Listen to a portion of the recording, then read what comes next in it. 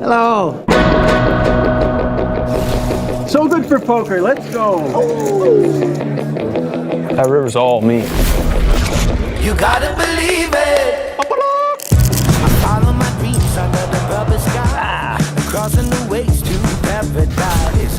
Didn't refuse. I'm not here to lose. Nothing can tie me down this time. I'm fine. Still here, Ma. Okay. When I'm chasing the beast, I feel the blood in my veins. I'm alive and strong. The tides can turn. You gotta believe it. Remember, Jack. Life's still good, right? Oh, you're so dead on the exit. Little by little. You gotta believe it. There we go. There we go. You gotta believe it. Cut it all.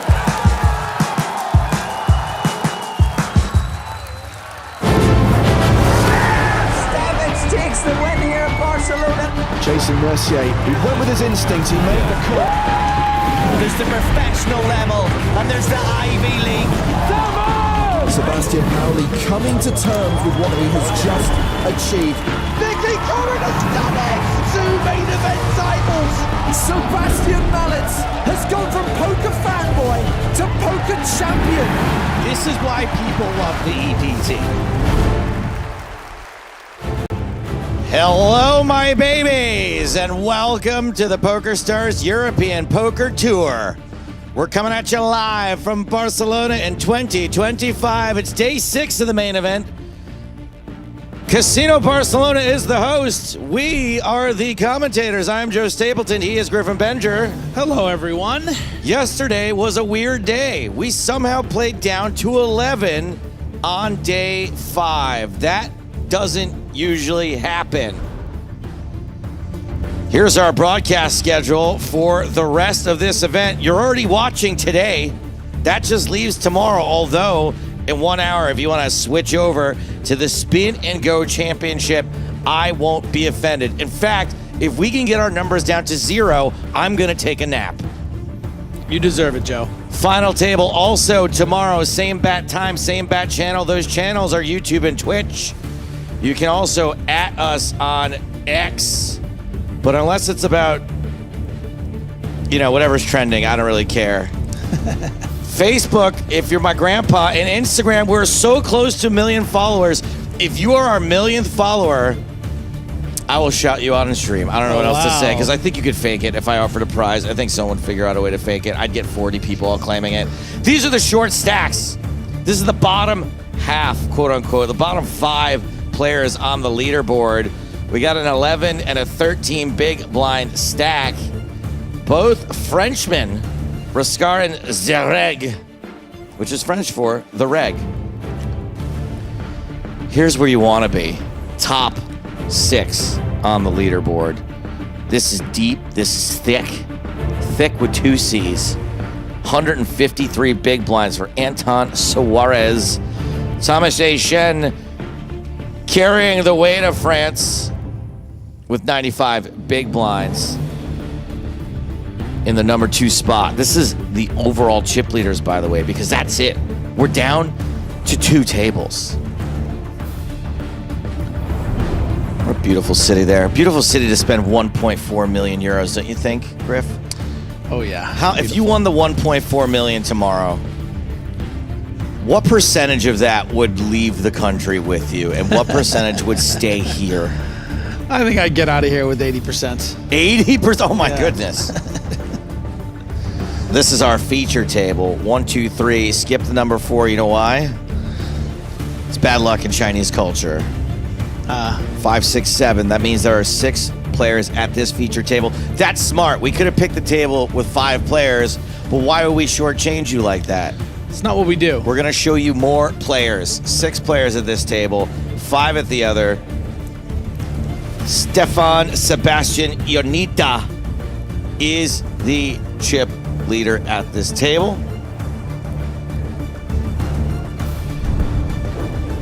Players entering the building, coming into the room. That is Yohan Rascar, kind of short today. Tomasz Brzezinski. No stranger to the European Poker Tour. We've seen plenty of him over the years. Cool to see him go so deep. This is overall chip leader Anton Suarez. Seems like he's in good spirits for some reason. Yeah, I wonder why. And of course, Sergio Carro. Isn't Sergio Carro in the Spin and Go Championship? Yeah, no also? spin and go for you. Yikes.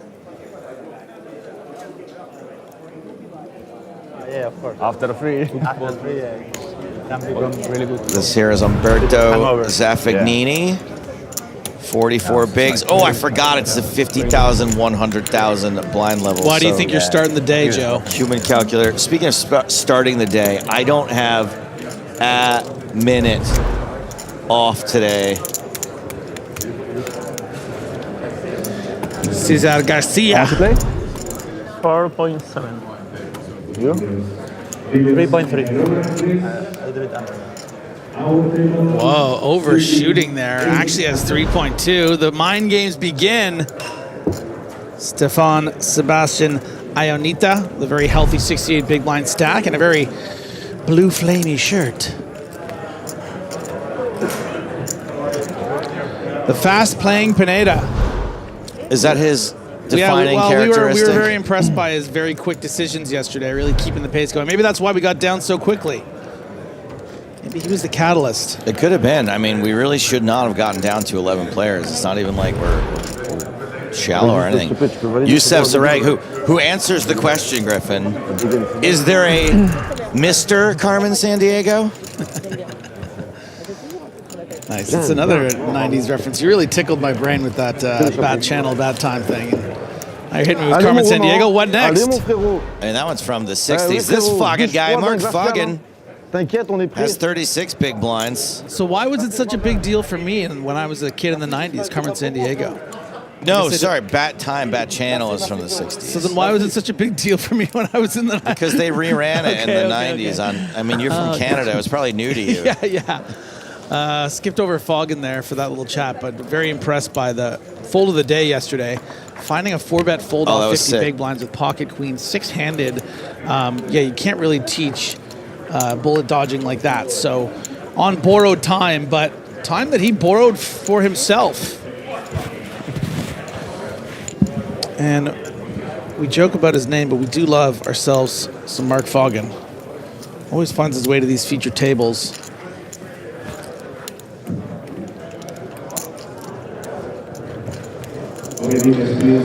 This shuffle has cards in the air energy. I don't know about you, Joe. Good game, guys. Those cards are about to be cut and delivered. 1.3, right? Day 6. 50. Here we go.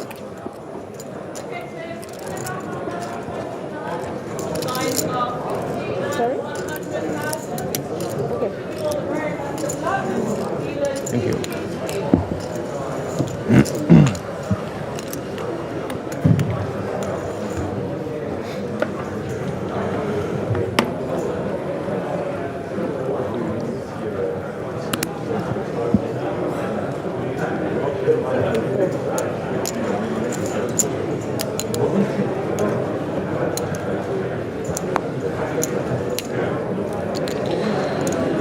Eight, 3 of diamonds. Garcia later.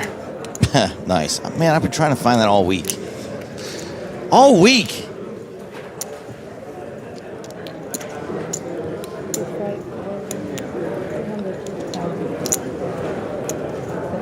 Ionita with the queen 10 off button open. Standard stuff. Just gotta hope the short stack doesn't get a massive hand or anything. There's no count. I would love to see a call here from Zereg starting this hand with 13 blinds. Going to expect to get a lot of raised folds here. Just let the flop come out. Come on, do it. Do it. No, don't do this. No, please don't shove. What do you want him to do? I want him to flat. It's just the perfect opportunity. 6.5. Yeah, no, it's 3-betting here, half your stack. It just screams mega strength. I think this is probably the worst option you can do. This might even fold out a hand like King Jack or something that was otherwise min calling. 0.5.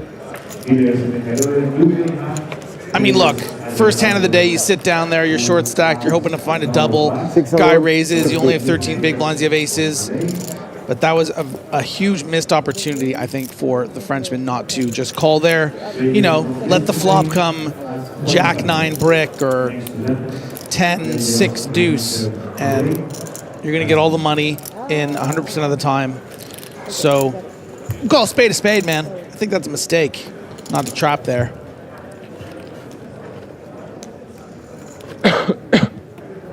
Poker Bras on Twitch says easiest flat call of life. Yeah. Wow. There's one spot to flat to trap aces. It's they don't come more gift wrapped than that. Just such a wide button open range there.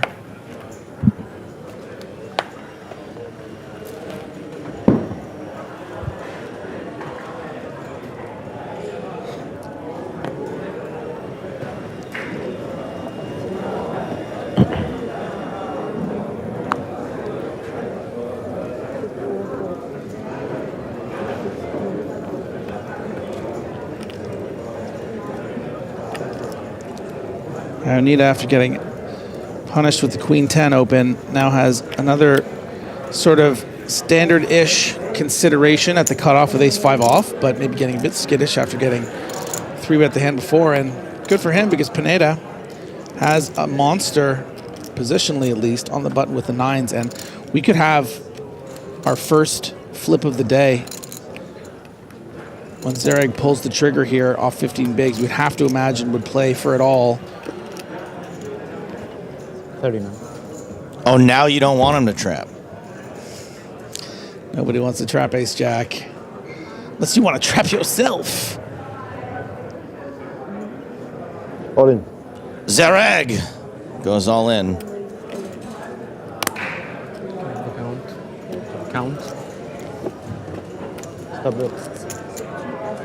Does he say, when he says count, does he mean that Zereg looks like Dracula?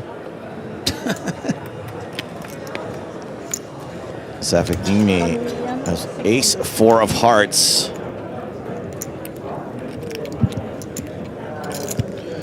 Just a bit of posturing here. You know, were this just blind on blind, may feel inclined to call the 15 big blind shove because you're going to be up against hands like King Jack, King 10, Jack 10 suited and the like. But after the button open, snap call. Pineda makes the call. We're going to be flipping for Zereg's tournament life. Don't show yet. As for the Like manifesting versus hard work. One of these two things has a slight mathematical advantage. Good luck, luck. Thank you, bro. Good luck too. Thank you. Suerte. Gracias, hermano. Muy importante. Un flip. It's an interesting tradition, isn't it, the good luck thing? Because they don't really mean it. Have we ever talked about this before?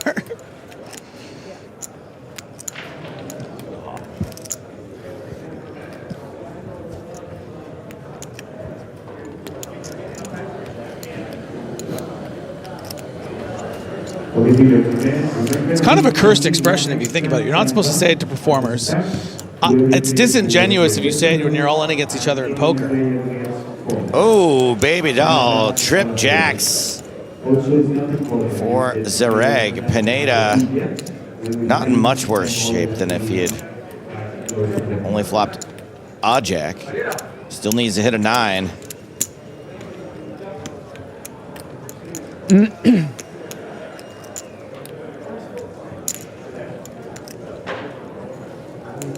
Just quads.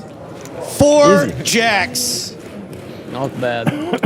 Every single jack 1 point. Okay. You win? in the deck. All right, Zereg, you got aces in the first hand, and then you got quads in the second hand. Guess what?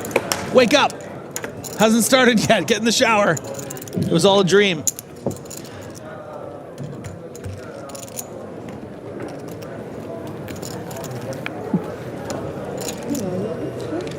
Used to read Word Up magazine. I knew you couldn't resist. I was waiting for it. Thank you. Pineda now the shortest stack at this table with 30 big blinds. So, as I'm sure you know, Joe, my sister is a musical theater sort of actress. So I learned the hard way the thing about that. You're not supposed to say good luck. You're supposed to say break a leg. That's right. Do you subscribe to that in the... Is that something that is Don't forget. prevalent in the comedian world? I don't give a shit. You have a Okay, deal? but are there people that do? Two of you? Yeah. I don't think so. Not in stand-up. Not in stand-up. You're not supposed to mention Macbeth, Okay. right? Isn't that a thing? Oh, is that a thing? I didn't think know that's that. a thing No. for stage performers also. It's like a Okay. cursed play, and you're not supposed to say the name. Oh, how interesting. I'm pretty sure. They must have stolen that from Harry Potter.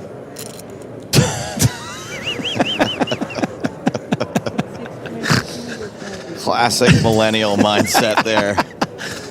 He must not be named. When,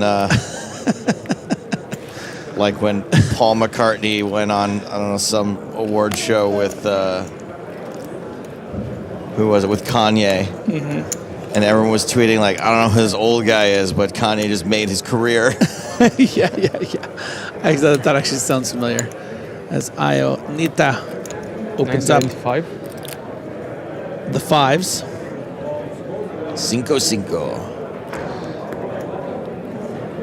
Zaffagnini going to find the 3-bet from the small blind. Playing at a stack depth 975. about 42 big blinds. Pocket fives very left. 3.1. tricky to play. Yeah, you're facing essentially a 5x 3-bet here.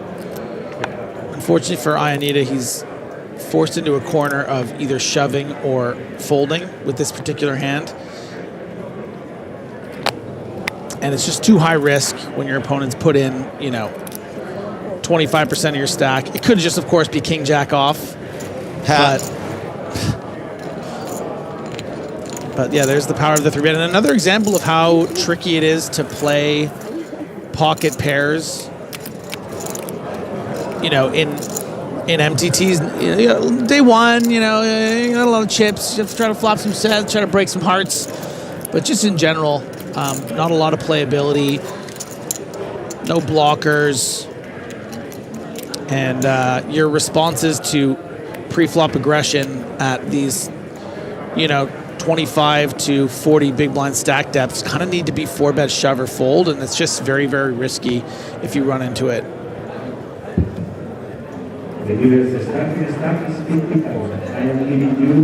Action folds around to Zaffagnini. Yesterday I said he looked like he'd be a great candidate to play a young Dexter. They already got someone for that. I know, but Yeah. But if they needed an Italian version, they're doing an adaptation of young Dexter in Italy. Il Dexter. Queen 4 of clubs for this Fogen guy.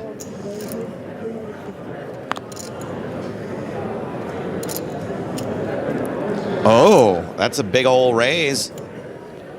Fogen takes it down. Good on Fogen. We actually I like that one. spoke to this Fogen guy earlier today. Let's see what Fogen had to say. Yeah, I'd love it, It'd be a dream, but just going to play the best I can. I feel confident, to be honest. I think I'm going to do it. Okay, and the most important question is, would you rather win this EPT or Newcastle win the league?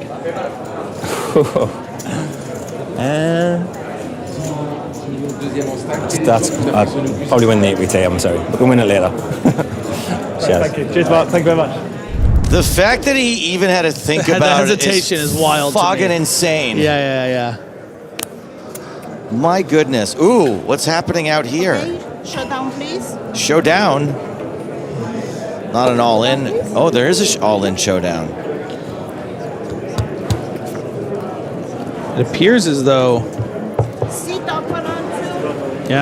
we're gonna lose Rascar. Rascar eliminated in 11th place, and we're down to 10. Oh, there it is. Rascar, the first beneficiary of the 6-figure payday, 102,000 euros. Now 10th place pays the same. But we are going to have to balance now because this table already had 5, and we can't play 6 and 4, can we, Griffin? I haven't checked the rules, but that sounds right.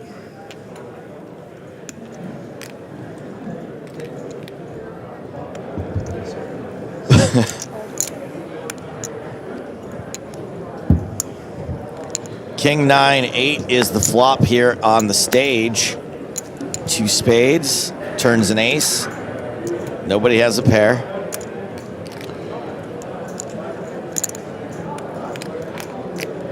Yeah, whoever bets first is going to win this pot. I think Garcia is probably balancing between the idea of maybe betting the turn to force out something like an 8 sometimes, maybe by the river, or just to check, hoping that this jack high is still good.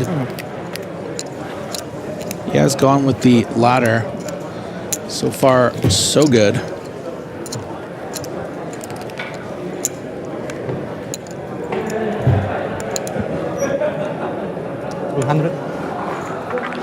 But he doesn't want to lose to a river deuce. So finds the pot size bet just in case.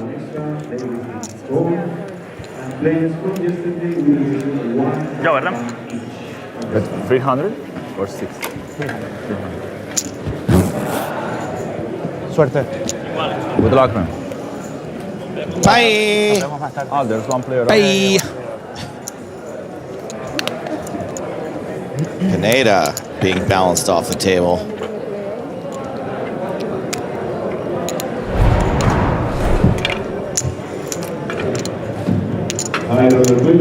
Please come to your seats. We're going to start in 50 minutes. Chip counts.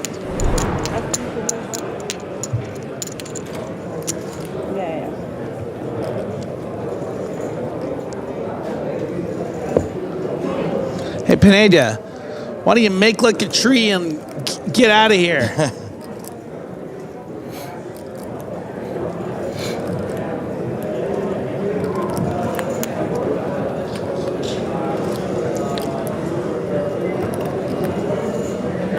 I forgot my water.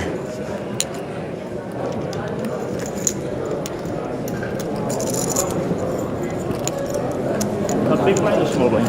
Big blind. Big blind. Thank you. This one? He's going to come and take it off you.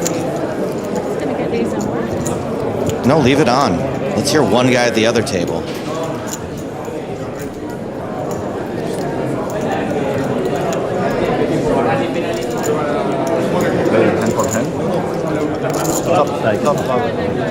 Please continue. So stop with it. Like 3 million.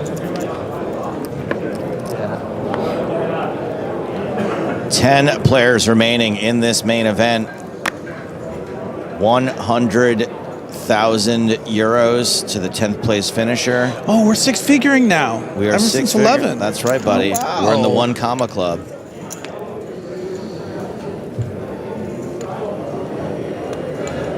And it's a 30K pay jump. The pay jumps are real now. Ooh. ICM is real. Idle players, please come to your seats. We are start opening bags. Our tournament will start in 10 minutes.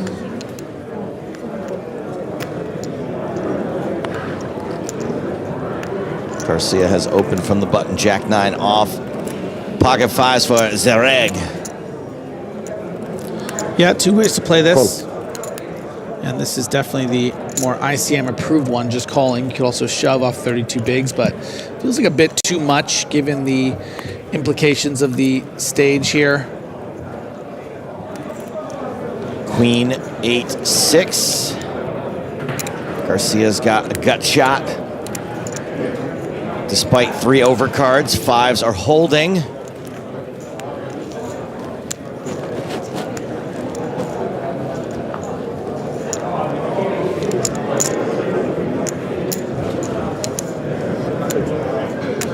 Yeah, despite the 34% to win this hand, I'm going to give the edge to Garcia here big time. Whether Are there any short stacks? Zereg elects to call 1, which, you know, I think is fine. What? 2 massive ones. 5's going to be good here. The first 2, right? At least at this stage, decent percentage of the time. It's just a problem of playability in future streets.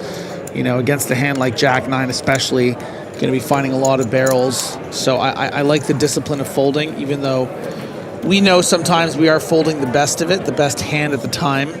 Okay.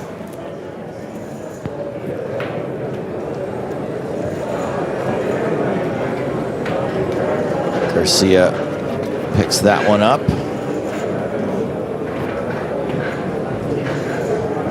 He's on 36 big blinds, kind of bunched up.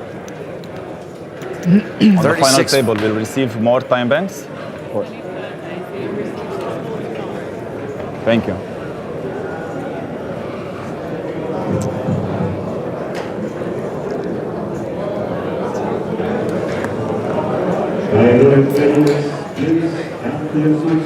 The Fogen of War, Ace King of Hearts, under the gun. Don't expect this to be the kind of hand that he will put in a lot of chips with. And fold pre-flop, playing five-handed. Of course, I'm making reference to the remarkable fold he made yesterday with pocket queens. Playing 50 big blinds, managed to 4-bet 13 of them and get away. Really a standout hand. Was, of course, up against pocket aces.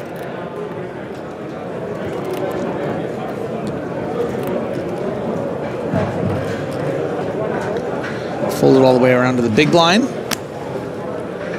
Zaffagnini. 5-4. I'm actually a quarter Italian, so I can say the sure. the accent. Oh, you can do it. My mother's name is Guadagni. It's weird that you're pinching your fingers. It is, yeah. Yeah, you're doing that. Yeah. ¿Cuántos jugadores? 9. Hay un ojo, dos, mesa final. Uno más y mesa final.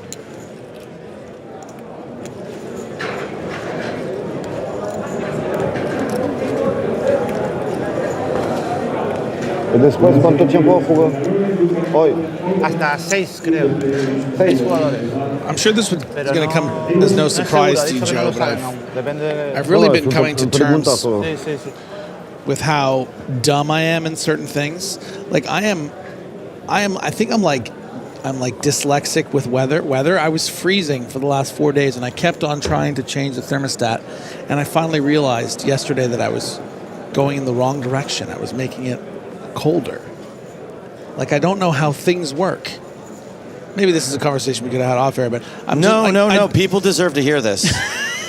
No, like I don't really understand directions, like where things are. You don't understand that lowering the temperature makes things colder? I was trying to make it warmer. I was freezing, and I kept on making it colder. And I was wearing sweaters, and I could have called down and asked someone. You're a real dummy. Yeah, I don't know, man. Now I have and you think people should listen to you about flatting aces? That's what I mean. No, I mean I'm a. You're a savant. I'm a savant. But I just thought everyone should know that. Yeah, I'm freezing in there. 900.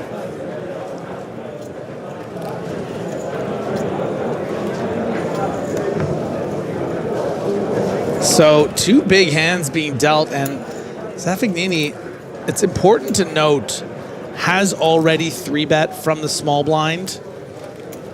So How much to start with? I wonder how much that is going to inform Garcia here. The sort of game flow of things. Like, do we really think, to assume that Zaffagnini, whether he had it or not the first time, would he want to be doing it again light here? Ace Queen is one of those hands. Of course, he's quote unquote under the gun, but under the gun is just, the hijack here. Everything is kind of late position. Look at that incredibly disciplined top of range fold from Garcia, and the immense pressure at this unofficial final table bubble. Man, players are getting good. They're too good. Yeah. I mean, that hand, what the hell just happened? Where's the river? Yeah, he just raised folded ace queen. Where's the freaking river card? Yeah. Yeah, Zaffagnini could have had 10-6 offsuit there and gotten ace queen to fold, but, players just are so aware.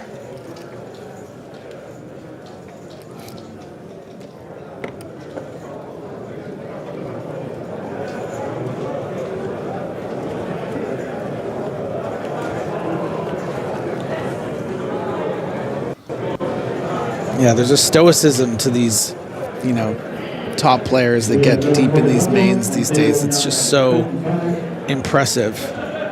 You know, over the years, as early as, you know, 7, 8, 10 years ago, you'd see a hand like this where someone raises ace-queen off 35 big blinds, 5-handed, guy 3-bets, and comes back to the guy with ace-queen, and he's thinking, you're trying to pull a fast one on me, eh? Exactly. You're not You think you're getting by me, You huh? think I'm going to fold ace-queen? Yeah. You got another thing coming. And then you go and you bust, and then you tell your, well, you know, I had a big hand, and then you tell all your friends, and no, they just wiggle their way out.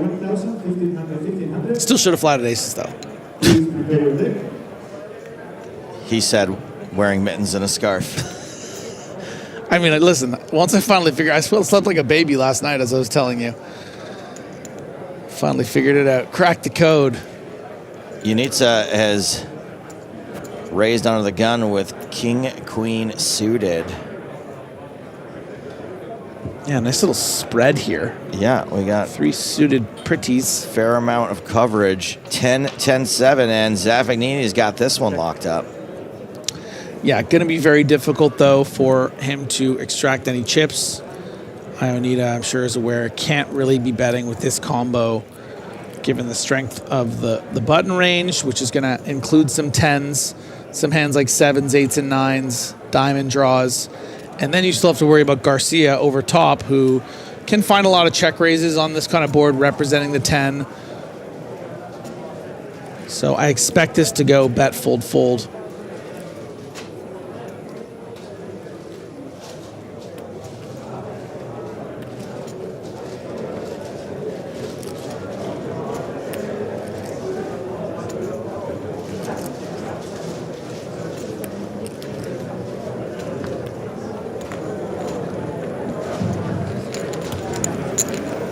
Players. The day of the river, we are starting the tournament. Blind side, 1,500 ante. Zaffagnini up to 53 bigs. Not much between the top and bottom stacks at this table. Ionita is the chip leader with 57 bigs, 53 for Zaffagnini, 36 for Fogen, 31 for Garcia, and 30 for Zereg.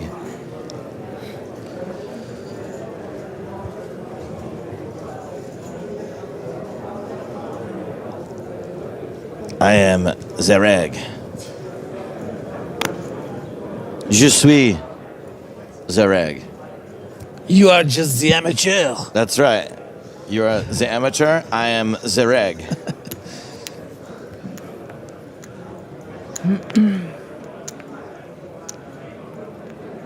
Yes, Jax. It is the year of Romania. Thank you for your question.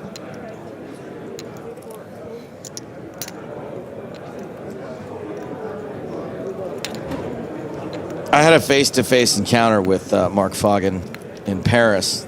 Oh, yeah? Last time we did it. And I was like, he's like, hey, I'm Marc Foggin. I was like, oh, hey. Is this the thing where his life loved it or whatever? And I was like, I'm sorry. I don't. He's like, no, it's cool. He's like, it's funny. I'm like, oh, thank God. He's not the one who said that his wife really loved it or something. That was someone else, but something. I don't think he had a lady with him, but maybe. I don't want to. No, not with him. It was like one of the people that we sort of like. Oh, maybe. Oh, you know what? It's Do you remember who it is? Yeah, it's the redhead British guy that we do the. Oh, Harry Lodge. His mom, I think, really loves it. His mom likes it. He loves mom. Yeah. His mom always wanted to be a mob wife, you know, so she got to live through this. Ionita. Ionita in Lodge, the year of Romania. Takes it down with a re-raise. With a raise, I think, actually, in the big blind. Ionita's shirt, looking like a Pokemon gym trainer. Oh, nice. Yeah, good call. He's a real... he's got a lot of water types, let's just say. He's a real Ash. Yeah, that's Ash Ketchum. Ash Ketchum, dang it. Oh, my God. I can't believe I didn't really ever make the connection of the Catch-em-all and the Ketchum. I didn't... I mean, then again, That's a connection, I've never right? seen... Is Pokemon a TV show? Well, it started as a video game and then was a TV... You don't know the theme song and everything? That one? Yeah. Yeah. You and me. Me and that You guy. know it's my destiny. Me and that guy follow each other on Instagram. Oh, the guy that does the voice of the song? That sings the song, yeah. God, you have so many weird little... He dines out on that. Like, he literally makes a living. Just going to, like... Yeah, like going to conventions just singing. And Comic Cons and just doing the song for you. everywhere. If people cared, I would be selling out for the check your privilege thing everywhere, you know? Oh, yeah. Yeah. Hello, my babies. That's my retirement. I mean, the extent of what I get is offers from random people being like, hey, man, want to come to my home game?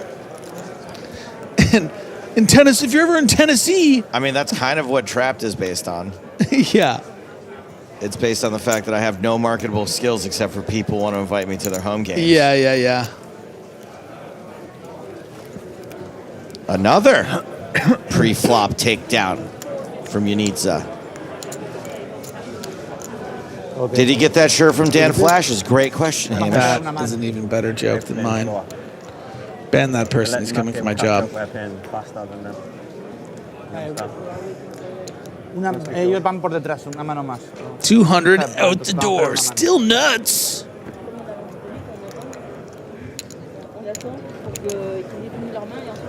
I don't know about this table. How about the outer table? Sounds like we've got some action to check out down here. Carro versus Suarez. 10-9, deuce-9 on the board. Suarez has bet 200,000.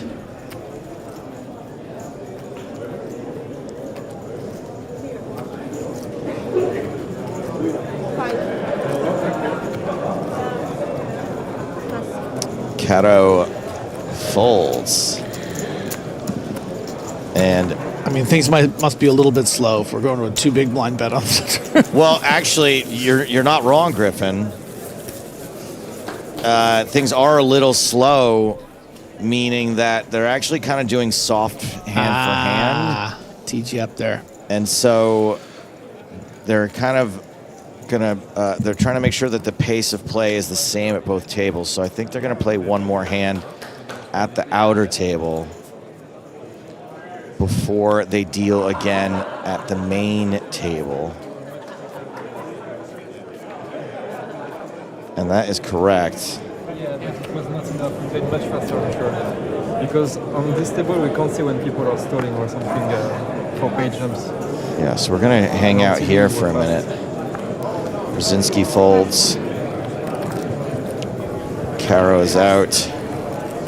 Suarez, with all of the chips, comes to us from Stockholm, Sweden. The only player left in the field who has €1 million prize to his name. He won it at a 10K in Nottingham. And he was a runner-up in a massive Eureka main event. Finished second out of a field of 4,017 entries in Prague. Pretty wild.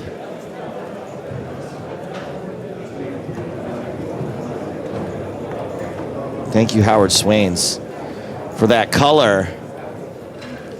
As we resume play.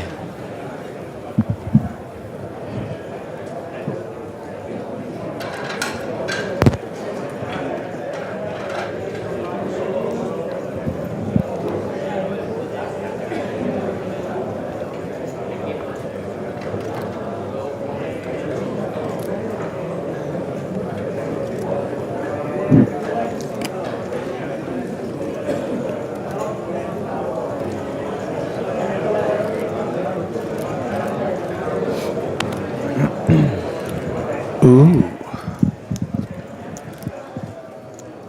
Pocket aces. Oh, no, Zaffagnini. You're falling for it, dude. Zereg with aces again. Wait, do you think Zereg got my tip about limping aces? Yes, for sure. 100%. Induces the raise. And someone gave him the information from you in a dead drop that he just had to like sit on a park bench and quietly pick up. I mean, you can't really fault the Italian for sort of linear value raising this king-9 suited. It just feels like you're going to get a lot of limp folds here, going to get a lot of post-flop situations, not expecting to get a ton of limp raising, bluff raising maybe from Zereg at this stack depth. So I don't really blame him for going with a raise here, but he's going to be annoyed when he gets limp raised to what I assume is going to be around 1.2 million. And then the regret is going to fill him for not being able to actualize the equity of a hand like king-9 suited post-flop.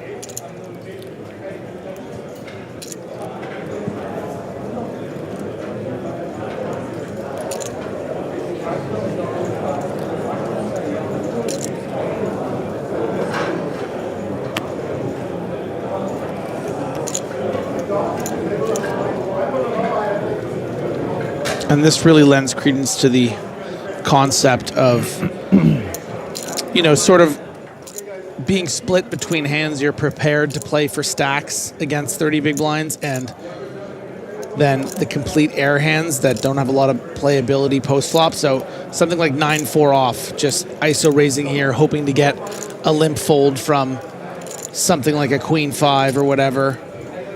And then hands like this, just checking, staying under repped, playing post flop.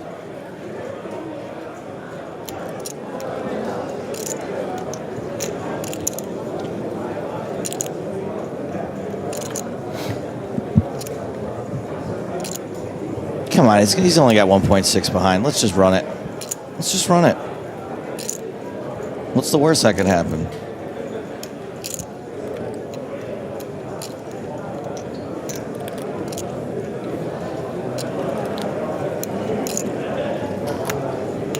Big fold, my friend.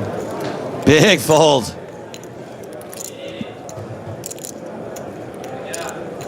Big hand too. Big fold, but big hand. Big bluff. I'll see, huh? I'll see in 30 minutes, I'll see. Never. Sometimes, but thank you. That's it. You're going to see. You'll see it on TV, baby. And you? Bluff or no bluff? No, it's not bluff. Come on, hand. We'll see.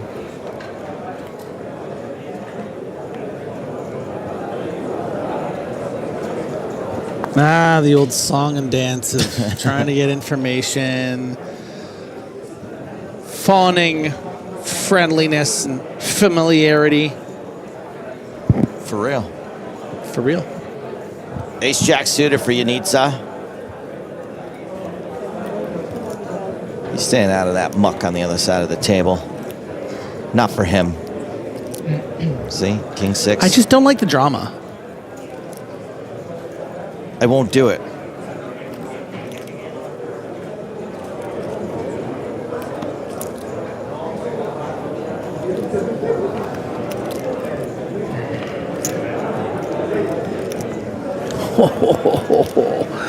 This Fogen guy with the 10-9 of clubs. What a hand.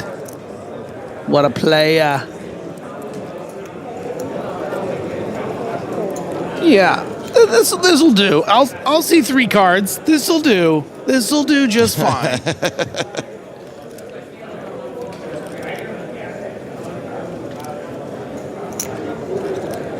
No, bad board.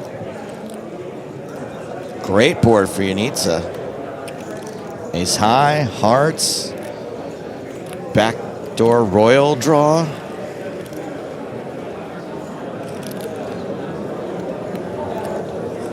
Yeah, I expect this just to go bet, fold.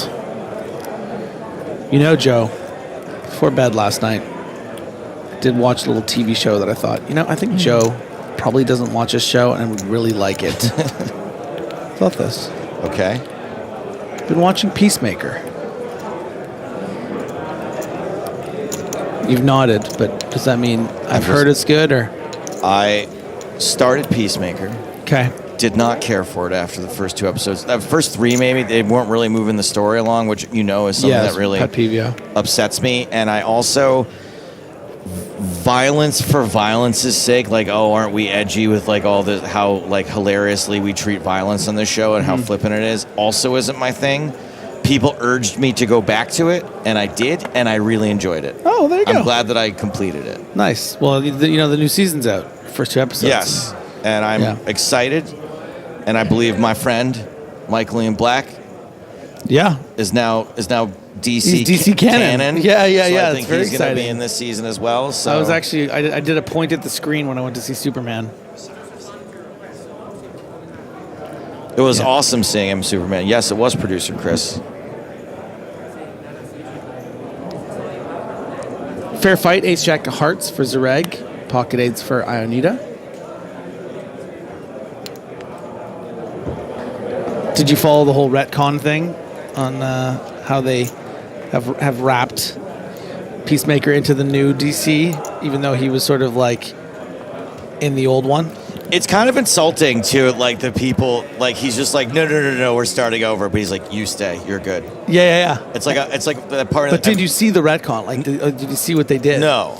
So the whole thing is at the end of Peacemaker season 1. Yeah. When he comes out of like the barn or whatever, like carrying his friend or whatever it is, and the Justice League is there to be like, what have you guys done? What's this all about? And Peacemaker says something flippant like, oh, now you guys show up. Yeah. But it's literally like Henry Cavill, Aquaman, like the Flash is there.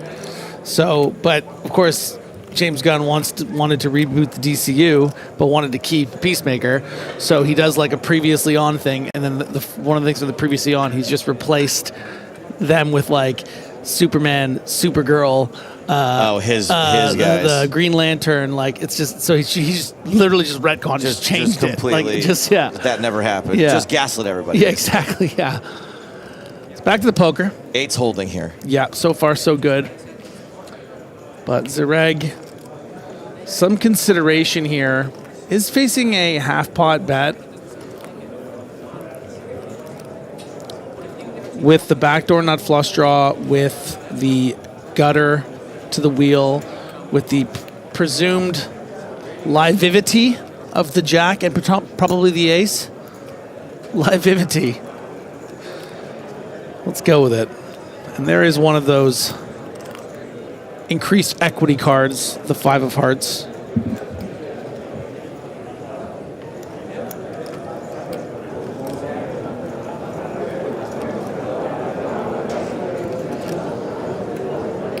A bit awkward for Ionita here. Gonna think these 8s are still good a lot of the time. Probably easiest to play as a bet. I think that sometimes you are sort of value betting yourself if your opponent was flatting a bit stronger. I think 9s and 10s, maybe even jacks would flat pre here. You're not so much concerned with Zereg flatting at the cutoff having any 5s. So I think this serves as a way to get value from hands exactly like ace jack of hearts, or maybe an ace 10 of diamonds, or a king queen of diamonds or hearts. So you're still making some money. And if your opponent also has something like pocket 6s, pocket 7s, it's probably going to call again. So I think it's a really wise bet. Ionita's been impressive today so far. Yeah. Not just, I don't want to be like a backhanded compliment, give a backhanded compliment here, but he almost feels like he's ratcheted things up from what I've seen previously. Now, granted, he wasn't at our feature table all that much prior to this. Yeah, now the consideration between sort of block value betting with that stronger range, maybe you can still get a bit of money from something like pocket 6s, pocket 7s, but it's pretty thin range. And again, we're still concerned that Zereg could have 9s, 10s, or jacks, which actually comprise of more pairs than the 6s and 7s. So might be safer to just, something really like a silly little block bet. Maybe you feel like a small bet like this is going to get raised less often than, maybe king jack of diamonds might just make a big bluff once you check. But over this small bet, when you're the one that's supposed to have pocket aces and kings, you shouldn't really have much of a raising range here if you're Zereg.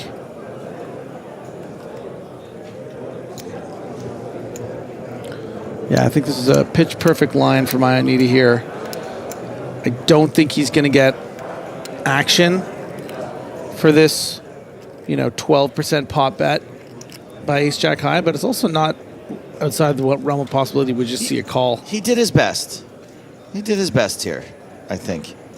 Does Oh, pay off. baby. Yeah, give it good enough of a price. Pay that man, that sizing. Woo. Beautiful work. Not too shabby. Ionita continues to chip up and distance himself from the rest of the players at this table. He's up to 83 big blinds. No sixes. Wonder if he is one of these secret online crushers that we don't know about. Because if so, he's going to be interested in W Coop, the World Championship of Online Poker, September 7th through October 1st. I'm going to be on some broadcasts. Nick's going to be helming most of the replays. I'm going to be in there. James is going to be in there. And then we're going to do the real deal Holyfield cards up coverage of the 10K main spilling over into October. I think it's the 29th, 30th, and 1st. We'll be broadcasting the W Coop main event. And then a couple days after that, it's frickin' Malta, buddy. Sure is. Place that has a very special place in my heart. Spent a lot of time there. It does, yeah, right? That's where you kind of got your start as a commentator. Yep. Where I cut my teeth with Sam Grafton. Also, you cut your hand on that disgusting bottle you insisted on picking up on the beach.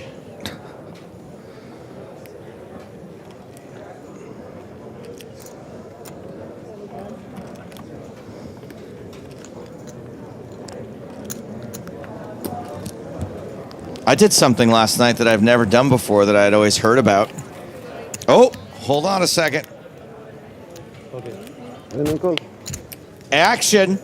Mesa final, Cesar. Action Mesa at final, hermano. La Otra Mesa. Showdown, please.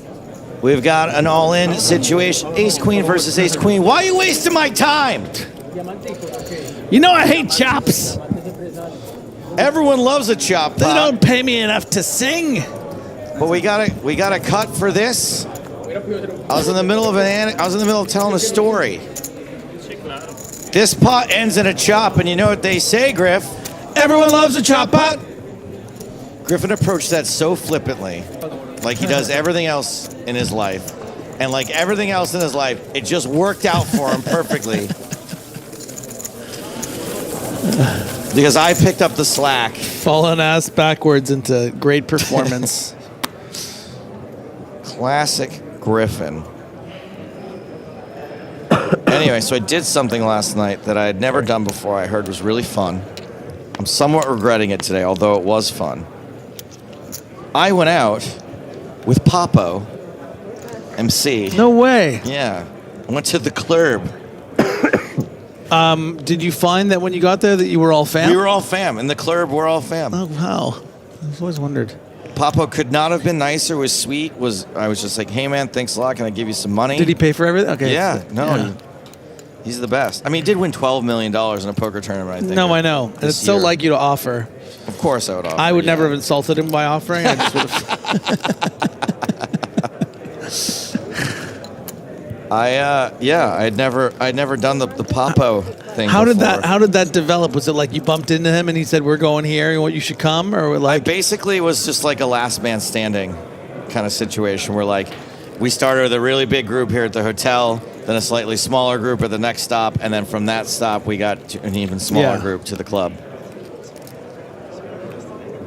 He did win a little bit in the spin and go yesterday also, that if you guys want to check that out. Actually, that's starting soon. That's starting in just a few so he'll minutes. be playing today. He won his heat, right? He won something. He won a spin. I'm not exactly sure how the whole thing works over there. Y'all should tune in. I think he won a $100 spin and then celebrated I saw that, yeah. Dramatically.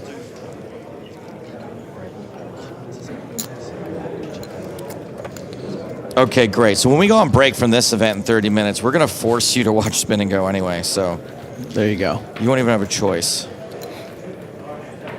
We all know you're too lazy to change the channel. Tell you what, on my way down here for take a look at the chip counts.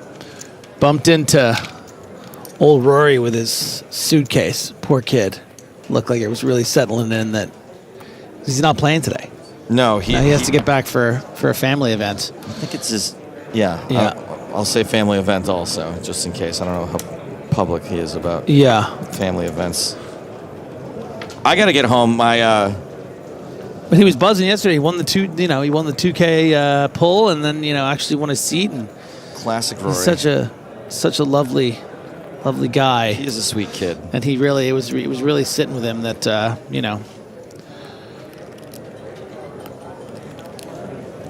I heard that he had to get home for an adult circumcision. I was gonna say, which one of us is gonna say it? Yeah. Listen, we got to do what we've got to do.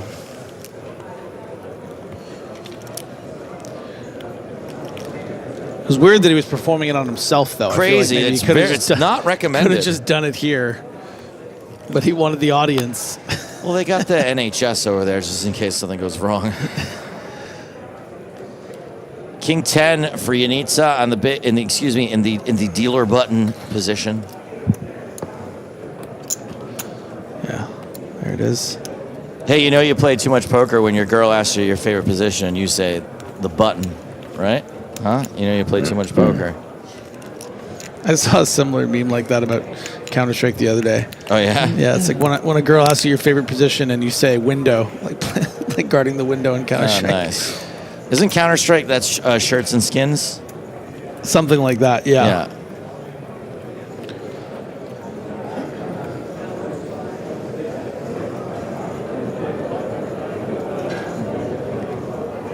10 players left in this field. The goal today is to play 4 full levels or to get down to 6, 4. I think we're going to play 4 levels no matter what. I think even if we're at 6, we're going to finish out 4 levels. So I think if we get to 4 players, we'll have to stop.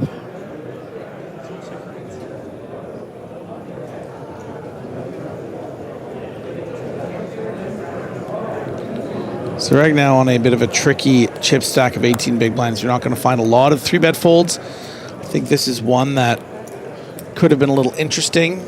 But again, off 18 bigs, what are you going to make it 5 and then have 13 left? I think it would have worked against the Queen Jack off.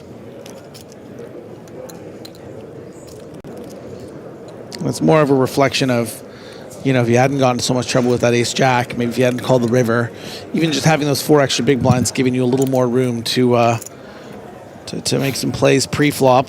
Now it's kind of more in that shove or fold range. Natry on YouTube. This makes my day. This comment. What are these guys even yapping about? You know why it makes my day, Griffin? Why? Because I haven't banned anyone.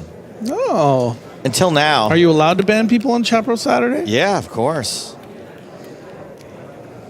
You banned. Natry, thank you for your comment.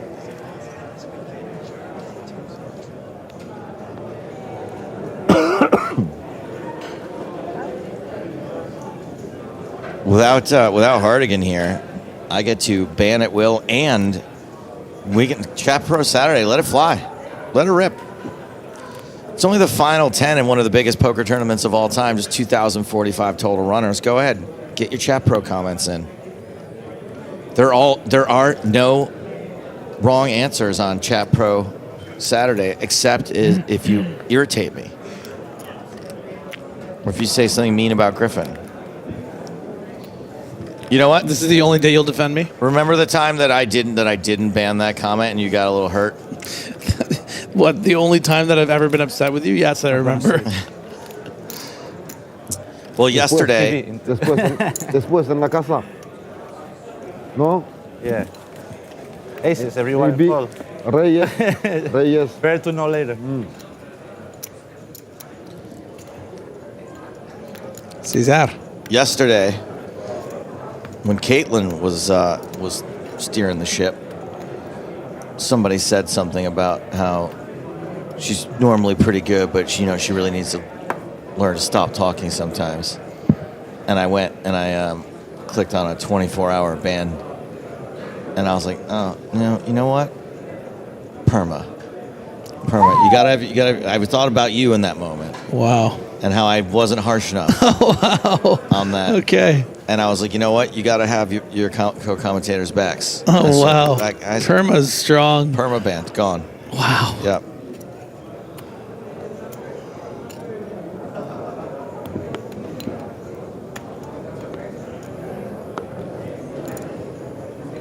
Yoav says, I agree with the window guy. I don't know if he means you or the guy who says window is his favorite position, but Papa says Griff is as cute as a mini skirt strolling down La Rambla. Okay, I'll take it. Another one for me, please. Okay. Okay. Funny enough, not the first time I've been given that specific comment. Oh, work. They burst, won't burst. Final table. Okay or no? No? Simple strategy, but simple strategy. For me, it's not okay. What? Not okay for me. Not okay for you? No. Okay. Okay, boss. Okay. Supermod Tom says, I remember when Joe banned half of chat for spoiling a Maria bust out that already happened. For me, it's okay. That's not even my most embarrassing banning spree. My most embarrassing banning spree was one when I made a genuinely huge mistake on air, and everyone who called me out for it, I banned them. That's what we call a crash out. I completely crashed out. And then I, behind the scenes, had to secretly go to the mods and I go, look, I feel really bad about that, and I know that's not your problem, but if you could go back and unban all those people that I banned. Do you remember what the mistake was? Yes, I said that like someone could only hit a jack to survive when there was like a bunch of chop outs. Right, okay. And I think the chop hit also. And I was like, we don't call chop outs, and I was just being a complete bozo. Garcia, Jack 7 suited. Yeah, so much temptation to raise a hand with such playability like the Jack 7 suit on the button. And, we saw some hesitation from Cesar when it came to him because, of course, he wants to play this hand, but the chip leader to his direct left has so much power that he can wield in this spot to 3-bet and put ICM pressure on with just 10 players remaining. I think Garcia, probably expects the big blind in Zereg to be playing pretty snug. So really, when he's raising here, he's like, let me have this one, chip leader. Come on, just let me get this through. But the King Jack is going to be the exact kind of hand that he's going to 3-bet, and this should just work. But Garcia taking his time. Ionita is no Nitsa. So I got to say the name right. Ionita? Ionita, I think, but I changed it to Nit just because I was doing a Nit pun. Yeah. Comment here from Ian. My friend, I'm kidding. I want to see you at the final table. Oh, brother. Thank you. Thank you. For sure. All of you here. I want. Thank you. If someone wants to bust, let it bust there. That's right. Yeah. You come to the water gym, I want to fight all of you. Ian from YouTube says, can we get a separate stream without the commentators? No, but we can do a stream without you very easily. You banned. Ooh, it feels good to ban again. Yeah. Everyone's been really pretty chill and well behaved this week, to be honest.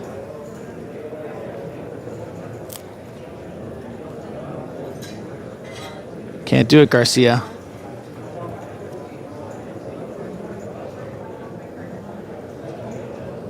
You want this water badge? You're going to have to see my aggression first.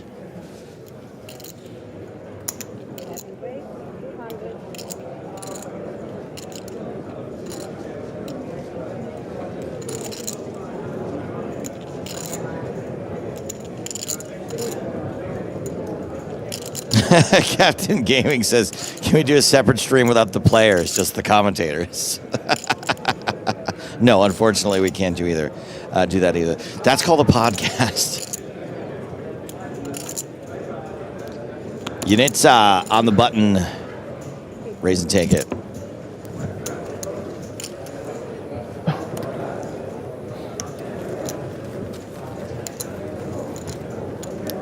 Oh, that was such a good comment.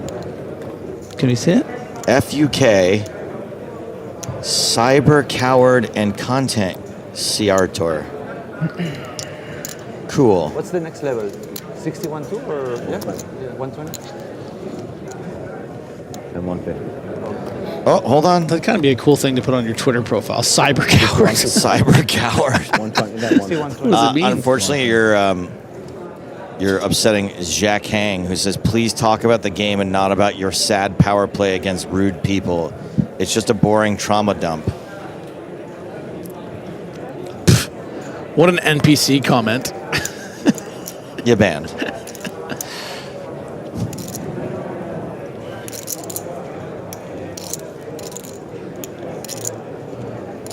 I feel like if someone called me an NPC, I'd be so offended. That's such an awful thing to be.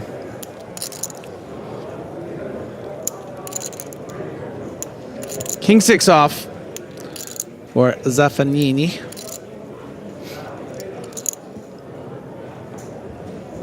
Could limp, could raise.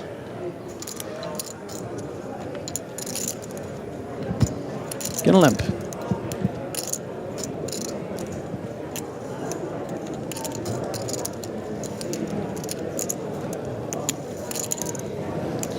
Joey Deuces for Fogen. Joey Deuces, okay.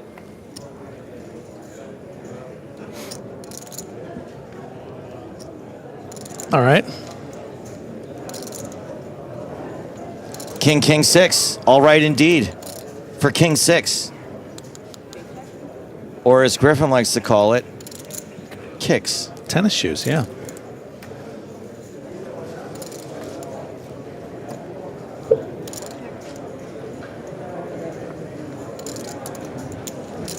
Ten on the turn. Unfortunately, does catch this Fogen guy up a little bit. Drawing to a no good flush. Max, Yeah, just hoping that Fogen's going to start repping something, but maybe 2.7. would have been nicer as a little bet to try to get value from a hand like what Fogen has. The guy there. The guy was there.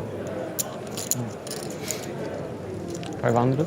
Luckily for Fogen, he does not make a flush.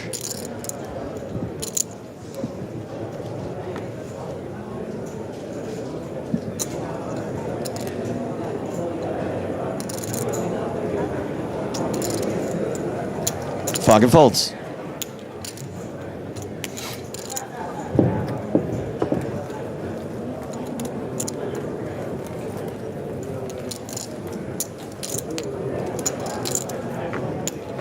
At least you could have done is plugged it back in.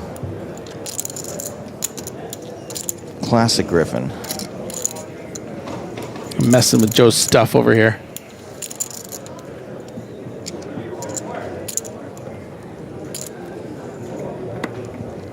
Two tables of 5.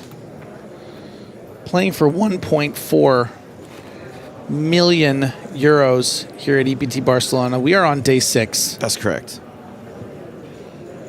I tweeted the wrong days. I did actually notice that. It's relatively Instagram. unimportant, but yes. Yeah. Again, I'll just ban anyone that calls out my mistakes. I've been told that I correct too much, so I didn't say anything. Who told you that? James. Oh, yeah. No, that's true. That's the same thing as like having your commentators back. Like if someone just has like a little slip up, you don't have to. I'm kind of with him. Oh, wait, but I didn't just have your back by saying that, so that's a bit of a catch-22, Yeah. isn't it? It's okay. No one's watching, right? Unit's really coming alive today. Maybe he's been like this the whole tournament, and we just haven't featured him enough. Or maybe he just heard you call him a nit once. He's just That's like, right. I'll show you. It was a mispronunciation, nothing more.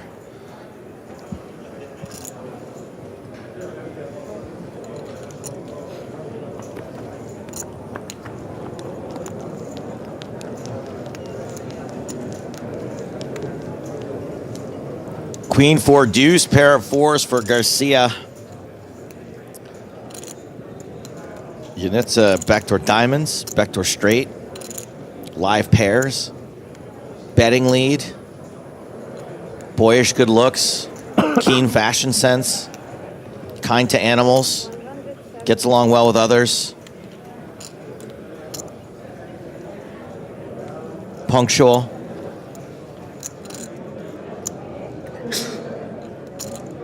Empath, but does not get a fold with this continuation bet. Yeah, give it another look. There you go. That's all it takes. Bet, get there. It's just his day so far.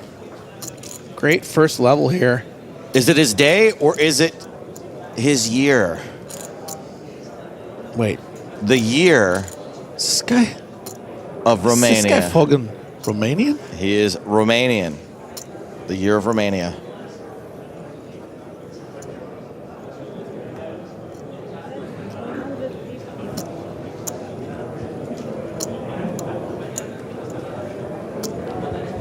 $450,000. That's exactly half pot. Kablam. Garcia folds the 4. Show on time. Brother. Show. No. For the show. This time, no. For TV.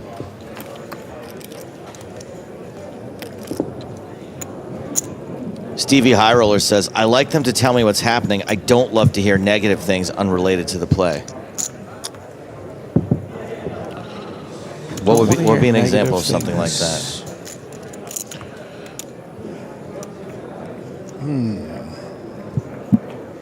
Griff's wearing sandals.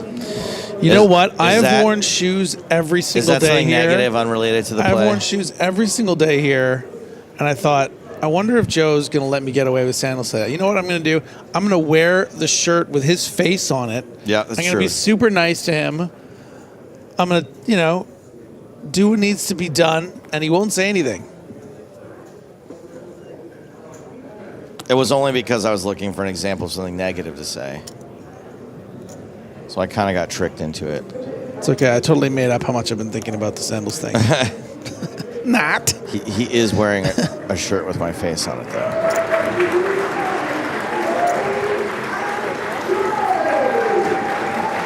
That is the start of Spin and Go, it sounds like.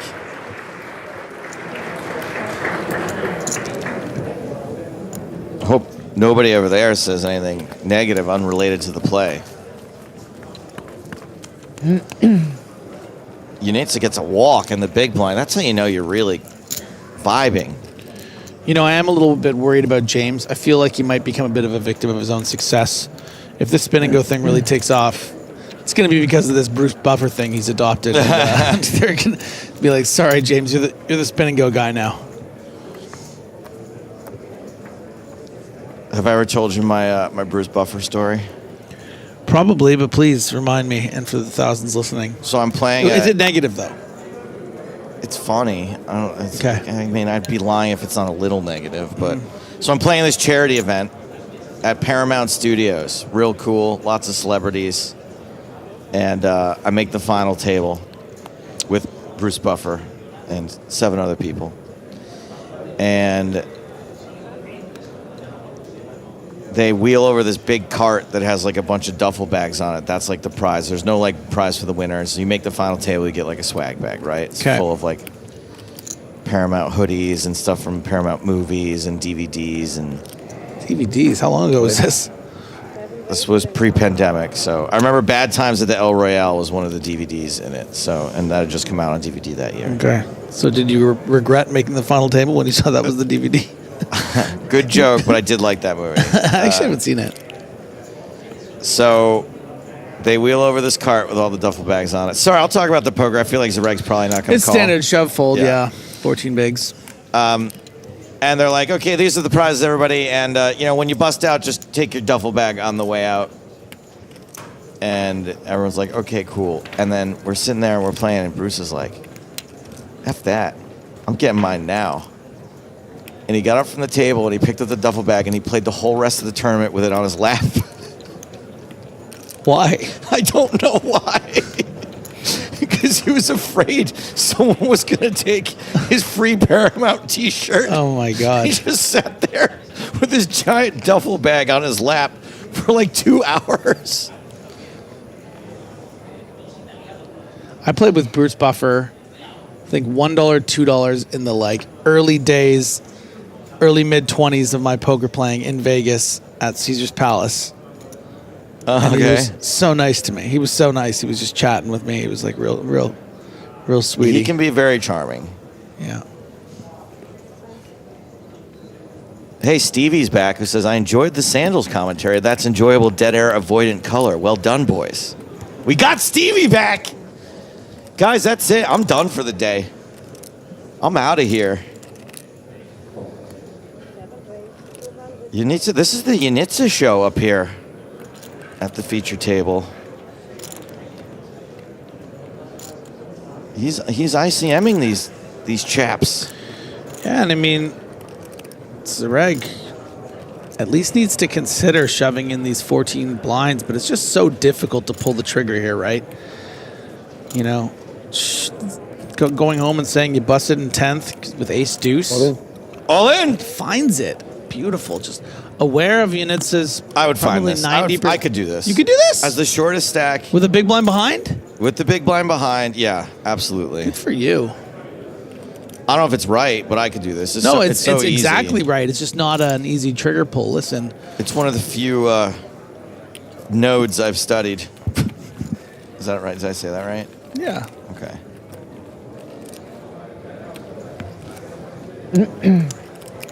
Sorry, did I say node? I meant the Noid from Domino's Pizza. I've studied the Noid extensively.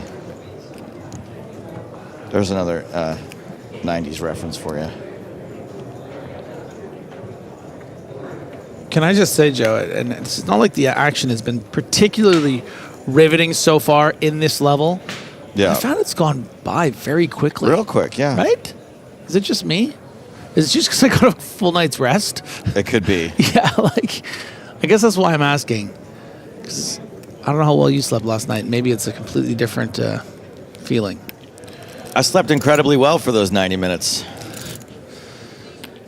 Actually, I don't know. Not these 90 minutes. I learned a lot about sleep cycles actually talking to ChatGPT the other day. 90 minutes are the cycles. Do you know about this? I do know this, yes. Yeah. So if you're going to take a nap, you should either nap for 30 to 35 minutes, 90 minutes, or 3 hours. But try not to be anywhere in between any of that. 1 hour is bad. 1 hour is very bad. Yeah. 2 hours is bad. Bad, yeah. Yeah. 2.5 hours is bad. If you're going to go for a longer one, 1.5, 3 hours, and if you're shorter, 30 to 40 I do minutes. 7 to 20 minutes typically. Yeah, I do notice that. Yeah. I do notice that when I have to step over you sometimes in the commentator booth. That's right. When you get into your Dracula pose. He's 4-4. Zaffagnini limping the queen deuce. Fogen, a great example of how you should play hands like this, ones that you're not prepared to go all in with. Play for stacks at 26 big blinds, but ones you don't want to raise out your equity, which is what Zaffagnini did earlier this level against Zereg with a very similar hand, King 9 suited. Fogen in that small ball territory. Beautiful turn card. Why? Simply because the queen is now dead, so you're going to win this hand 90% of the time. The queen is now dead. What does that mean? It means that the river comes a queen. He has a Broadway straight. So it's one of the ways that Zaffagnini cannot win. He's just killed his 3 outs to hit a pair of queens to jump ahead. Okay. So now I get Zaffagnini it. can only win with a deuce or chop with... I mean, I understood what you were saying. I was just for the audience. Is Was there asking. even a chop? I don't even know if there's I got a chop. it. Is that not a chop? 4-4 ace. 4-4-4 king. ace jack. Oh no, king. No, but it is a board now that I think that Fogen can get some value. As a matter of fact, it might come in the form of a bet from Zaffagnini, betting for value with the queen high. Maybe sometimes Fogen getting a, calling for the chop, and then being seen the queen high. But Zaffagnini doesn't bet, and now Fogen can go for value. He can bet as much as pot if he wants here. Wow. And get called by The queen. The dead queen. The dead queen. Come on, Foggin, find the bet. Even if you just want to bet 1 or 200. Yeah, 175.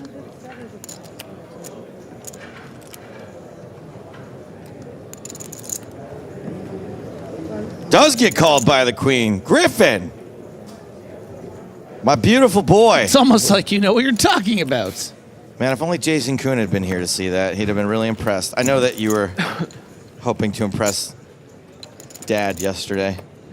Farmer Kuhn. He did give me a knowing fist bump after. He did? Yeah. That's cool. Like, he did good. He gave me a knowing spit at my feet. I did see that. Yeah. Yeah. Thought that was a bit aggressive. But, you know, I mean, you're way lower than him. I'm way lower.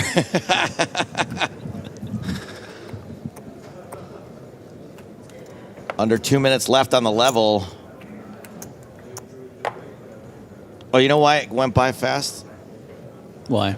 Because we only played 70 minutes. Oh my God, really? Yeah. Did we actually? Yeah. That explains it. Okay, I thought it was just like, wow, we're really like flowing together today. No, we played 20 It felt like minutes 20 minutes shorter. yesterday. It was Yeah. literally 20 minutes shorter. Okay. Yeah. Wow. All right.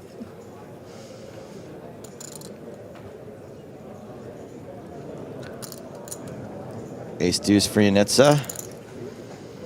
Ionita, I think is correct. Apologies. Ionita. Zaffagnini, pocket nines on the button. Zaffagnini. Yeah, gonna be a pure call here. Don't want to be 3-bet getting in 43 big blinds when you are literally second in chips on this table. A very playable Jack-9 suited in the small, but one I think Foggin needs to get away from because you're up against ranges that are going to have dominated Jacks and 9s, and you're going to be out of ultimate position. So these are the kinds of things you need to think about, even though you're looking at something so pretty. Oh, and Garcia gets a beautiful spot to just try to flop a cheap set. We've talked about how difficult it is to find situations to set mine deep in MTTs. This is the perfect one where you just get to flick in as the third man in and just try to flop a deuce. Oh, baby. Where's Jack 9 at? Jack 7-7, 2 hearts.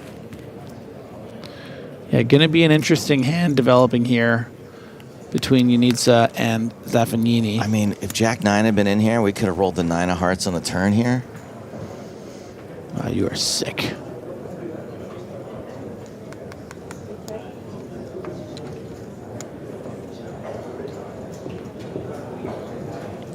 Five of diamonds on the turn.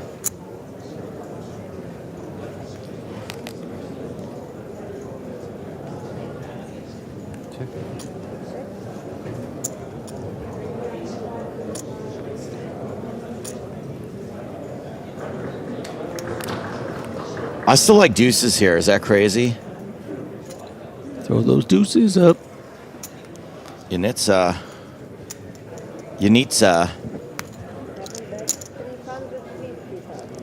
Betting that flush draw and the ace high. They're going to be pretty easy to play here for Zaffagnini, simply because this isn't always a better hand for value. This can be pocket 8s, even pocket 6s for some protection. Zaffagnini makes the call. Deuces fold? But I had a feeling. There was one card left. Ooh, where's your Jack 9? Disgusted. He's out of here. Or it could be just it's break. And that's the rate. Reaching for chips. I think he's probably just posturing here. The old, I'm gonna finger my chips and hope to get a check back. It's just not only difficult to get a hand like pocket 8s and pocket 9s to fold here, but also your opponent could have diamonds, could be playing the jack as a check back on the flop. I don't think this would be a viable bluff, and Ionita is okay with losing that one pot. He's been doing real well for himself. I think he did fine there. Okay, no problem. These players are done, not forever, just for this level. But there is still action. What? There is still a hand in progress, as James would say. Suarez. It's an all-in and a call. Pineda and Suarez, ace-queen versus deuces. Wow, king 10-7. Broadway draw now on top of the ace and queen outs. Pineda with the deuces is the player at risk. I'm so sick, I always look at the guy's face who's all in at risk. Just to see if we see a change, if he gets rivered. He doubled up. Deuces, hold.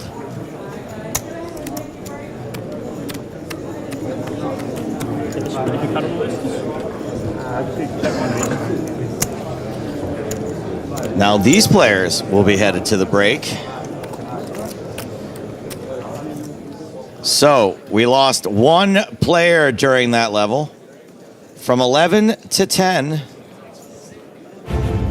2 tables of 5. These are the 5 players at our feature table. And the stacks they'll be coming back with after this break when blinds are 60,000, 120,000.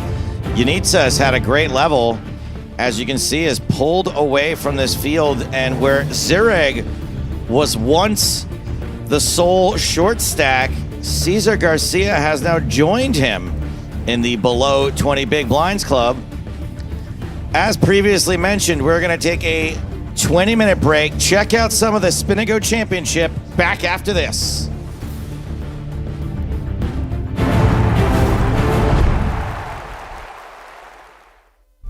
And we're back with the big game. Sorry, the bigger game. We're 5 hands in, and I'm wondering if I brought enough money in. What?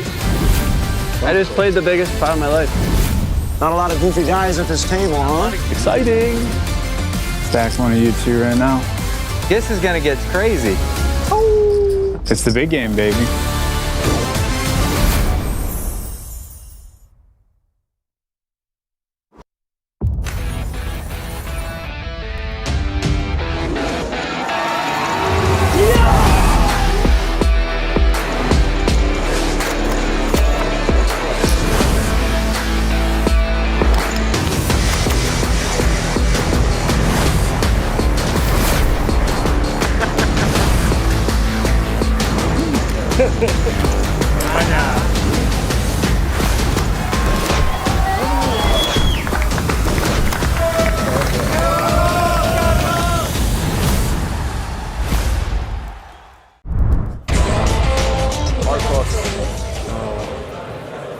Just bigs. Fast and furious in the early going. 40, big one. Mine's 2040.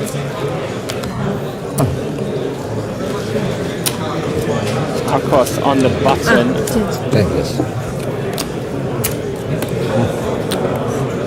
Holy's reaching. Sits all in. As he should. 6 big blinds. Ace-9 in they go. What do you think about this spot, Nick? Queen-Jack. Just not quite strong enough from the small blinds. Like call it off in the big, potentially. It seems very cuspy. I would agree. I would agree. It does seem very cuspy.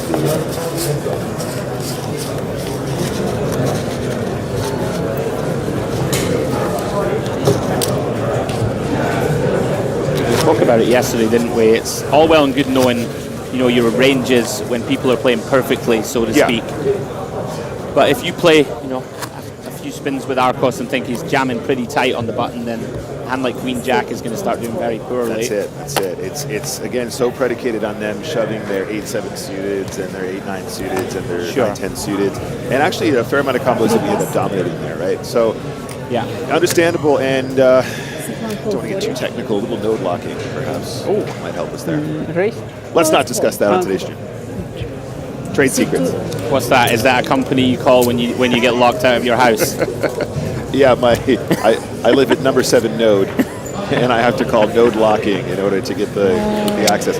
Okay, good start for Arcos here. Another straight flush, straight should never say street flash. That's what James always says. Another straight flush draw. Full check. It takes a free card. Understandable. You kind of want to realise your equity. Servo now with the decision whether to start bluffing here with 4 high. Declines the opportunity to do so. So 2 bets. Minimum is 4. Decides to activate. Yeah. 5 more. Yes, just 5 more. Yeah. Gets it through with the min bet. Half pot. You still 40? Hmm? Still 40? Yes. Okay. 24. No, sorry. Let's change. Look at the chip counts. 30. Actually evened out just a smidge. Arcos has done some work there to pick up a few more pots. However, blind still going up quite quickly. We're now at 20-40 still. One more hand of 20-40. Remember, guys, 4 hands per level, 3-handed, then 3 hands per level heads up. So speedy, speedy poker.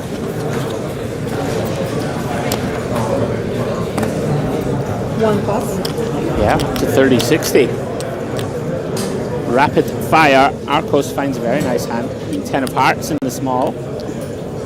And with just 6 bigs, I think we just default push. Yeah. Yeah. And like quite comfortably so. There's a lot of scope when we're shallower to still have some min raises off of Queen 10 suited at 10, 11 big blinds effective. Yeah. Technically. But you could just default to the push with in those spots as well. It depends on your opponent and how they're going to respond. So I know that when we're heads up, right, and we're like 10 effective, you do some sort of limp calling off with some Jack 10 suited and 9-10 suited and stuff, right? Yeah, like it gets loosey-goosey. Is there any scope for that in the 3-handed when we're kind of 6 or 7, or is that too shallow to like limp call off with I think a Queen 10 suited? I think probably it's fine, but you're probably going to do it in circumstances where you kind of assume your opponent is going to let you get to the flop a little bit more often. You're not going to have as much aggro versus limp, but then also recognizing that the kind of stuff that they shove, you probably still have the correct equity. Oh, yeah, that makes a lot of sense. Oh dear. Andy's being cooler here, blind on blind. A spin cooler, we'll call it. It's a spin cooler. 7 effective. A spooler. Yeah, that is not the hand you want to see.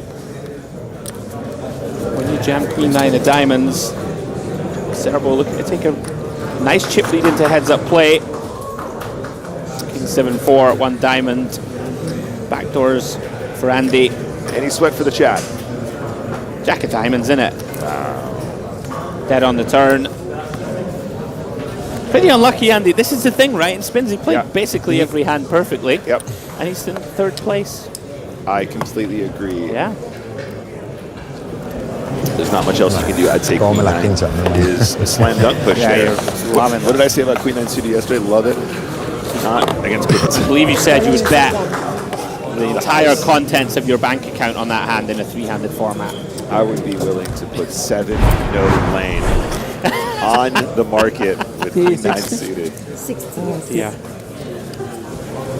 Look at this. This is nice, you guys. I love the rail. They kind of got like a cool rail zone around. Yeah. And we've got little lights and bolts motifs. Love a motif. Do you remember Phone Jacker? I do. Tarry Tips. Oh, I can. Does it have any motifs? I'm very tempted to start launching into it. Tarry Tips. What you got there, Arcos? Arcos, what you got? I got the pocket deuces, son. Does the deuce have any strong motifs? All I can tell you, son, is I'm all in. I'd like to imagine he puts this in. Yeah. Oh, wait a second. What happened? Cerebro's actually limped, which I'm not a big fan of. 5.5 blinds. Let's just jam our deuces and deny Arcos. You know, there's 120 out there, right? If we can deny him from having any shot at taking that, it's good for us. Yeah. He's going for the kind of limp stab instead. I mean, we can see it's going to work. Yeah, just deny all the equity. Would definitely be jamming this one pre, but it's going to work out nicely in any case. The cool thing about denying equity with deuces is everyone always has some. Yeah, that's very true. So it's very hard not to deny equity when we shove deuces. Yeah, they're always flipping, right, basically. They're always basically flipping or worse. Yeah, correct. Anyway, heads up and super duper shallow. And Arcos to short of the 2 stacks, about 6 bigs. Yeah, I think we got to give some love. to the team out there on the floor and the production team, but it's a beautiful set. I've never seen anything like it. It was like coming into like an arcade as a kid when you go in. There's all the razzmatazz of the flashing lights and the light. It looks beautiful. It's supposed to have a bit of an esports vibe, and actually this format very much feels like that. 3 players duking it out, going through the next round. It has a real kind of Tekken, Street Fighter kind of face-off mechanic. Best of X rounds. In this case, of course, we're playing first to 3 wins, but I think that was what they were going for. I think it's beautiful, and also, guys, you have to understand that we are putting on not only this production, but also the main event over at the EPT as well simultaneously. We're cutting out. Oh, hello. Wait a second. I think this might be our first spin. Yeah, this is João Paulo Nascimento drawing a card. So what you guys would have seen there is 3 cards on the table, and it looks like their first win resulted in him picking the winner to spin. That means this spin now comes off his table. I don't think he did. I think it's a maybe next time. Oh, no, it was. It was. Well spotted. That was no spin. So that was an example of him winning his first game. However, there was a no spin card drawn, which means he will not get a chance to draw. But play goes on. Now a 1 in 2 chances to pull the spin in the next game. Gotcha. Yes. See, we're getting there. We're getting there, guys. I'd be so steamed if, imagine you win the first 2 games, you go 2-0 up, you don't get a spin, and then you don't get a spin and you just don't go through to the next round. I'd be on life tilt. Life tilt, indeed. I advocated for more spins, but in this case, we're going to see how it pans out here. And we have a raise from Arcos. Yeah, he's gone for the raise non-all-in with aces. I wouldn't have minded to see a trap pre. Yeah, we're like, what, 6 bigs deep? Like 6.5 blinds deep. We've seen that Serbo, he's pretty liberal with the limps. Like, you got to maximize those aces, right? Like, if you think your opponent is going to limp fold too often. Yeah. It's a rare occasion that we ever find a trap check after there's been a limp with aces. But when we get that ultra shallow, it's basically the solver is telling us it's almost impossible to mess this one up. Just go to the flop and see what happens. Just let your opponent catch a piece, right? And if I'm not mistaken, like 5 or 6 is where the aces and kings start checking back. Queen's still a little bit too, what's the word? Vulnerable. Thank you. I know, but I like to live dangerously. I'm checking 9s there to get the, to get that 8-6 offsuit. Otherwise, trouble. you need to put all together. Yeah. Here, So you put only 1 chip, so the minimum raise will be Okay, so a little etiquette there. What's the action? So call, and it will stand as a raise. So Servo is going to ISO. I wouldn't have minded taking Queen 7 suited to the flop here after a limp. It just has quite a lot of playability. Really at this ultra shallow stack depth. Now a little queen deuce off, queen 4 off. Let's get the chips in the middle. Get it in there. Start using that blocker and start generating some folds. Yeah, that makes sense. Yeah, I like it. 4 big blinds now effective. Arcos the shorter of the 2 stacks there at 51. So 3.9 big blinds. By the way, Andy looks very steamed. I like to see emotion at the table, right? He was like, I played every hand perfect, and I had to walk off, and I'm going to sit here and wait. I mean, I don't know if they're ever going to surface my run at Prague Spinning Go Championship, but it was dramatic. Yeah. And I at the very end there was a lot of emotion. I was showed all respect due respect to my opponents, but it was really it was a crushing blow not going through the next round. I was going to say, where did you finish? Like, did you get through the first round? I was in round 2 going into round 3, which would have been final 3 tables, I think. Right, yeah. 27 to get down to 9. Yeah, correct. Oh, and you got rivered heads up or whatever to get through it? I was all in for the win to go through the next round like 5 times with the best hand, and it was a comedy of errors. This isn't a bad beat story, guys. I'm adding gravitas. I mean, it sounds like a bad beat story. No, nothing like that. What we're doing is adding gravitas to this prestigious event that's not televised. Sounds like you got bad beated 5 times, no less. It can be frustrating format. We do know that very well. It's all right. We're going to make up for it this year. Speaking of which, guys, I will be taking part in this year's Spinning Go Championship. I'm going to be with you live on comms alongside Picasso here until round 1C, which is theoretically after the dinner break around 7 p.m., hopefully, depending on how these run times work. And you guys can cheer me on from afar. And hopefully I won't be seeing you in the booth for the rest of the weekend. You know I like to make fun of you, but I'm actually rooting for you to do well. Thank you.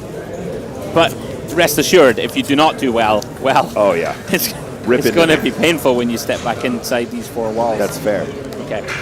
Glad we're on the same page. Steve Silva over there on YouTube chat says, I don't know why these tiny tables look so fun as me. Because they're really cute. Yeah. I mean, the one we're looking at on the actual feature is quite big by comparison. The other ones are much smaller. It's even more intimate than this. You're right shoulder to shoulder with your opponents.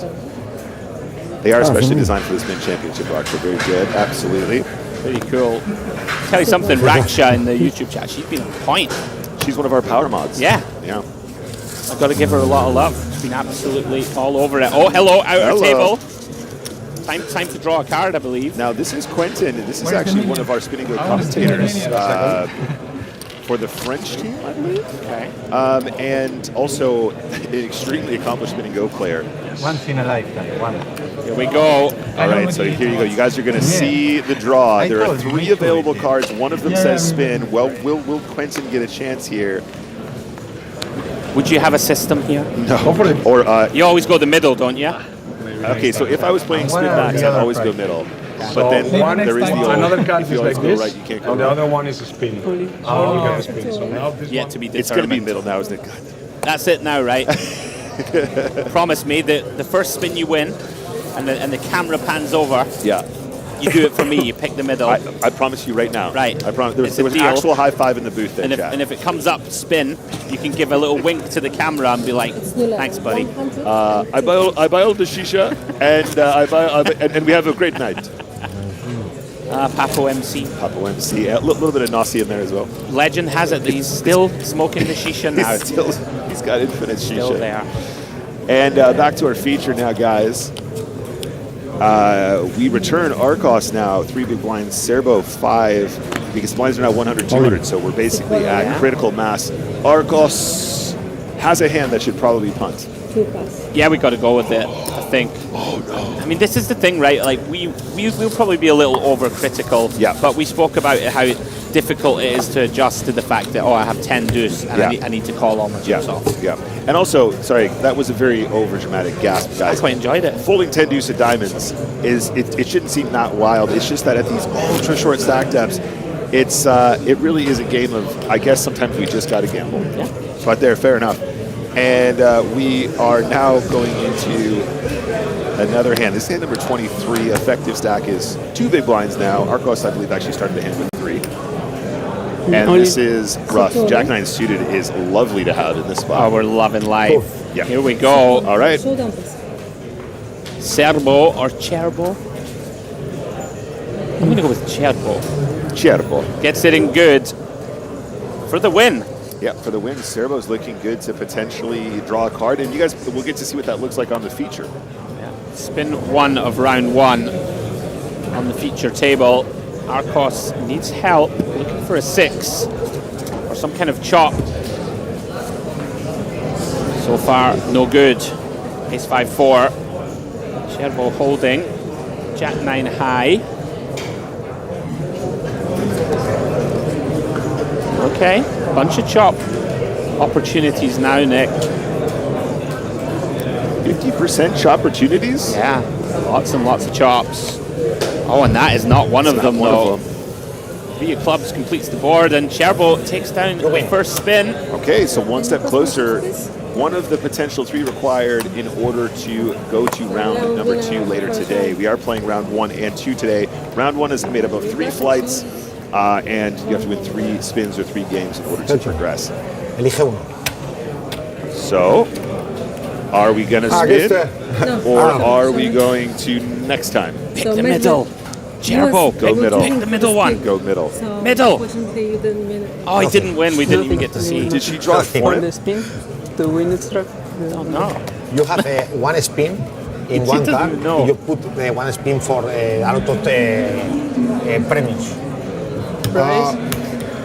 Su teléfono. No. It's like no, in the roulette. En ruleta. Slot machine. Slot machine. This is great.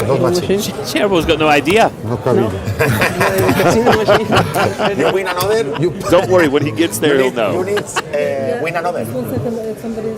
For you up the card. Has anyone told Cherbo that this is in fact a spin and go championship, Nick? Parla italiano?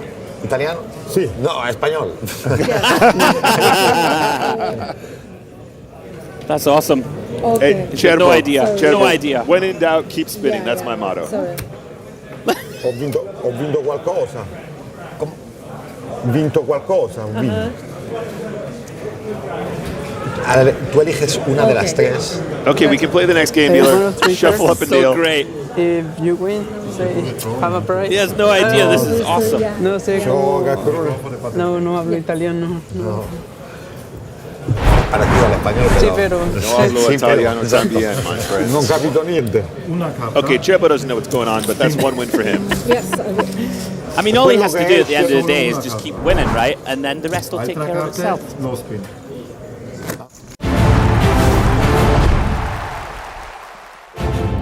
Well, that was but a little taste of the Spin and Go Championship, but it's time to resume our regularly scheduled programming. Hello, my babies, and welcome back to the PokerStars European Poker Tour Barcelona Main Event. 10 players total remaining, so the top 5 is half of the remaining field. Anton Suarez still out in front with 12.4 million. Tomasz Eychenne in second place. And we decided to give that other table a break and bring the rest of the field up on the stage. 2 tables of 5. We mentioned Eychenne and Suarez, Brzezinski, Carro, and Pineda rounding out this feature table. I am Joe Stapleton. He is Griffin Benger. What's up? Oh my God, that's such a current reference. Blinds now 60,000, 120,000. Here is what they're playing for. Next elimination makes 102,150 euros. The pay jumps start getting big. 30K, 40K, 50K, 70K. You get the idea. Nearly 900,000 for the runner-up, and the winner will receive 1.4 million euros. Got a little glimpse of James Hardigan there. That lower half of the frame is where the spin and goes are taking place. But we are focused on the main event.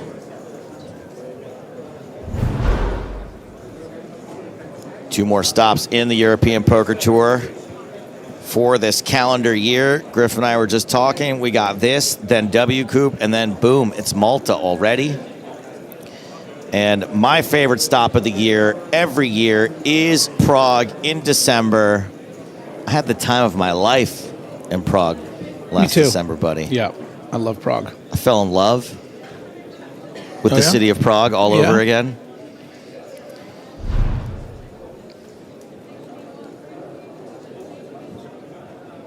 Prague in December is delightful. 1, 2, 3, 4, 5. Everyone's there. Tomasz Eychenne in the 1 hole.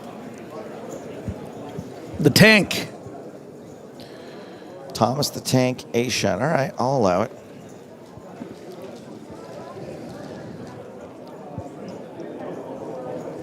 There's Brzezinski. There's Carro.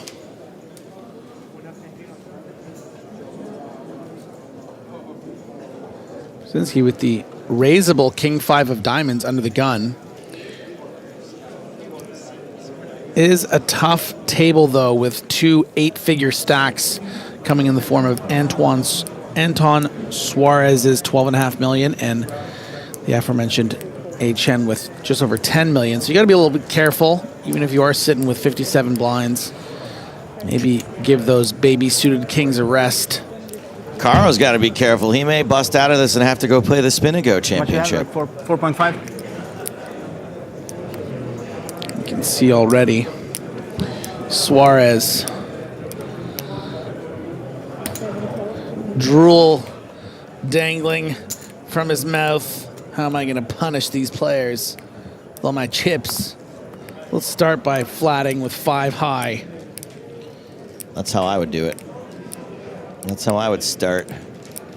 I would expect to flick in here some of the time from Eychenne, but I think ace-deuce can be just fine as a fold. It's not always going to be, you know, your 10-9s and your 5-4s. You're going to be up against better aces. Not a ton of playability with ace-deuce. Even in this case, having flopped a deuce, you can see is behind Suarez's pair of fours. Interesting spot for Carro. It feels like a clean c-bet with those backdoor options.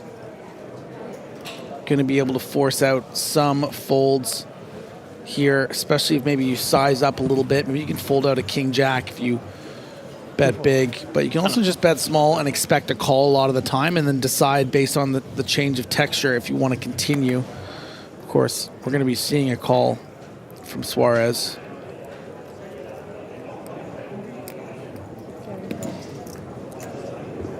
But Carl's going to win this hand, you know, a huge percentage of the time if the return is something like an 8 of hearts.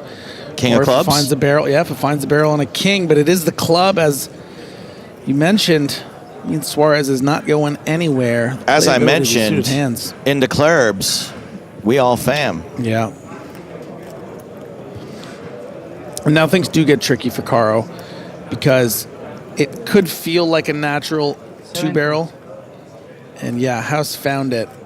And this is going to fold out, you know, hands like pocket 5s, 6s, 7s, 8s. How much did you bet? 7. That's not one missing. Something like a maybe an ace 5 of diamonds that might just flat pre. So there is a lot of the range here. I mean, look, if this turn was the king of diamonds, this gets a fold from 4-5 of clubs, right? The fact that it is a club is the only reason why this isn't going to work. So very interesting pot so far. And now Carlo's got to be really concerned, right? Now I'm worried he has a queen. Now I'm worried he did float with the king-jack. River's a club. Suarez gets there. I mean, he was technically ahead, but it's going to feel like he got there. Yeah, let's hope for Carlo's sake that he feels like this 10 is too much showdown value, even though he's going to expect to lose a lot of the time.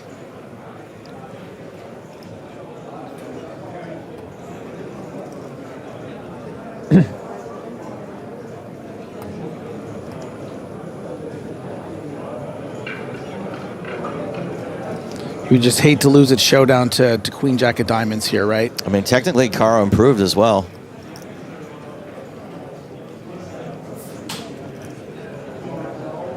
Ice Cold Spear says epic bluff time.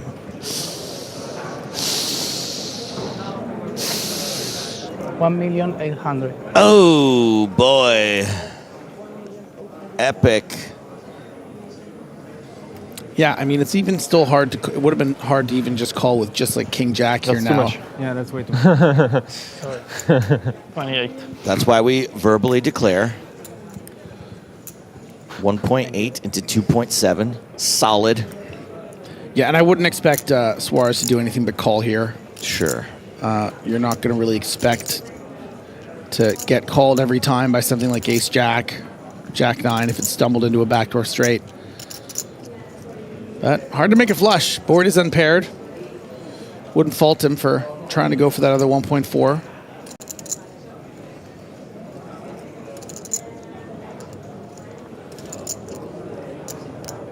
I mean, who goes runner? All in. Oh, my goodness. Yeah. I mean, it seems fine.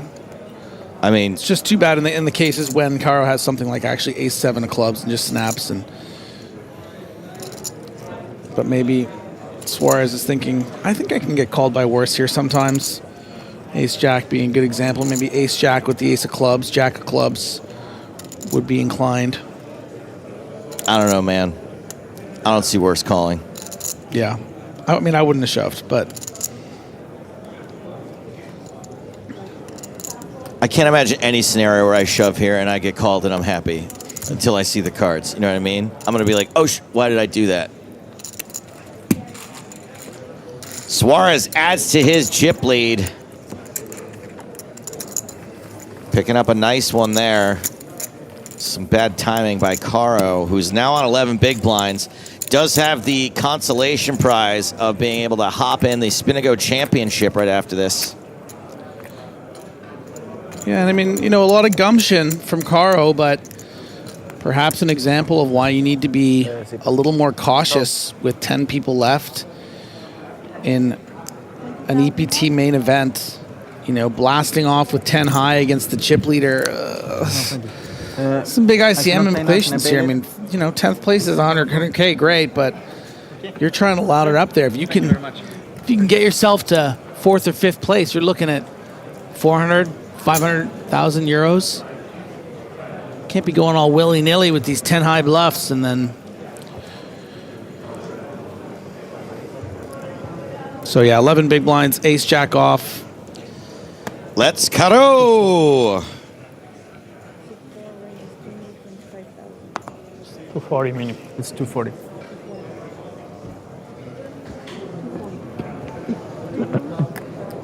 Caro a little hazy out of the break here. First accidentally puts in way too many chips on his river bluff, and now it seems as though put in, I believe, too few chips on the raise. Oh, this is unfortunate. I mean, fortunate for Suarez.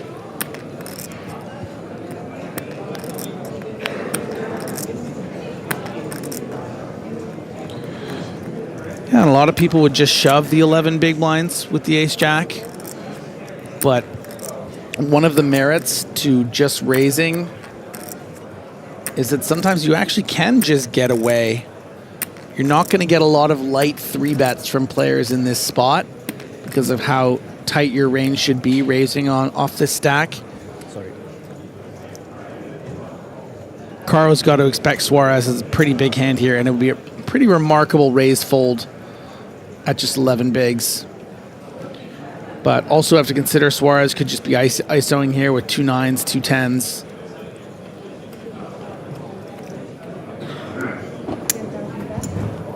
What a great dodge there. Just folds. Bravo. Can't believe it. I can't believe it. Caro down to 7 bigs. Suarez up to 135.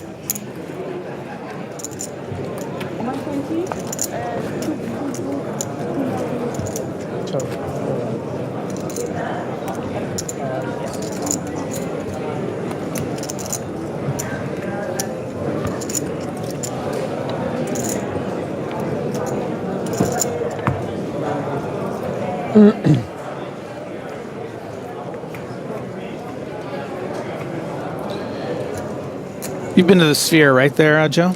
I have been to the Sphere, yeah. Seeing the Wizard of Oz thing buzzing around? No. It looks amazing, and I'm such a sucker. I just bought tickets for November. That sounds... is it like during NAPT?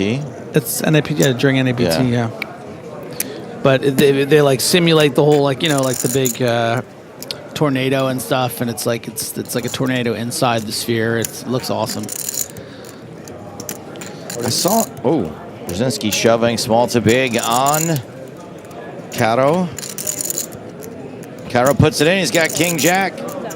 As Griffin would say, fair fight. Yeah. Not that fair. Well, you want it to be slated toward the underdog who got bullied. It's true. Right there.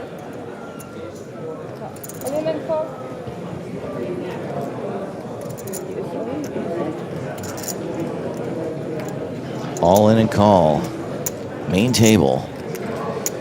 Caro, 65%. 935. To survive. Doesn't need to hit anything. Just needs to fade a hand for Brzezinski. So 1,060,000. 60, I have 60 here.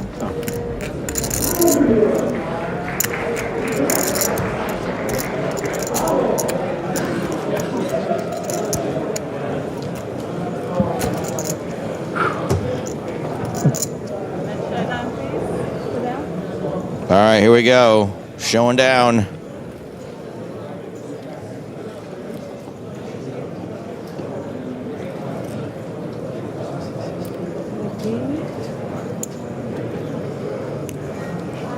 I feel like those cards should be flipped around, don't you?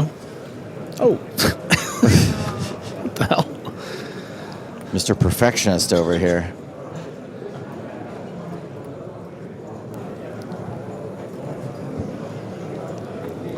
Caro does have the consolation prize of being able to go play the Spin and Go Championship should he not survive this. Well, wouldn't it have started, or I guess he's playing in the later heat? Yeah, I think they're very accommodating and said we'll put you in the latest heat we can. And play may end today at a certain point also. Let's say he does survive this. You know, we might get down to 4 players. That is a bad start. Pair of 6s for Brzezinski. No longer a fair fight.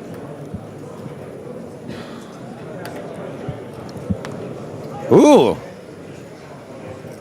Things are looking up for Caro. Just has to fade the 10s and the 6s on the river. And he's sticking around. Oh, gross. Well played. Ay, diez míos. Vamos, River. That will see the elimination of Caro in 10th place. And we are now at our unofficial final table of 9. And Caro, like I said, probably not the result he wanted here, but will certainly be able to take his seat in the Spin and Go Championship. Walks with 102,000 euros. Pretty freaking good for someone who qualified online. I don't know what the Roi was, but it was pretty good. Let's see if there is action still in progress at the other table. No, it looks like everyone's tweeting and texting their families saying, Ma, I made it. I made the final 9. I love you, Ma. I miss you every day. Anton Suarez almost certainly will be taking his seat at the final table with the chip lead. Please rack your chips and begin the long journey up that one tiny step to take your place in EPT Barcelona history. Now, Barcelona has a storied tradition of final tables being pretty bananas, being pretty fun, wild rails, great camaraderie. And I wonder if this year will follow suit. It seemed a little muted compared to prior years thus far, but we'll have to see now that everyone's all going to be up on one table together.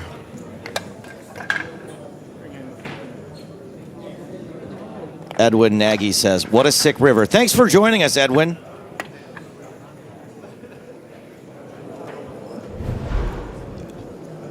Of course, if you join us at any of these live stops, you're automatically participating in the PokerStars Live League. There are 3 different leagues, more or less. High buy-ins, that's for 5K and up. Medium is below 5K to 1,000? 1,000? And then low is anything under 1,000. Prizes for the top finishers and an assortment of top finishers will be considered. Someone's going to be named the newest PokerStars Team Pro. Some pretty cool names on the live leaderboard. Jason Kuhn, we know him. David Coleman having a pretty great year. Mikita Bajakovsky, perennial crusher. Jesse Lonis. Is there anyone more interesting in the game right now than Jesse Lonis, who isn't a criminal? You know what I mean? There's like plenty of interesting people in the game, but yeah, usually because they did something bad. Jesse's just, he's just something else. He's like if Griffin had won everything. I think you might have turned into someone like Jesse. Okay, so I'm like kind of like way lower than him, but he's Way lower. Okay. Look, you can keep bringing up the way lower thing as if I said that with any amount of actual sincerity. Nobody knows the context. You can't Of course just say they this. don't. And I'm going to tell them after the leaderboards are over. This is the medium leaderboard. Kenny Haller, PokerStars Zone. Hey, maybe he'll become a team pro. Gerard Cortez, top of this one. Who else do we know on this list? Yonkite, sure. Youngshit. Number 6 on this leaderboard. And I know it's not really him, but I always fantasize that Eugenio Peralta is 9-9. Nice. Cousins of Jake Peralta. Yeah. They did steal one of my bits on that show, unfortunately. How did they steal? It's just not drinking water is my thing, and like that's like one of his main gags. Is that he is he actually doesn't drink that is water. plagiarism. Everyone knows I don't drink water.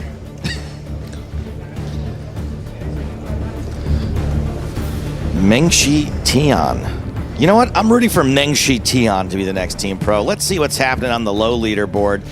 David Doherty, friend of the pod. He's number 2. Stein Tan Du Carlson. Yeah, that's a mouthful. No shot. He becomes a team pro. What an awesome amount of points. Yeah. The Devil's Lick. Yeah! 666! 69! I am the devil!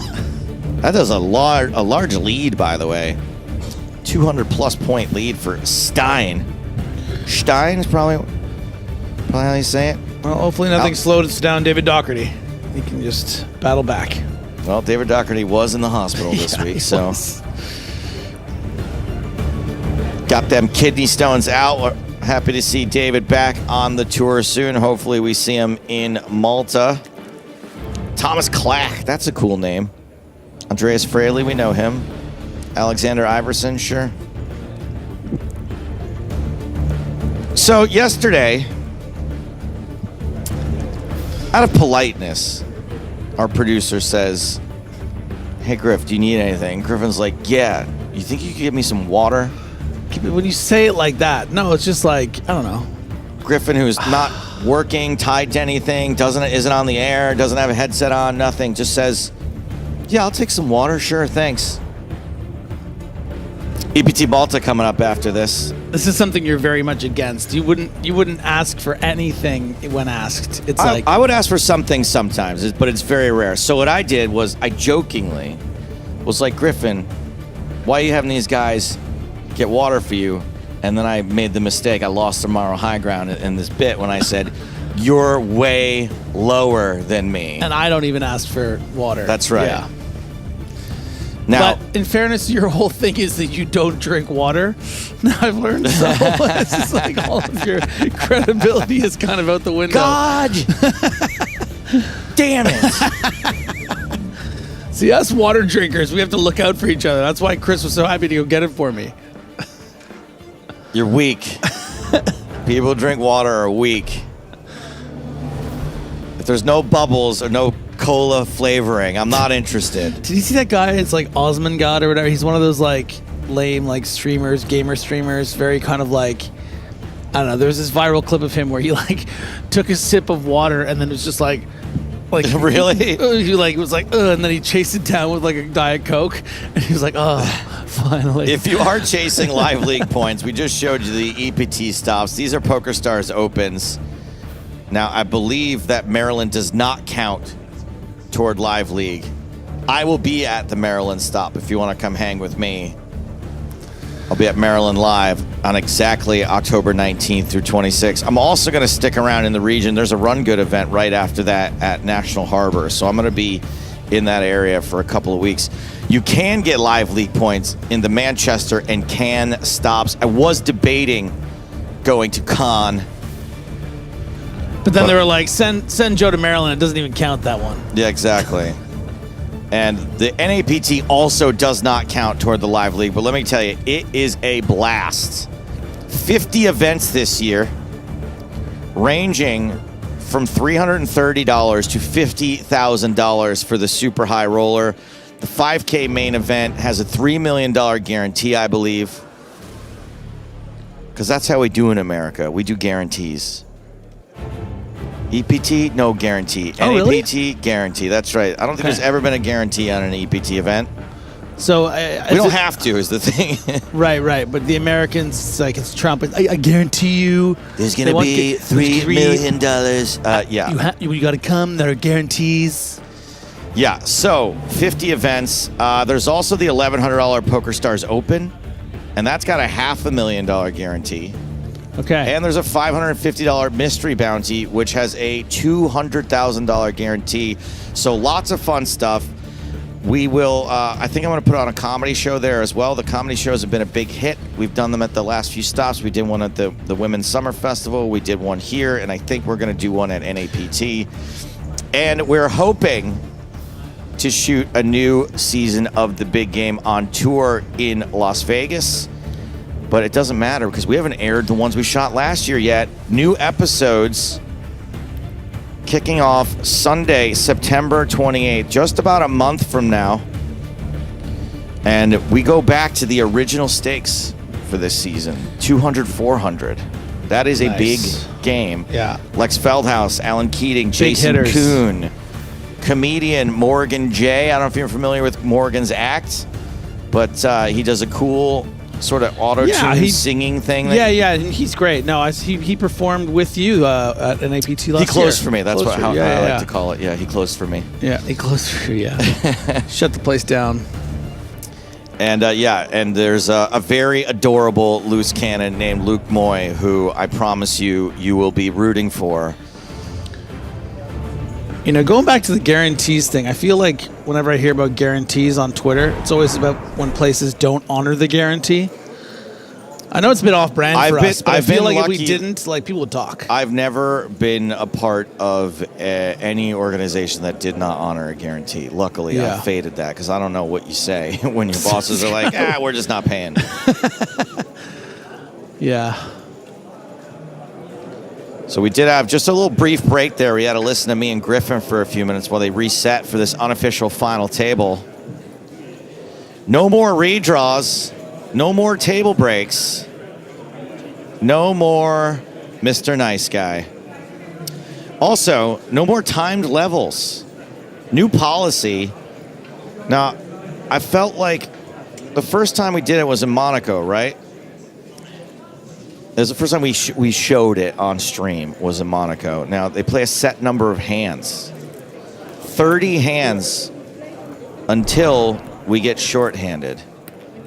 But for now, it's 30 hands. 26 hands for this level because we were sort of into a level already. Oh, it's okay. Prorated. Thank you. Basically, if Kenny Hallett has an idea, we're just like, this is probably smart and good. Yeah. So let's do it. And it worked out great. I don't want to make it sound like Kenny has all of the say, but he does have significant input on how he's things the guy. go. He's got his finger on the pulse, that Kenny. Thank you. Thank you. Kenny is a very bright fella, and his ideas have been working out so far. We've made some slight adjustments to how many hands it takes to complete a level since Monaco. We'll get into that later. Good luck. But because of its hands, we're actually just going to take breaks at some predetermined Whenever times. we want. I wouldn't say whatever we want, because I'd go right now. Just below you. You can see there. Okay. Also there. Reminder, everyone's now guaranteed 102,000 euros. I guess. No, it's okay. No, it's more now. It's 130,000 now. Didn't see. But I touched it and I'm lucky. So. These are mine. Yeah, these chips of the remaining 9 players really separated into 5 tiers. Starting at the bottom, we have 3 stacks, 20 big blinds to 15 big blinds. Then we got Zaffagnini and Pineda tucked in around the 40 big blind mark. Brzezinski on a bit of an island at 65, and then Eychenne and Ionita both around 85, and then Anton Suarez the big boy, the captain, the Russell Crowe in the C movie. What's that great C movie I love? Master and Commander? Master and Commander. Man, I was hoping that was going to be a series because it's based on like a whole bunch of books. Yeah, but it was the last of its kind. They don't make that literally killed movies like that. It was like $300 million. The sea epic. Yeah.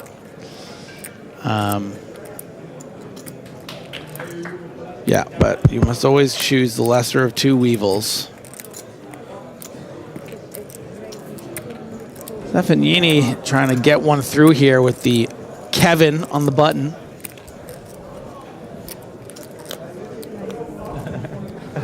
Fogen gets out of the way on his 20 big blinds. He was here a few years ago. And Pineda gives it up. Good start. It was funny. Zaffagnini's got to be liking his seat. Funny one. He's got Yeah. position on one of the big stacks there. These shorties in the blinds. You know, you're not going to get a lot of opportunity to raise your king sevens offs if you're up against someone like Suarez.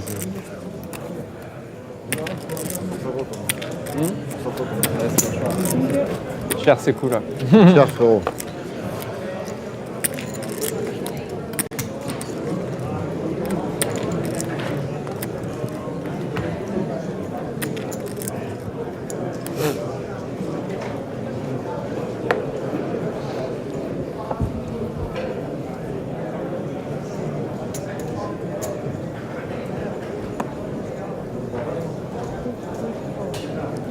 Suarez folds 6 tray under the gun. Brzezinski, queen tray is out.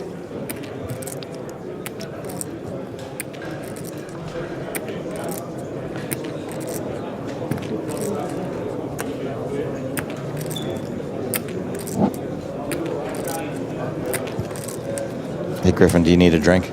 Someone's offering. I can't ask for one, can I? Yeah, go ahead. You're actually on the air now. I think it's fine. Just a cappuccino or something, coffee. Yeah, thank you. If it makes you feel any better, Griffin, I don't know how I did it, but just milk came out for me too yesterday. Yeah? Yeah. Yeah, I don't know how to do the machine. Again, a great seat here for Ionita, getting all the way around to Cesar Garcia in the big blind. Let's go of the Queen Duck. It'll be interesting now to see the two players that were dominating at each of the tables, how they will react to each other. Suarez and Ionita, number 1 and number 2 in chips. Eychenne not far behind. And from there, we've got a bunch of medium stacks until we get to the 2 shorties, Zereg and Garcia, both in the teens.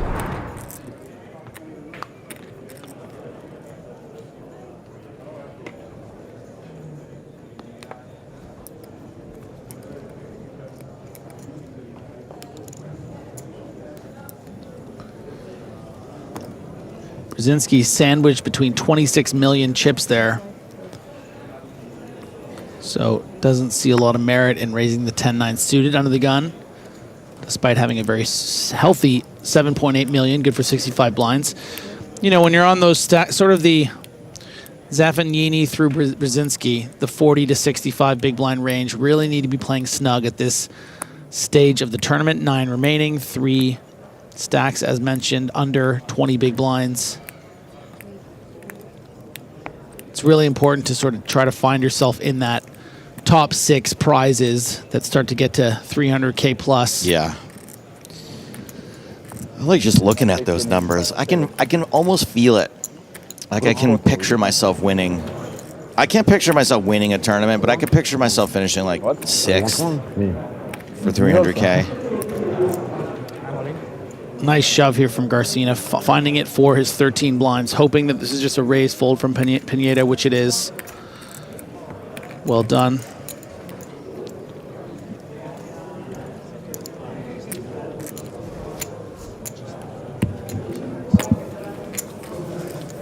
Cesar is back. Just been informed by producer Chris the mystery of the milk only. because the green pods are only milk. Should we even be getting milk from a pod? Yeah, I know, right? I mean, it was kind of delicious, and I'm like, but it was really sweet and tasty. I'm not sure if this is coffee, so I'm gonna.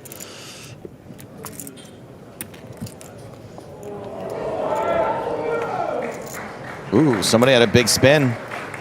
5,000 euros. That was the voice of James Hardigan over in the Spin and Go Championship. I'm not going to tell you which stream to watch, but I mean, I might pop over there and just watch that quickly and then come back. Or hey, you could even have both streams on at the same time. Griffin, I don't mind you sitting here watching the other stream while we're on the air, but you were noticing that on my phone over here? You can turn off Alien Earth anytime you like.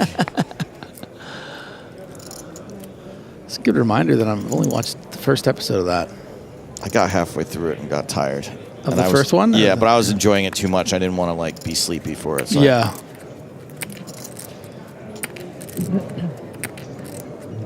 How many hands per Action folds around to Suarez, 6'5" in the small blind. Yeah, and I like this raise. It's a situation where he's going to thrive as chip leader. There you go. He can put pressure on Brzezinski in the big blind to his pocket fours.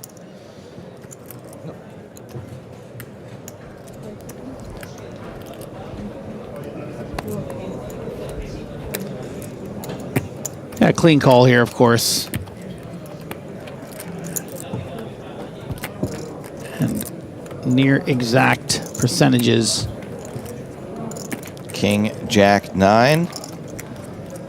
Doesn't hit either player, but you'd have to imagine that Suarez will have an aggression advantage. Yeah, it's a bit tricky, though. I mean, as much as Suarez wants to put as much pressure as possible, as far as flops are concerned, they don't get much worse than the King 9 Jack, considering what you expect the big blind to be calling with here, right? A lot of Jack 10s, Queen Jacks, King 9s. In this case, though, Brzezinski does have pocket fours, which is going to be often playing as a fold on this texture. Meow. It is a fold on this texture in this case.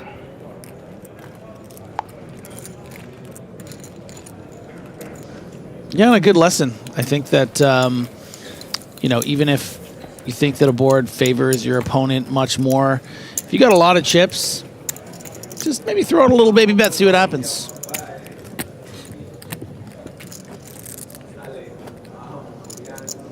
Vamos.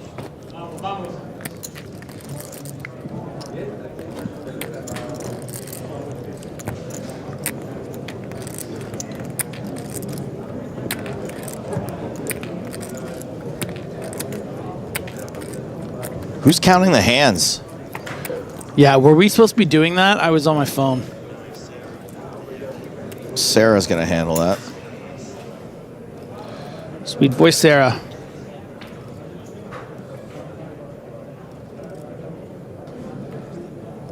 Oh, they put it on the clock. I see. It's done in time.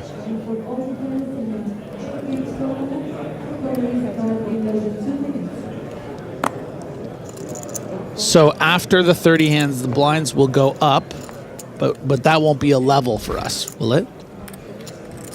Do we do every...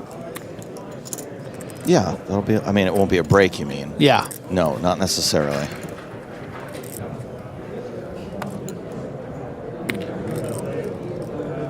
$300. Free?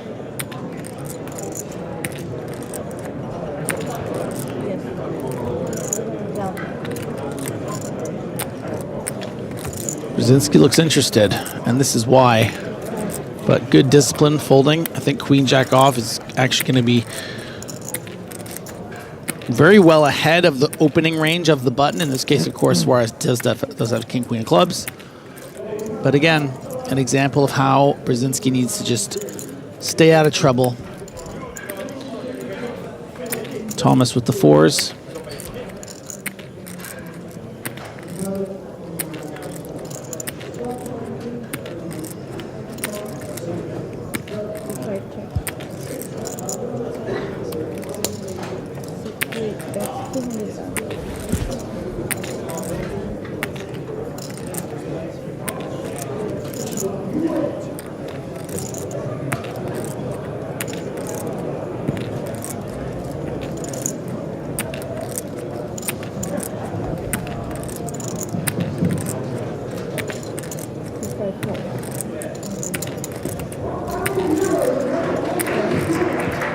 That was a 1K spin, sorry. 6 of hearts on the turn after check bet call. 4's good again. A card very much favoring Eychenne's range here. When he check calls on this flop, going to be a lot of, you know, hands like 4s and 5s and 6s, but also just your 7Xs, your ace 5s, ace 4s that are going to find more reasons to stick around. So Suarez just decides, okay, pal, you can have this one. Maybe I'll river a king or queen. Does not.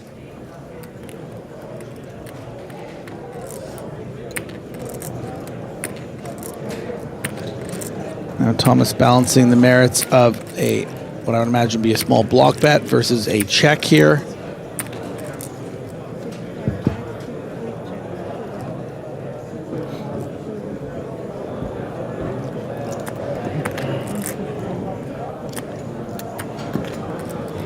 Tell you who should have won that hand. Brzezinski at Queen Jack. Boo. Next break will be at 3:30 in that time, which is 4 o'clock in our time. It's just over an hour from now. I know. Comes with luck. Are they booing me? Romania. No, they're saying Brzezinski. Brzezinski. They've been in France for how long? I was born in France. Ah, you were born in France, but your origin? I understand.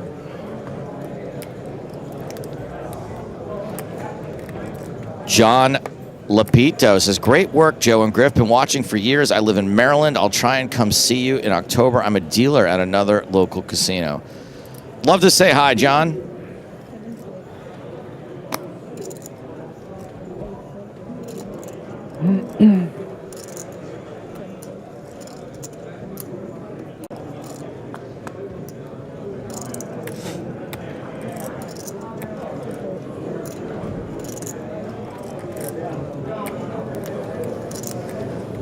Folded to our big boy chip leader, who's taking his job as table captain very seriously, finding a lot of raises here early on, including this queen 9 off from the cutoff. Yeah, Chan looks interested. Yeah, a little bit. Eychenne. Nice. With pocket aces. Yeah, really want to size up here, as you can see by this 4.5x. Shouldn't be 3-bet bluffing too often against Suarez. Really, you shouldn't really be wanting to put in all of the chips unless you have aces or kings. So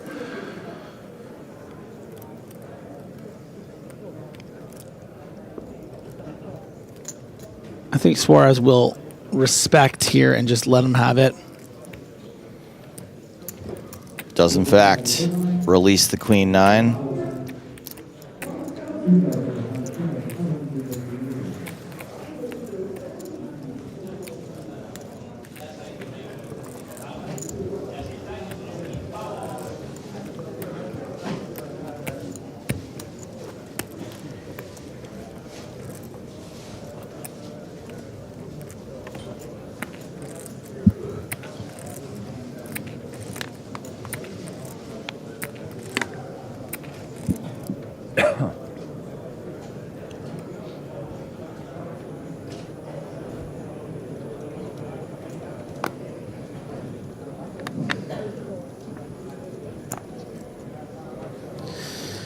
Ace 4 for this fucking guy. Folds.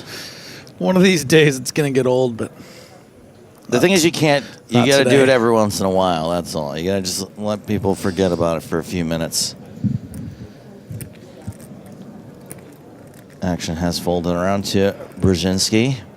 Queen 7. In the cutoff, he is not going to play. Eychenne. Ace Queen. It's a big button hand. Nice little run of cards here for Eychenne.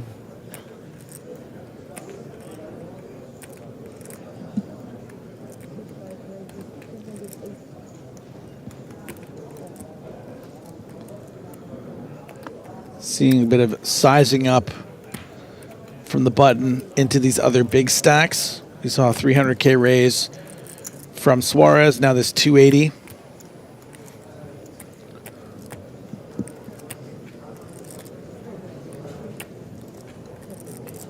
And that's a good reason why you want to start folding out some equity. Not get too many loose peels from these other big stacks. Not really the players you want to be battling with.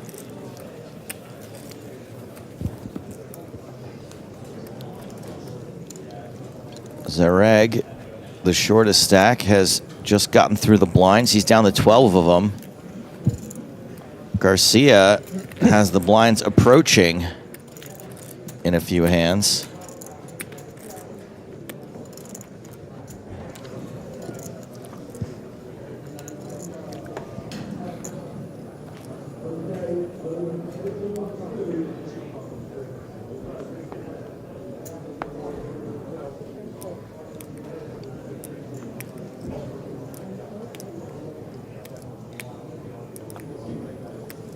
Folds 2, Garcia with ace-10.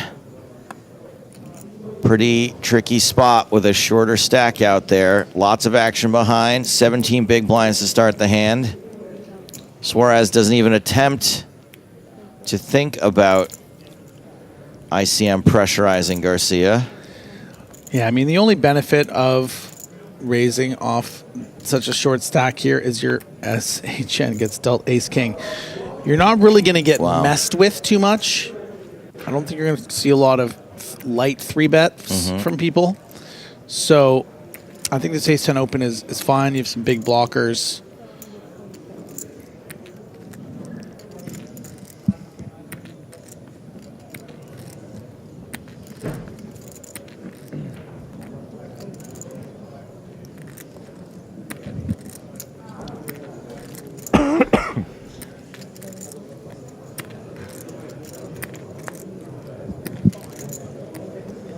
Got a bad lookalike for Ionita. Nicholas Holt. You don't think so? He's in everything. He is. He was even Beast in X-Men. I'm more of a Kelsey Grammer Beast. Yeah.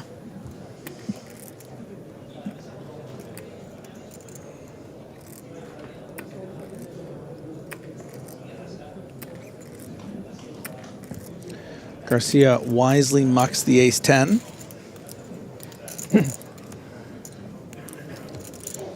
Eychenne now up to 12 million chips. And now one of only 2 players in that 100 big blind plus stratosphere. There's some info on Eychenne. 2.7 million in live earnings, 4 main event cashes. His best being at the PSPC, finished 7th for 801,000. That's pretty crazy. That's the one you cashed in, right, Griff? It is. That's the one I got 14th.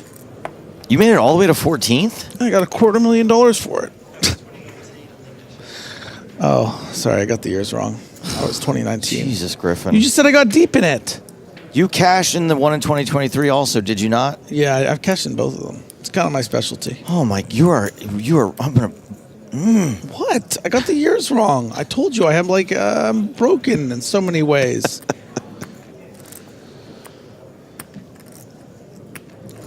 So who won that time? Remind me. Remember 2019 was Ramon. 700? It was Shilko. There was something about a candy bar. I can't remember what it is. Oh yeah, Shilko.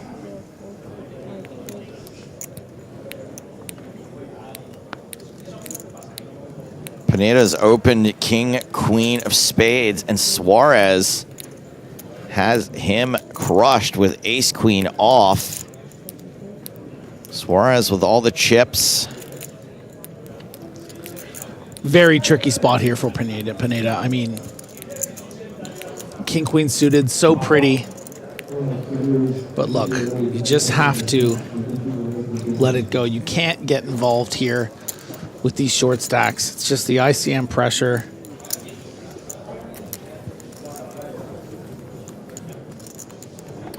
And if you're sitting there thinking, why not just see a flop? You can make flushes and straights, and yeah, you can also make queen high flops. You can also open yourself up to getting coolered You don't want to bust ninth here. There's Anton Suarez's 2.2 million in live earnings, half of which came from a 10K buy-in, cashing for $1 million in Nottingham. Also got second in a Eureka event that had over 4,000 runners, so no stranger to navigating deep fields. And styles his own hair. Look at that. I mean, that hair is tight. I mean, the outfits are tight. I like this dude's whole vibe. He's got wearing a cool blue bracelet. 240. He's like, it's like his scenes were deleted from Don't Worry, Darling.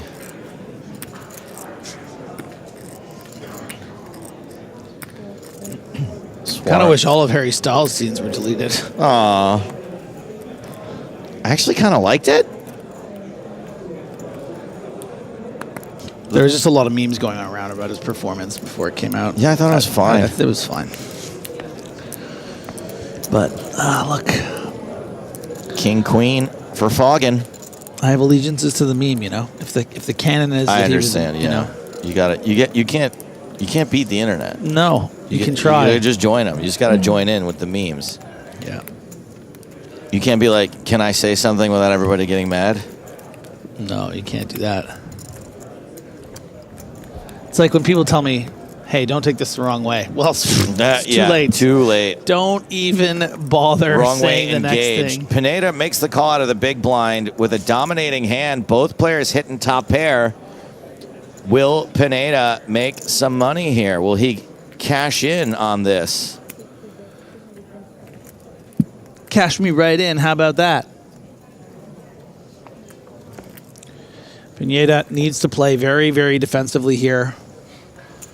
And it's actually a huge benefit to him that Suarez has King 4, because if he had a bluff, he might just fire off 3 barrels into spade runouts like this.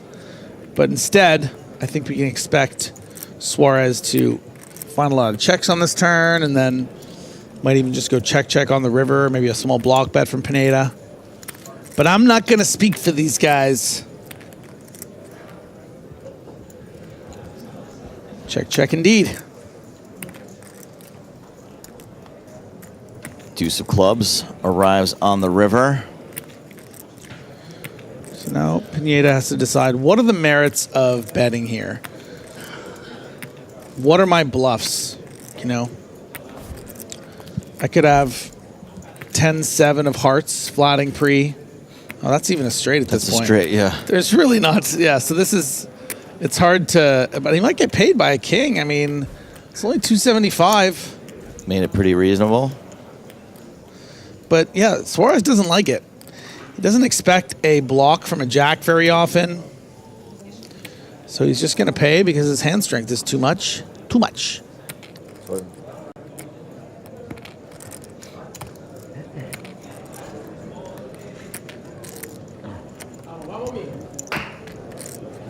Pineda picks up a nice one there. Closing in on 50 big blinds. Suarez still firmly in the lead.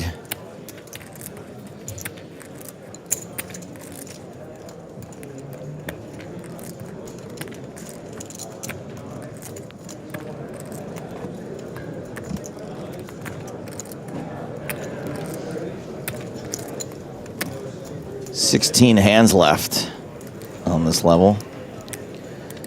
Gonna take a break in about 50 minutes.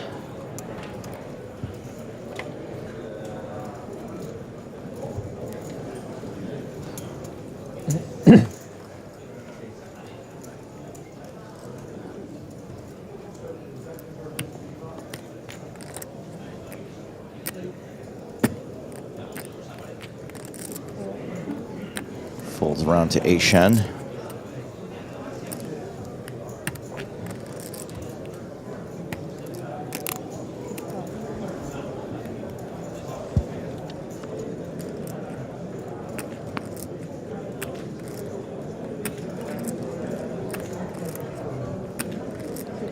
Folds around to Ionita.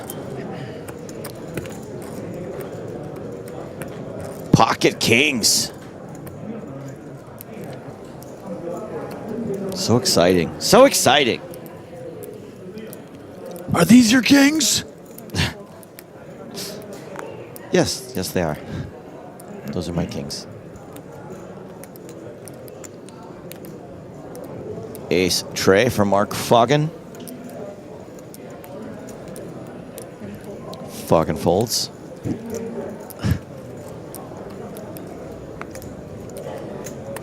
Garcia in the big blind with 5 deuce of clubs. Nope. Can't do it.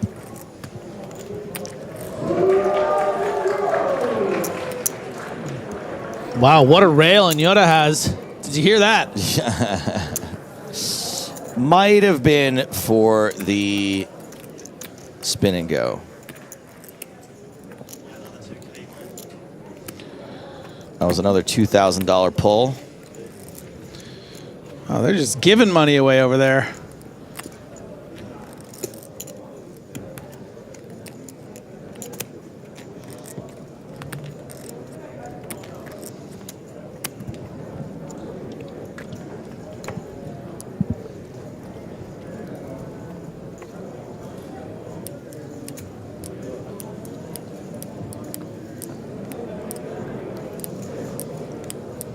As we mentioned before, the pay jumps significant at this point. You can make an extra 40,000 euros just by not being the next player out. Zereg with the disciplined ace-9 fold, playing just 12 big blinds. Quick fold from Ionita. Zaffagnini with the king-queen. The price of poker will go up. 240. 240. It's going up to 240. It's very confusing. It's crazy. Ace deuce for Garcia. Still cannot get involved.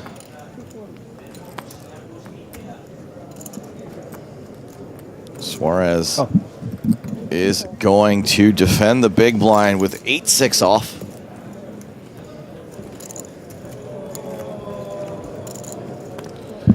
Suarez, I'm sure hoping to 86 Zaffagnini out of this pot. Nice. Ooh, and this is a good start. Suarez quickly checks the up and down straight draw.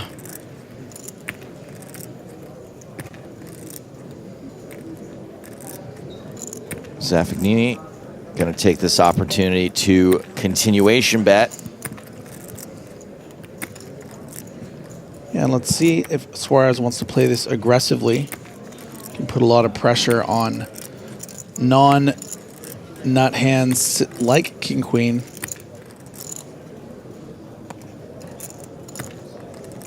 I could see him going either way here. Something like, yeah, 750.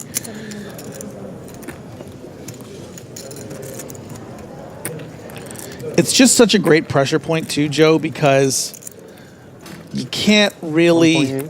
Oh, I was wrong! What were you about to say? I was about to say you can't really fight back that effectively here because of, as Dennis Reynolds might say, the implication. Okay. And the implication is... Implication CM? You can't really get involved here as one of these middle stacks. You really can't risk busting and finishing 9th when there's 3 stacks with 20 big blinds. But these check raises are going to be a lot of hands like this, your 8-6s, your 8-9s. So now Suarez is sitting there with all this equity and thinking, well, wait a minute. I don't have some... Yeah, he does just fold, so very impressive work. Nice play there by Zaffagnini. Yeah, I mean, Suarez is going to need something like a very big combo draw or like 7-5 to actually go all in there.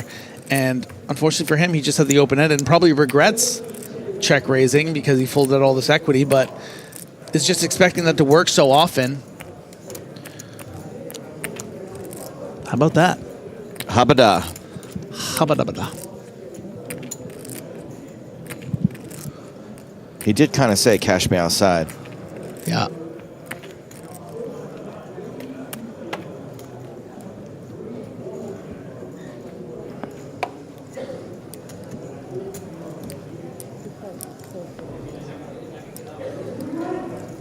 Action on Zereg. 10-8. Not happening. Not happening for the 12 big blind stack, and he is approaching those blinds again, or those blinds are approaching him, I should say.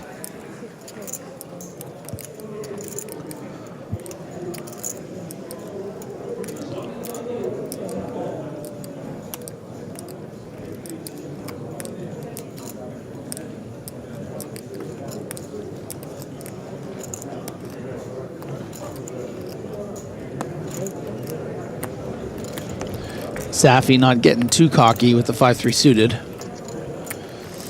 Old Zaffy.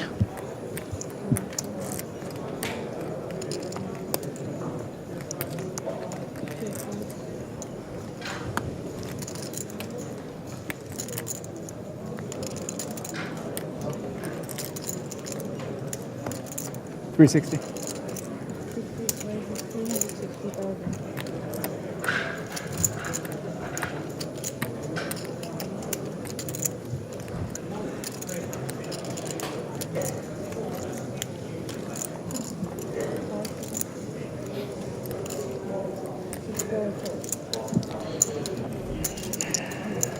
I'm going to make an assumption that Brzezinski has a dominating holding here. Probably a good call. These two holdings go into the flop. Both players hitting that 9 in the middle. There it is. 9 and a king being hit by Brzezinski.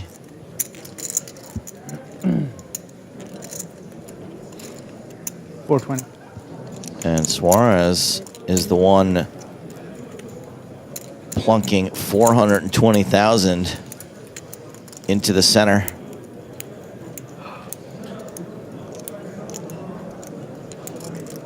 So just calling chips from Brzezinski wanting to keep Suarez's bluffs in there. Mm-hmm.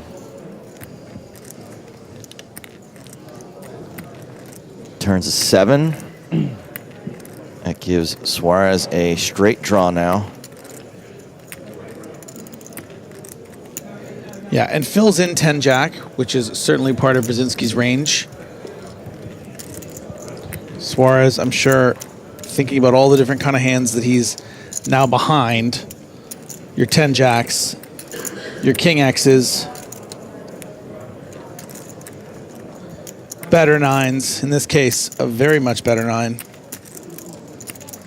Still going to be ahead of some spade combos, some queen 10s, some queen jacks. 650. 650. And a really nice, subtle sizing here from Brzezinski, not getting too greedy, you know, wanting Suarez to continue with a hand like what he has.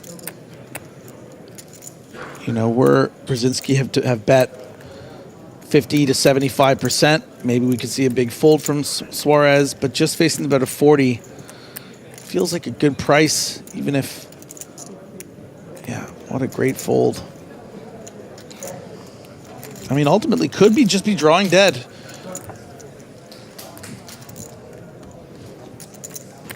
We've got this final table here in the main event, but there is another final table also taking place at the same time, and I'm not talking about the spin and goes this time.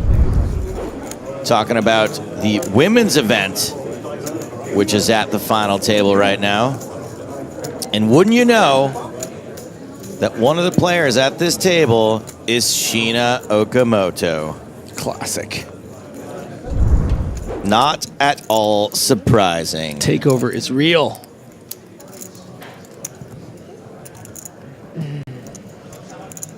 Shiina is a punk rocker.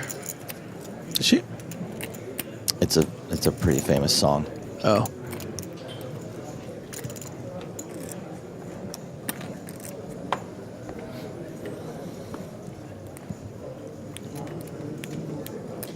Y'all let us know when Shiina wins that, right?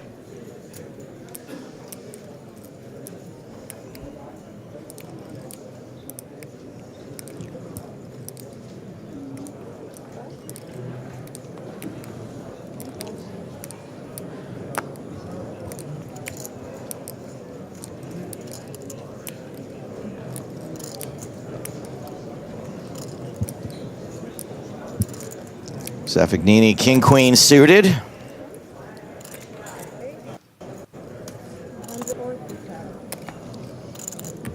Making it the standard 240,000.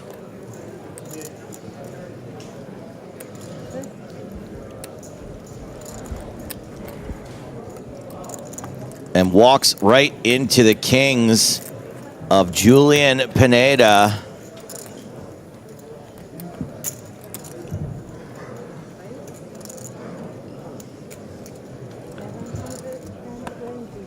Who re-raises to 720. Brzezinski with Diddley.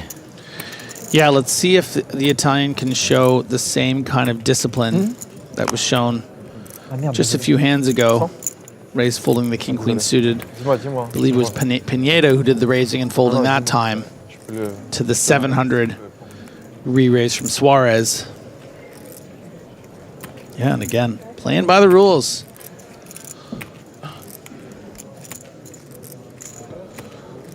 It's almost like these guys are really good. Well studied. Everyone acting like they've been here before. Mr. Kaiser G, whose avatar photo on YouTube is of an Asian woman, says, "Can we change to women's final table? It's more interesting there."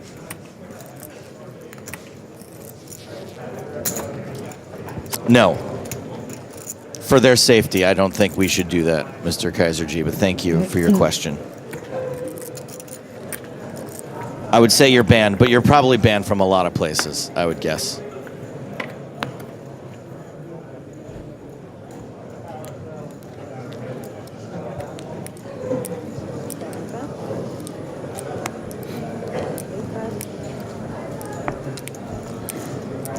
You think Kaiser G walks? Mr. Kaiser G, yeah. Walks with a fake limp. Why is that? Like usual suspects do. Kaiser Soze. You know that the word Kaiser exists outside of...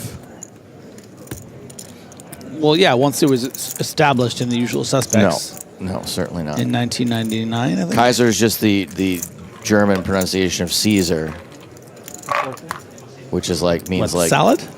Like the salad, exactly. But it's like, you know, the leader, the Kaiser. Like the Kaiser Chiefs. The leader of the salads, yes. Oh, leader of the salads, okay.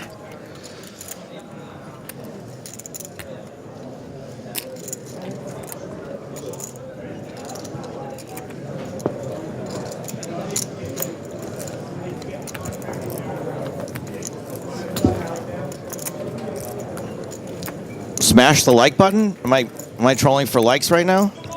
Okay. What, on YouTube? I was gonna tell people to hit the like button on YouTube, but every time someone likes our stream on YouTube, it sends a notification to my phone, and it's really annoying. So I would prefer if people didn't hit the like button. It's gone off nearly 2 million times. Unlike, that would go a long way. No, please do like us on. Are we at 1 million and followers subscribe. on Instagram yet?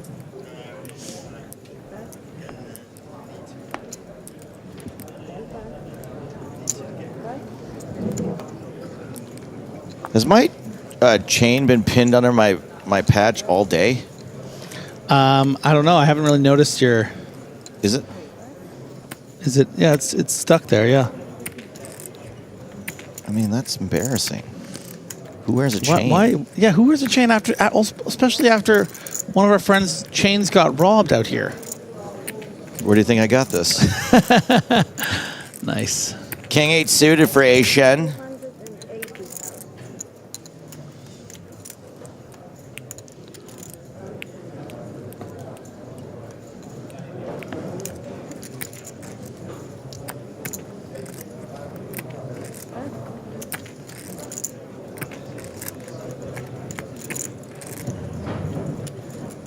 Ready?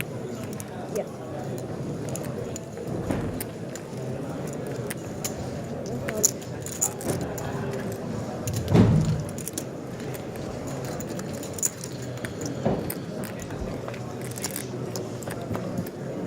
6-4 suited against King 8 of hearts. Advantageous board for Ionita. Good check raise candidate with this holding. Eychenne not going to have much defense with the King 8 of hearts, but maybe Eychenne just checks this back, not wanting to get check raised because he doesn't have much of a defense with King high, but a hand that's often going to be good on this flop. You got backdoor hearts.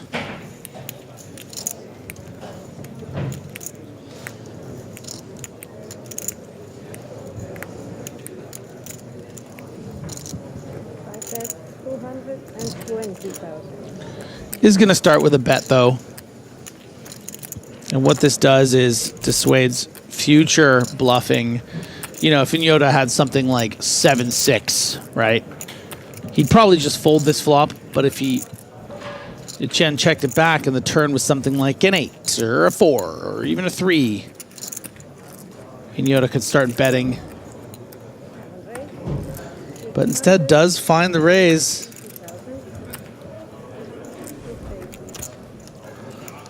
$680. These guys are coming to play.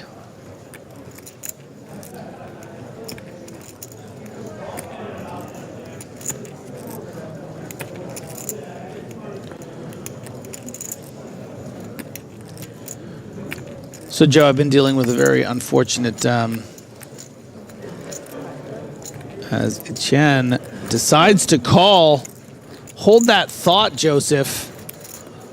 Make sure to remind me to tell you the very unimportant anecdote I was going to tell you. No problemo. After this pair of sixes puts Ionita out in front and gives him a straight draw. Such great awareness calling this check raise with the best hand with just King 8 high. This is really the kind of taking it to the streets that were used from Tomasz the Tank Eychenne. And Ionita does get the perfect card to continue on and gets a quick fold from the Frenchman. Yeah, I was just going to say, I'm sure you've had many instances in your life where you realize that, you know, people are listening to your phone for ads and stuff like that. Yeah. Yeah, I had a weird one that's been developing since yesterday when I was getting dinner, staff dinner with James. He informed me that tiramisu is his favorite dessert. It is. We had a little powwow about it back and forth because I'm not a fan of tiramisu. And I'm not kidding. I am getting so much tiramisu stuff on Twitter right now. Huh. Like one of those things where it says like, babe, you've hardly touched your tiramisu, and it's just a shoe made out of tiramisu. Like, this is definitely only on my time. Like, they're not even selling me anything. It's just, is it just a coincidence? Like, I don't get it. I don't even know that the phone is listening to so much as it knows that your phone is near James's phone, and James likes tiramisu. Okay, whoa.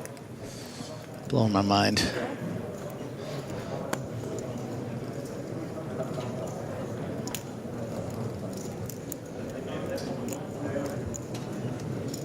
Do you want to see the tiramisu?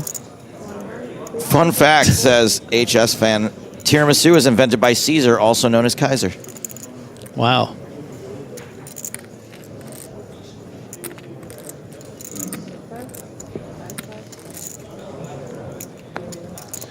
Suarez almost businesslike in his duties as chip leader.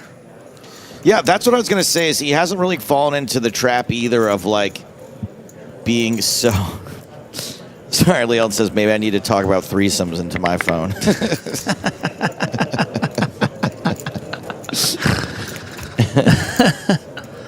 Very nice. Has not fallen into the trap of like getting so attached to bossing it that he gives away chips. Right. You know, he made that one payoff when he had top pair, but in other spots he's like made some pretty disciplined folds when people have clapped back at him. Yeah, and I mean ultimately that payoff was for 2 big blinds, right? That's what I mean. Yeah, I mean, that's the only instance I can think of. Of course. What?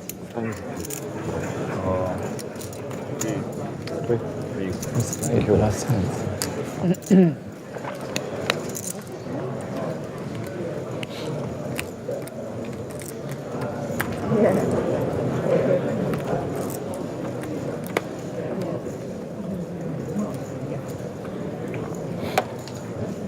Shout out to my boy Pieface in chat, who sort of picked up on the meme I was referencing. Pieface Poker? Yeah, Pieface Poker. Love Pieface.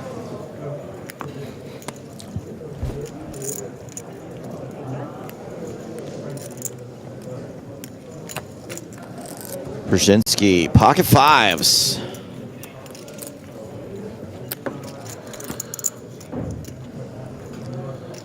Yeah, the pitfalls of small pocket pairs we've discussed a great deal over the last couple of days deep in these MTTs. And despite the fact Brzezinski, starting with 69 big blinds, doesn't see it to be much worth raising these fives, wouldn't be able to call shoves for at least one, maybe even all three of the short stacks. And it's hard to fold to 10 big blinds if Zereg shoved, but even still, you don't want to have to be faced with that decision and then just double them up. Zereg ain't going for it.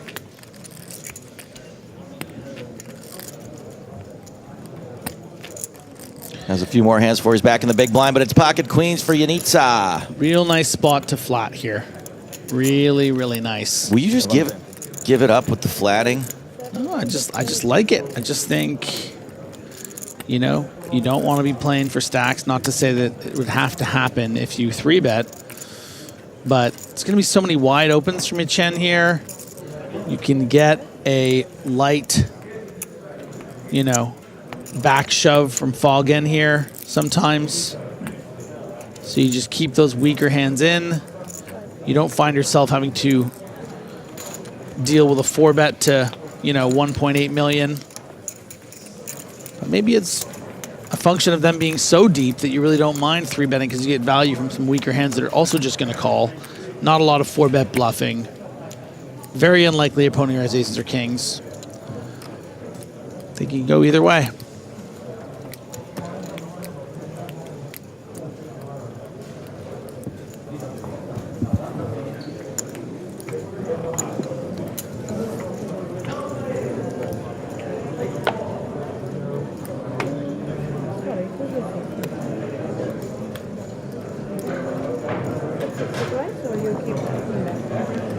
That was my whole blind. Ah, okay. It was mine, huh? Can take it if you don't want.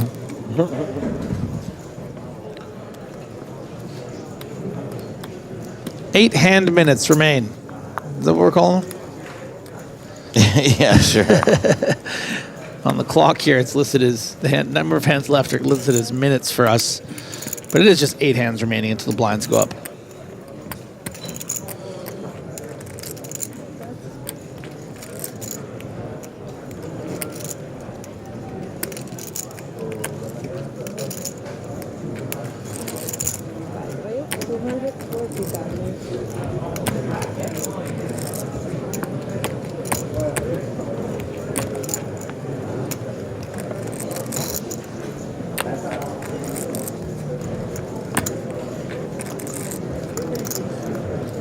Pine Fresh guy trying to get a little dig in on you, Griffin. Any other broadcasters joining today, or?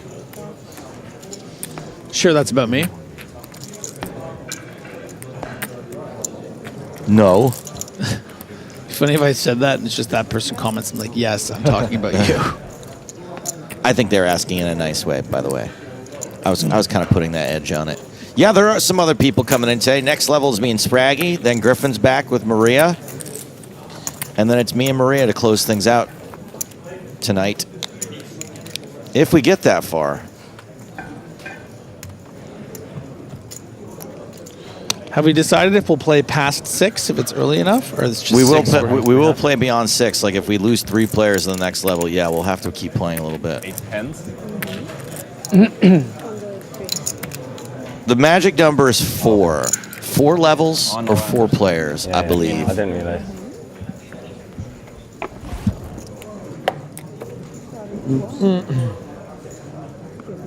No worries.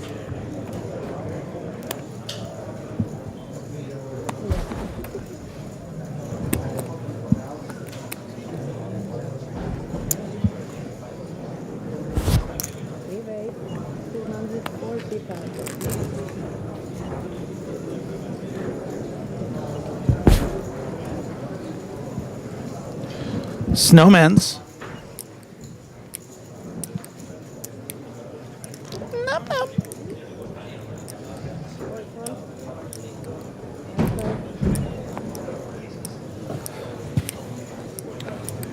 Pretty strong range with this flat will be calling under the gun 1 with this 1 exposed card. I think we can imagine it's almost always, maybe even exclusively, another 10. I think the ace of clubs is also a possibility, but king 10 of clubs, jack 10 of clubs, 9 of clubs, I don't think we would expect to see a call under the gun +1 in this situation. So and look at that, Garcia getting another opportunity to maybe get lucky and flop a set. We saw him have a similar situation with a baby pair earlier, but he is running out of chips. He needs to get lucky.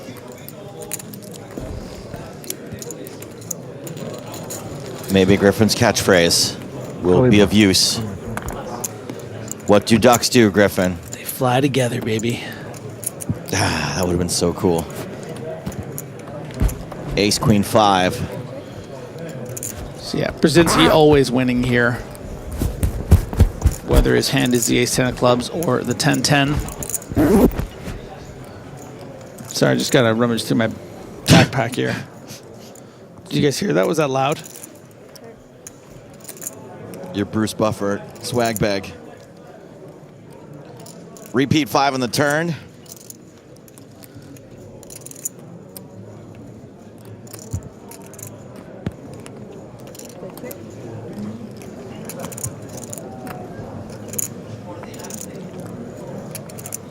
Garcia checks. Suarez checks. Brzezinski with the delayed continuation bet, possibly.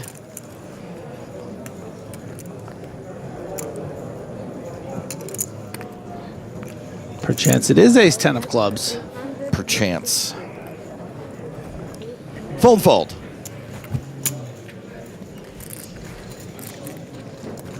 Are they going to tell us? Are they going to tell us? Are they going to tell us?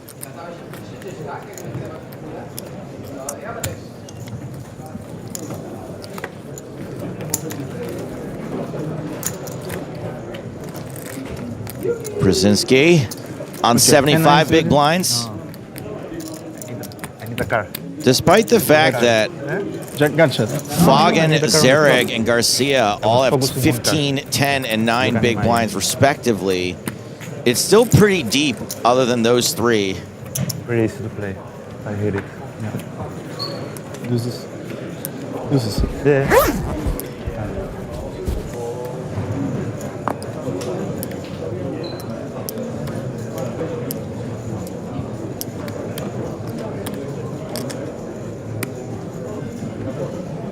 Pocket 4s for Brez. Yeah, we saw him fold the 5s, so certainly the 4s. Gonna go in the muck as well. Eychenne here with the very playable ace 6 of diamonds. Raise it up. 240,000, that's the standard raise for the next few hands. I assume that will change when the blinds go up.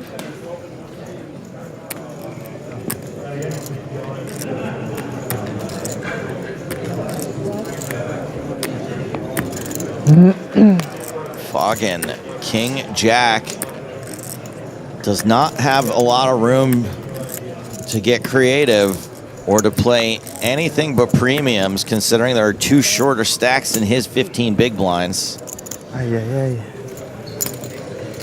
Eychenne, 93 bigs. Typically would be enough to be chip leader, but he's 3rd. Not today.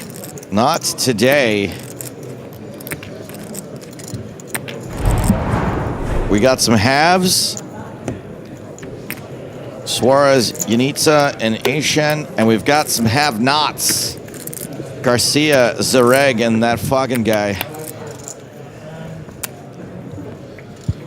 You know, I had a good feeling about Mark coming to this final table, but this Fogen guy hasn't played a pot. I think you're actually just saying the F word. No, I said Fogen. It's Fogen guy.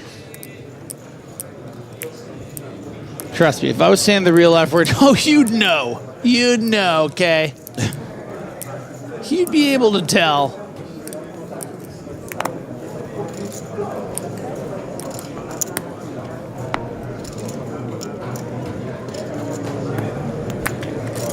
The big blind is approaching Zereg again.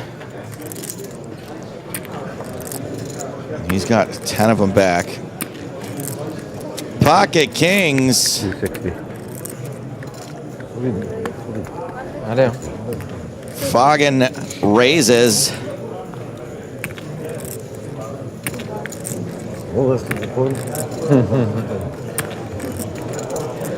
Now, obviously, Marc Foggin is going to be no stranger to this bit that I'm doing, right? Like, maybe I got a little bit of a spin on it, but obviously his whole life he's had to deal with that. Do you think he ever hears the actual F word and thinks it's his name?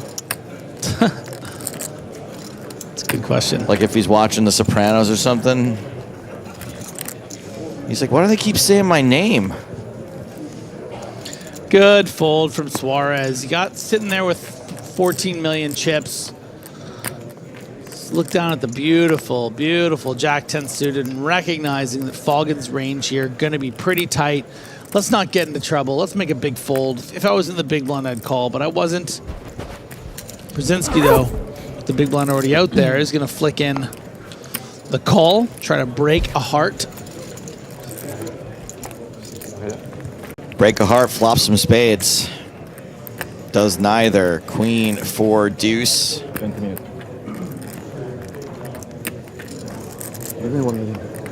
Brzezinski checks. So dry. Go get some water. I can see how it's affecting you. I don't drink water. Are you a Diet Coke, Coke Zero, or what's your Coke of choice? I like both, but Coke Zero I prefer. Foggin bets 200K. I assume Brzezinski is not going to call.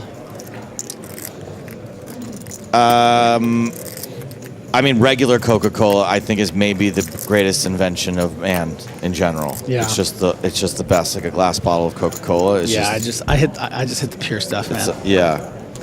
Not all of us have your metabolism. Maybe. I mean, I think it shows that I drink regular Coke. I'm just trying not to be a fat sack of fat. Yeah. The thing is, I don't eat McDonald's 4 days in a row, so maybe that's the combination, you know? Yeah, no, I'm the guy that gets like the quarter pounder, the nuggets, dipping the quarter pounder in the nugget sauce. barbecue sauce. The barbecue sauce, wow. Diet Coke though. Good man. Because you don't want to go crazy. No.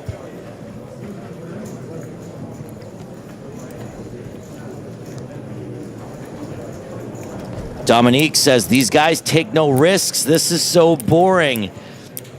I understand that's one way to look at it.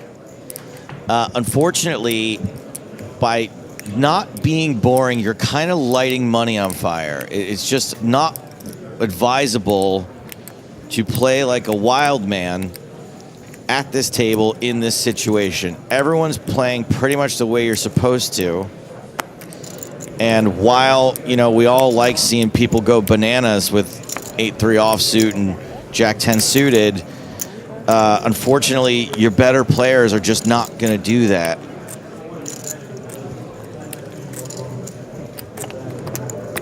It's kind of like,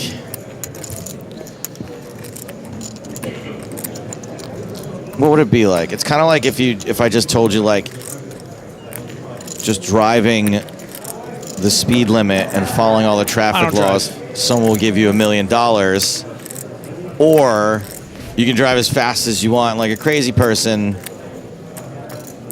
No, I don't know. That's a bad analogy. Yeah, I don't know where you're going with that. No, I should have thought that through, Garcia honestly. Makes the disciplined 9 big blind fold. Always temptation. Try to just get one through here and, you know, increase your stack by 15+%. See, it would have gone through the Queen 8, would have gone through the 4-3 in the small.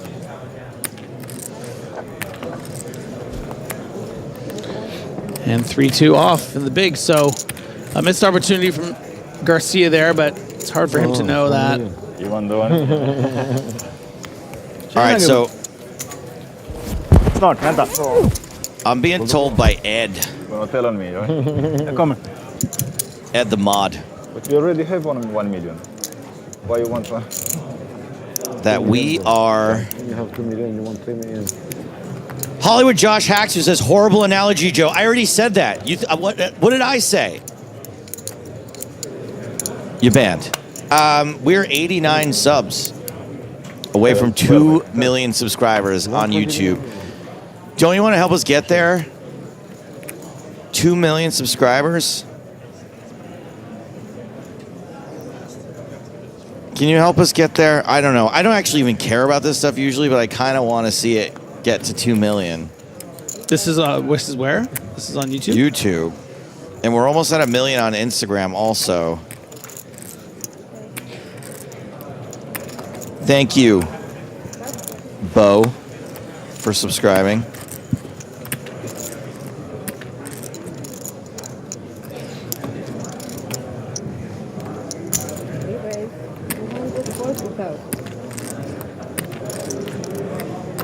And Milo says, everyone unsubscribe. What? Papa Burgundy says, what's worse is 5K viewers and less than 500 likes. Is that a meme? It feels like people come in and just, is that like to go like, oh, no. Is that a meme or people genuinely calling that out? What? To come into like a channel and like comment on how few likes there are. It seems like one of those things like they used to do on Twitch about, you know, like the laptop overheating, or is Spraggy still in? Suarez versus Brzezinski, and Suarez hits top pair. Makes mincemeat out of these nines.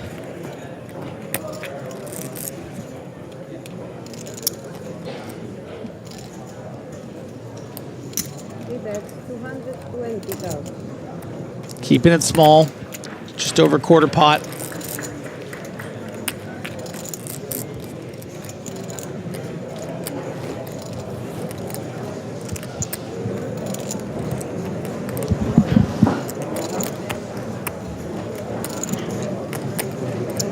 And yeah, Brzezinski just gets away from it. Suarez keeps stacking. We've got 2 hands left at this level, I believe. Zereg was just in the big blind. He is now the shortest stack with 7 of them left. And we're also going on break in 12 minutes, so we're probably going to get a hand or 2 in at the next blind level. Then go on break, seemingly with 9 players still.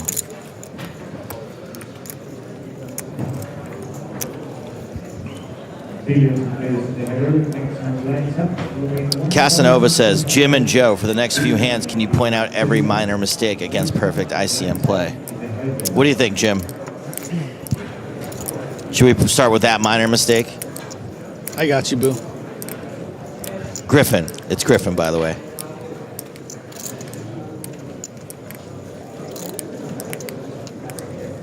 Pocket nines for Marc Foggin, and he's got a Foggin fold. Wow. So that's what, would that be an example of a not ICM mistake, right? That's... No, I genuinely think that that's probably correct. Yeah, exactly. With Cesar Garcia and Youssef Zereg both having sub 10 big blinds now. What hand can you get involved with? Jacks? Yeah, I mean, you can still raise 10s, jacks, ace queen, sort of see what happens. You're probably going to avoid being all in pre-flop. Eychenne can get involved with his stack. 3rd in chips, 88 big blinds, pocket sixes. Zereg in the small with ace 5. Shortest stack, button raise. It's a tale as old as time. He does announce all in. And this will be snapped off from the Frenchman for sure. Ionita folds. Eychenne does, in fact, call. Thank you. Zereg all in for his tournament life. Needs to hit an ace. Couple of 5s. Some straight possibilities. Has spades potentially as well.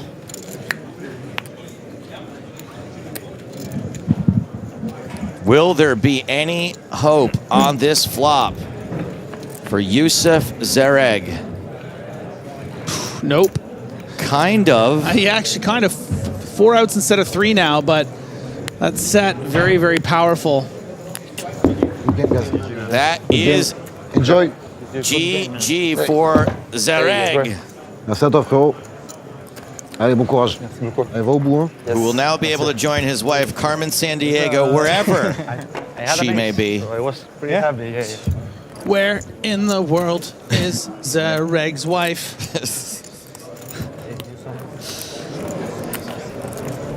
Zereg out in 9th place for 132,800 euros, a 40K pay jump for the rest of the table. Doesn't really relieve the ICM pressure. Doesn't get over. Probably most especially being felt by Marc Foggin, as Cesar Garcia is now the short stack with fewer than 10 big blinds. And a heartfelt congratulations and thank you Juan Valdez, to our community, because we have reached 2,000,001 subscribers on YouTube. Thank you. Shut the front door. Good job. Really? We did it? We did it. Poland? You're from Poland? Casanova reminding us that Marc Foggin's 9s would have been victorious The there. last safe place in Europe. Set over set situation. That's what I got told. Is it true? I don't know. I don't live in Poland anymore. So. Oh, you're a risky guy then. Yes.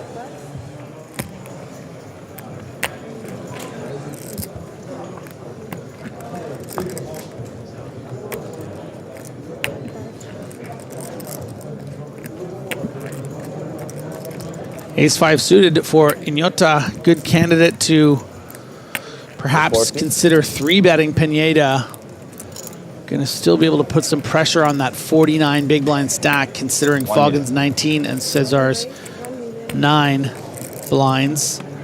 And this is exactly the kind of hand that you don't have much of a defense with when it comes to being 3-bet. Too many chips to shove. Feels like a 4-bet, not necessary. Might not even work against the Ace-5 suited. We can see, we've seen these players putting them to the felt all the way. Saw it yesterday, of course, with Lekness. A minute break. Okay. Does this guy look like he 3-bet folds Ace-5 suited? Come on. 30 seconds. Come on. No, button was. I guess we'll never know. Okay. I guess we'll never know. 150 now, right? 8 players remain here. 75. Okay. Cesar Garcia definitely at this stage with 7 big blinds in the danger zone. I was wondering why you were doing all this, and now it makes sense. You were just trying to get me to the danger zone. 1.110. You want me a beer for that? Huh?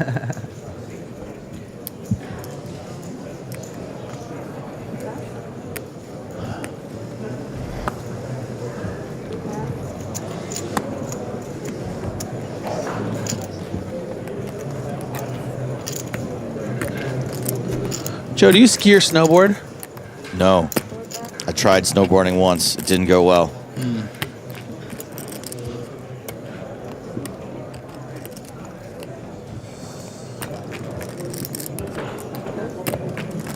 Some pause from our brilliant French player, Tomasz the Tank Eychenne. I didn't even realize that Eychenne is kind of like Engine. Until now? Yeah. Yeah. So it's Tomasz the Tank Eychenne. That's really solid. Yeah. Actually. It's pretty good, right? Yeah. Yeah, I came up with it yesterday with Caitlin. She loved it too. Ionita raising it up. Queen 9 of spades. Zaffagnini has called in the small blind, and Fogen is at least going to get to realize some equity. Does have that 9 dominated, though, by the Queen 9. For his sake, I hope he gets some diamonds. Jack, deuce, deuce. Simple jack flop.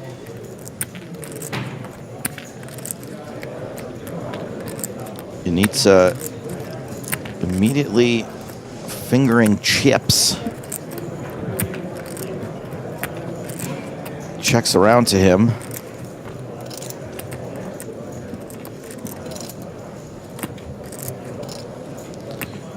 Not the worst candidate to bet here, considering the back doors. Even Zaffagnini's holding, which he might predict is actually going to be good a decent percentage of the time here. Ace-7. It's just hard to continue.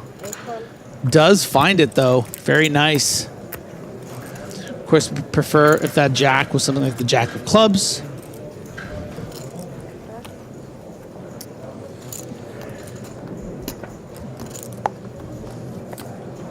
Turns a 6 of diamonds. Zaffagnini, the only one sticking around with ace high, and does have the best of it. Can he get it to showdown as he checks to Ionita a second time? Ionita doesn't look like he wants to give a free card. Yeah, at this stage, this should probably work if he can find it. But it's not an easy bet. If you think your opponent's going to fold out enough ace highs on the flop, you can sort of start eliminating those from the range, and then it becomes even tougher to continue because you're going to be up against so many jacks. It does find the bet of 900,000, putting him into the tank. And this is also the problem for Zaffagnini calling the flop, is that even though, look at him reaching for chips. This is amazing. Even though he knows that this hand is probably best on the flop, do you really want to be calling more barrels when you're third to last in chips, right? And ace-7 does eventually make a pair. Was the best hand already. Now has a little backup to go with it. What a brilliant hand from Zaffagnini. And you're going to have to hope Ionita doesn't fire the river.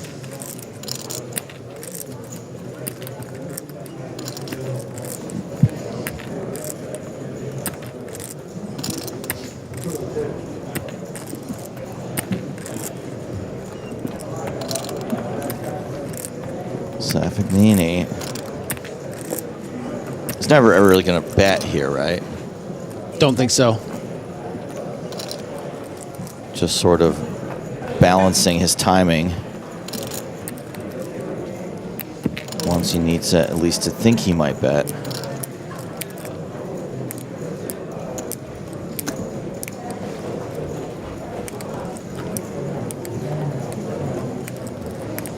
Wow, really wants to go for it, huh? He really wants to go for it. I mean, I don't think that he thinks he's going to win this at showdown, but he gives up. Vamos. I mean, that has got to be such a rush to win a pot like that. Huge confidence booster. I mean, calling 2 streets with ace high when you're third to last in chips on a final table playing for $1.5 million. I mean, that's balls. That's cojones. Whoever said that these players are boring or scared, you're out of line. And you're also out of time because the blinds are up. And we're going on break. What are we going to do? One more hand? One more hand. One more hand. One more hand. Always tough. Always tough. What? Always tough to do. Yeah, and you always take it. I don't know. I actually think that there's a chance that Zaffagnini was calling off with the ace high. I think the give well, up. he rivered the 7, but yeah. Sorry, the 7, but yeah. I think that it was a good give up, personally. Voy cortísimo. No, ahora ya no, pero que si ves mis manos, miras en el eso. Big old hand here. Ace queen of diamonds. We'll see some players heading to break already.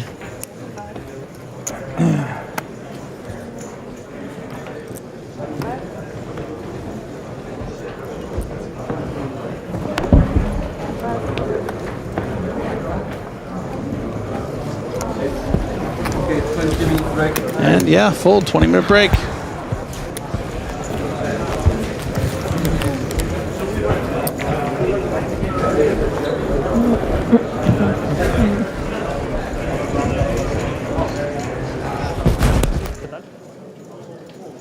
These players are headed to a break. That's it. That's all the players left in the tournament. The final 8, the official final table, was set moments ago when we saw the elimination of Youssef, Zereg. Cesar Garcia and Marc Foggin still quite short. They are in the danger zone. Danger zone!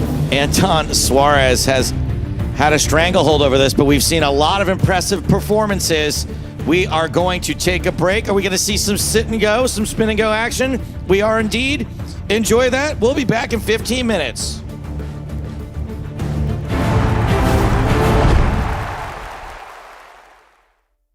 And we're back with the big game. Sorry, the bigger game. We're 5 hands in, and I'm wondering if I brought enough money in. What? I just played the biggest pot of my life. Not a lot of goofy guys at this table, huh? Exciting. Stack's one of you two right now. This is gonna get crazy. It's the big game, baby.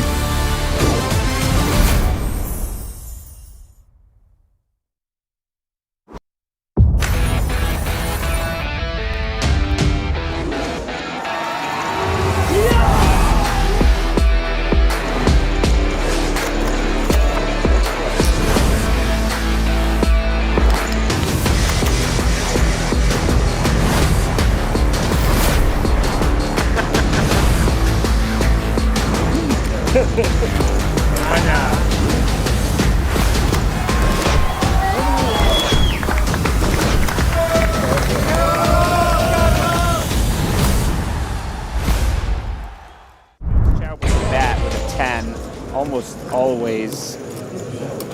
Yeah, thinks to himself, I'm going to deny some equity. Quite like this.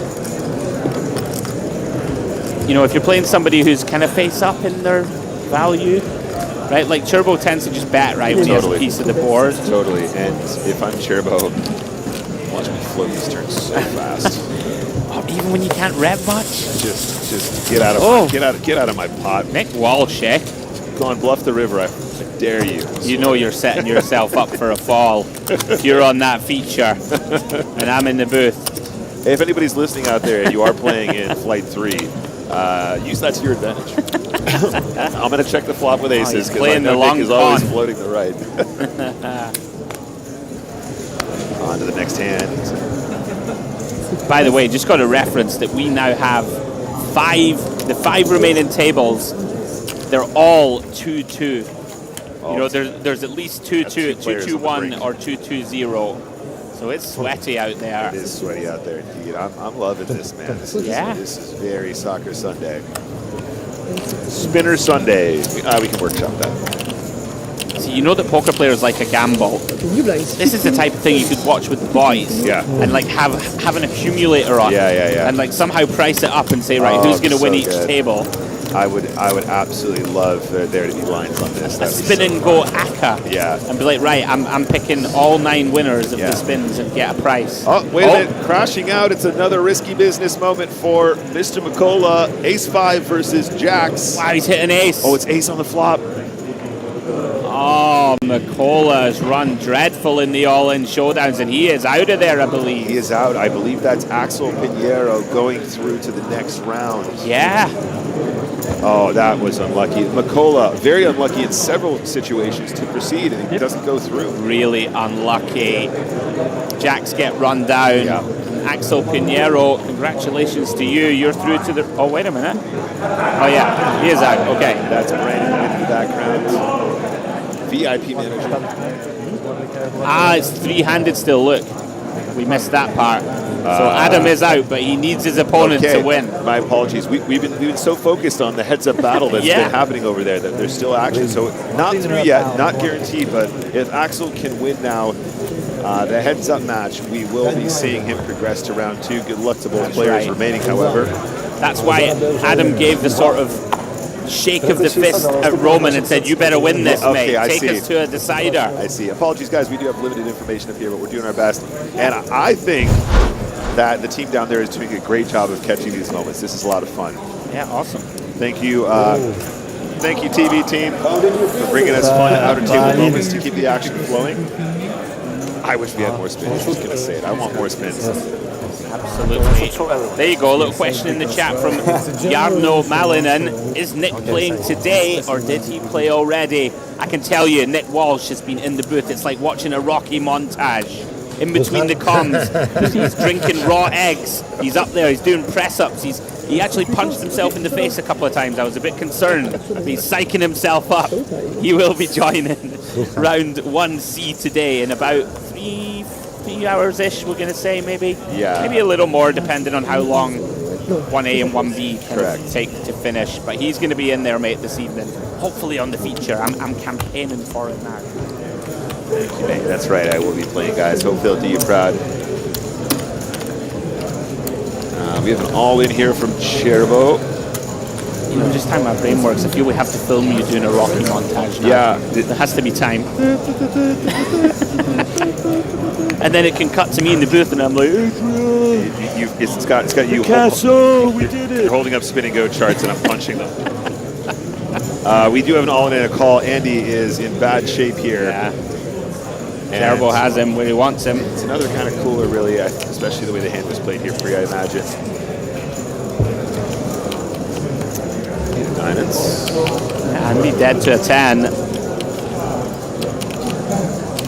Cherbo, one card away. Does find the hold. Yeah. Andy has 10 chips remaining, I believe. Chip in a chair. Cherbo now. The opportunity to close this out and advance. Andy's really frustrated. I understand too. A lot of these spots pretty unavoidable.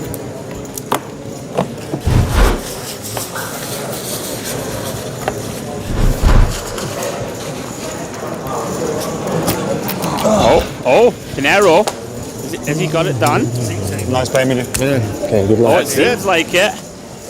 And a smile from the rail as well. Oh, and a hug from the good lady. Well done, Axel. I mean, winning at poker is great, but winning in love. You really are a romantic. See, again, he was just here for the love of the game. He's just here to have a nice time, an enjoyable experience, and the poker was secondary, rewarded for that. Nice work to Axel Pinheiro. Very nice work. Commiserations to Adam, excuse me. So Pinheiro advances with the 3-2-1 victory against Adam and Roman. So that is now 5 people advancing. We've got 4 tables left.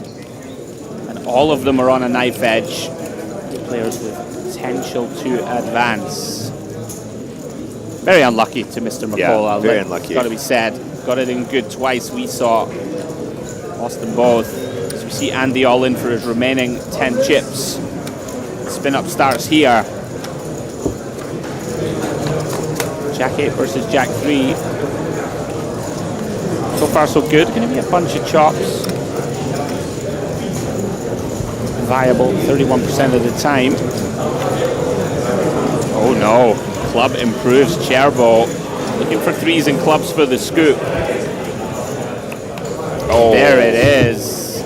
King of spades on the river. Unlucky to Andy. Win. And look, you see this dynamic I was talking about. Now he wants the opponent to win to keep the game alive. Yeah. He wants Cesar Arcos to win his second game and take it to the absolute 3-handed winner-take-all death round.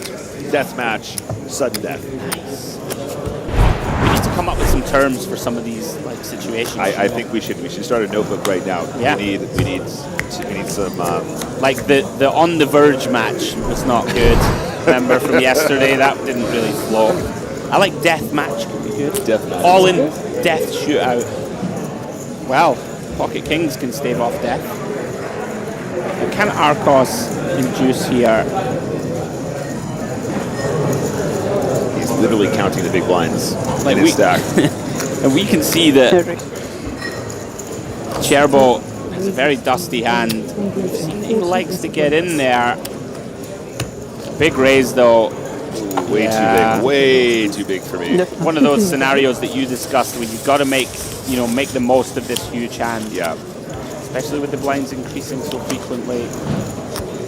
Yeah, and well, it's going to be a long day for me doing comms and then going into my match later on.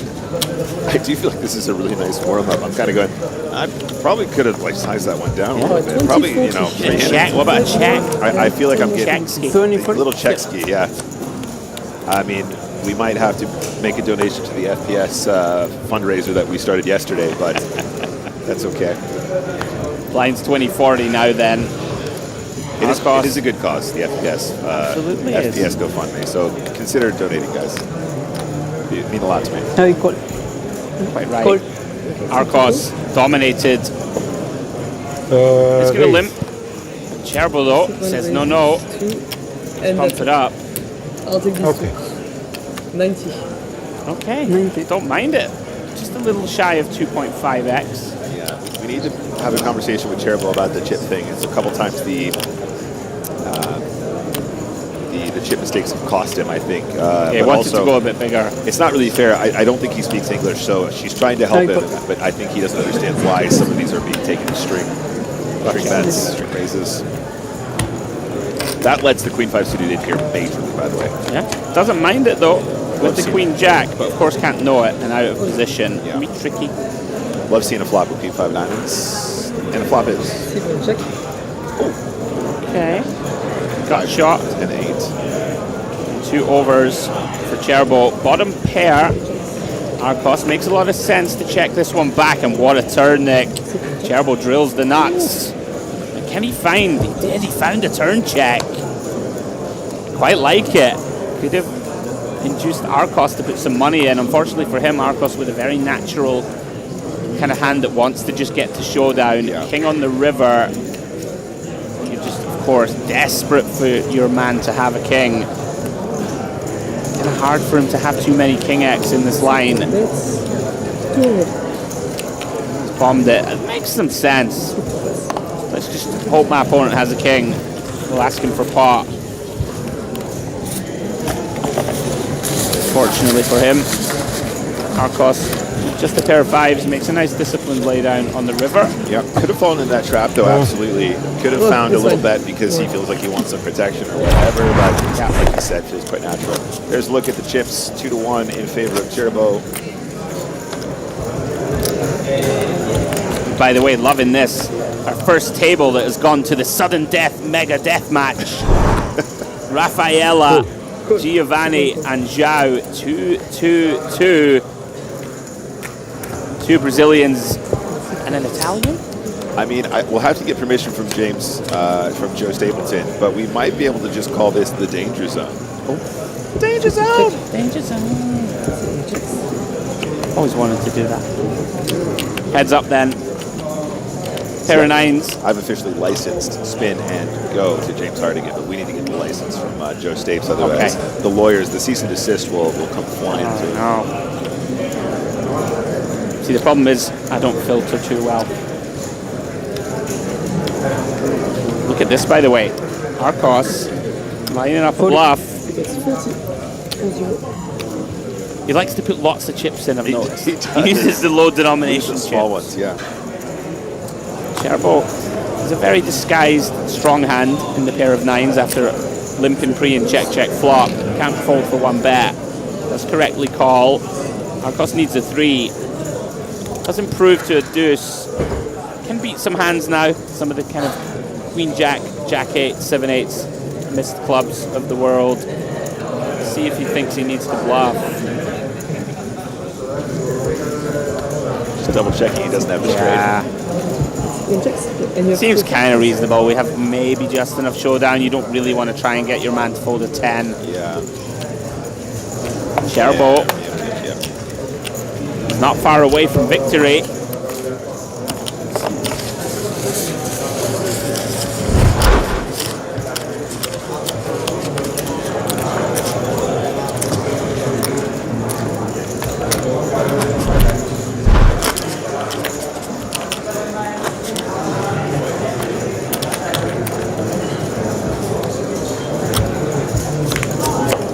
Sorry. No problem. I'll try to be careful.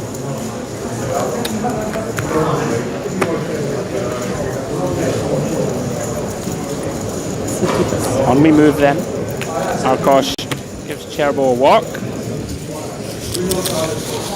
not far away here from closing it out.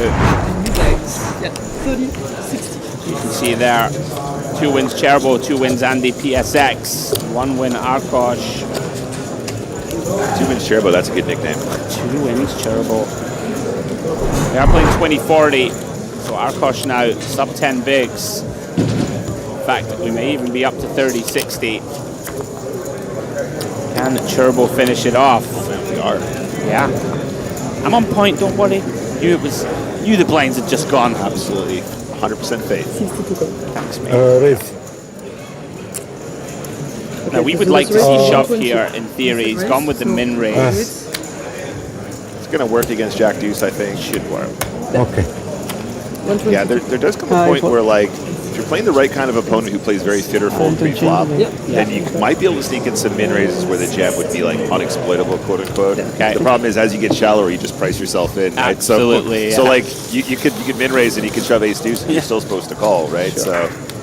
So it's a tricky one to get right, guys. But there are opportunities at specific stack depths to actually do a cheeky exploit. Like 8 bigs, something like this. It's Feels like- like you could do it, 8 to 9. It's like people get awkward at like 12. So like ace 5 off is like quite a nice hand to jam at like 12 effective, right? But if you can sneak in like a 2.5x or like a 2x against the kind of guy that's just going to overfold. If they're just way too tight and you always get it in I mean, back. like if they're only going to jam with like the top of their range, you probably can still min raise fold those. But it's a dangerous game. I tell you that. You have to know your man pretty well. Arkosh sends it in, suited jack. Gets the job done. Yeah, I am sensing that he has steadiness push fold with it. We have seen some pretty good push fold stuff. Definitely on the more passive side as we get shallower though overall. Still 30 and 60. Arkosh 60 blinds. Needs to put in some work here. 0.1k to 355. Cool. Cherbo going to limp here with 8-6. Don't mind it. 5 bigs back for Arkosh. If he's not going to punish you, seems okay to VPIP this one and not jam. That's Cherbo. That's it. That's it. This is a spot a lot of people miss out. If you're up against a very passive opponent, I'm not saying that Arkosh fits the bill necessarily. Yep. So well done. If you can limp ultra shallow and they're never shipping on you, you can get away with doing all kinds of nonsense with a very wide range. Oh, you guys, 50, Yeah, I like 100. it. 100 for you, 50 for this.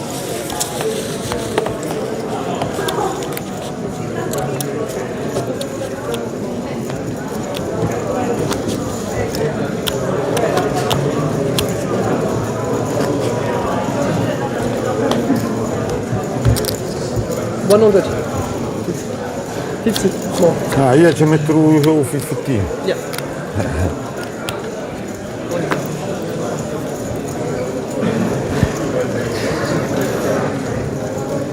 So on the button now, I expect the shove. Cool.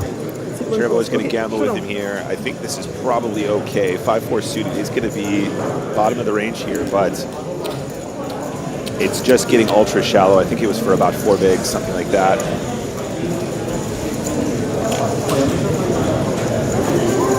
Yeah, just around 4. 5-4 suited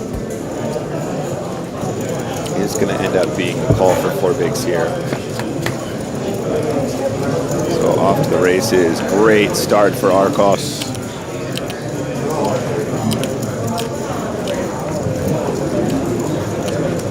And fantastic shape here to take the chip lead. Just fade in backdoor diamonds, essentially. Or the ugliest of ugly, which would be backdoor fives. Cherbo finds this. Can't do it. 10 of clubs on the river. Happy days for Arkosh. Retakes the chip lead. Could be sending us to the sudden death match. By the way, Nick, a bit of love for you in the chat, my friend. Cutting away from sudden death spin and go matches to bring us back to the main event. Hello, my babies, and welcome back to the PokerStars European Poker Tour live from Barcelona at Casino Barcelona. It's day 6, the 3rd largest ever main event field of 2,045 players is now down to the official final table of 8. I am Joe Stapleton. He is Benjamin Sprague. Hello, Joe. Hey, buddy. Thanks for being here. This should be a blast. Thanks for having me. Excited. Looking forward to it. These are the chip counts of the final 8 players. Cesar Garcia, the one we're all staring at for now, licking our chops, waiting for him to get his chips in. That Fogen guy also short. Anton Suarez started the day as chip leader, continues the day as chip leader, and we have finally cracked that big money. We've been showing you this stuff all week long, and we were finally handing it out. Youssef Zereg, which I think is an amazing name for a French poker player. Zereg. French for the reg. 900,000 for second place, 1.4 million going to the winner.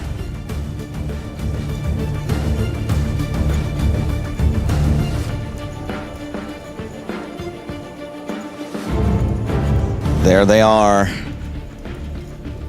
Everyone playing pretty soundly, I would say. I'm not really one to judge, considering my pedigree in poker is non-existent. However, it's all been pretty much in line. This is Sebastian Ionita. He is third in chips with 72 big blinds, so we are still pretty deep despite those 2 shorties, one of them being this Fogen guy. Marc Foggin with 12 bigs. Not the shortest, though. This is Julian Pineda, 37 big blinds. Part of the middle stacks.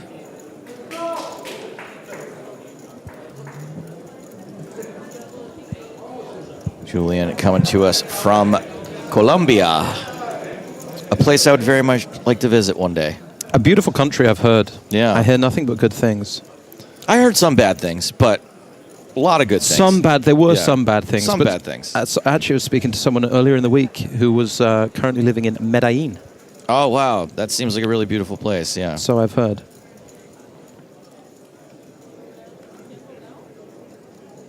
Suarez under the gun with ace-10. And he's been behaving like a chip leader. And also just getting out of the way when faced with, when he just doesn't have the best of it. Yeah, the coverage I had seen this morning, Joe, was him, like you say, taking on his role as chip leader, playing lots of pots, opening lots of pots, not getting super out of line. That's right. Not getting in too deep, but doing his job.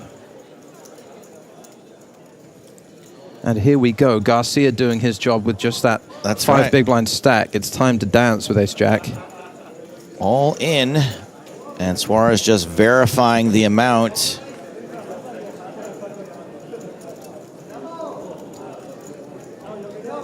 Yeah, and Suarez here actually going to have a pretty good hand, one of the stronger hands that he'll be opening, given the chip lead. He'll be opening a lot wider than the ace-10. And once he makes the call, we'll be disappointed to see that he is pipped by 1. Domination situation.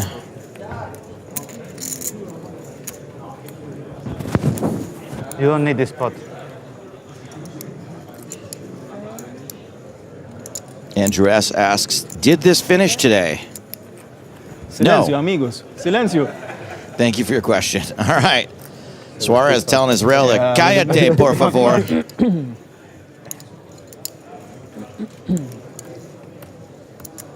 So it's Garcia's tournament at risk, triangle on the ace-jack.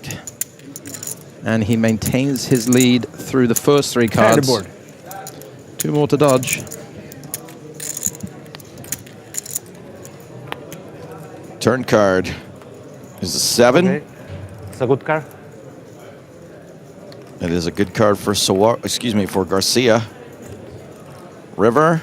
It's a 10. Oh my goodness, that was the good card for Suarez. I channeled it. Good card, bad card. Devastating domination rotation on the river. Good luck. And Cesar Garcia is washed up, Good luck. Ship it. cooked, as the kids say. Out in 8th place. I had one And of them. everyone else ladders up huge. More than 50,000 euros. One of those. Cesar got 172,000. Everyone else now guaranteed Yeah. 224,000. And the rich gets richer. Suarez back up over 100 big blinds. Where are you?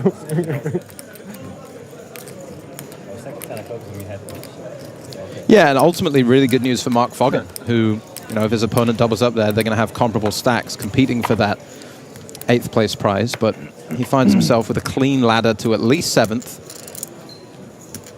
But his stack now shortest, 1.8 million, just 12 big blinds.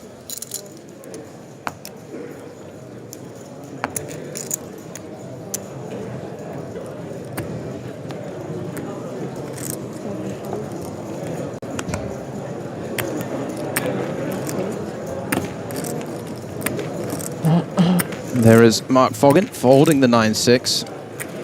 Looks like the button passing as well. Suarez wins again by virtue of a walk.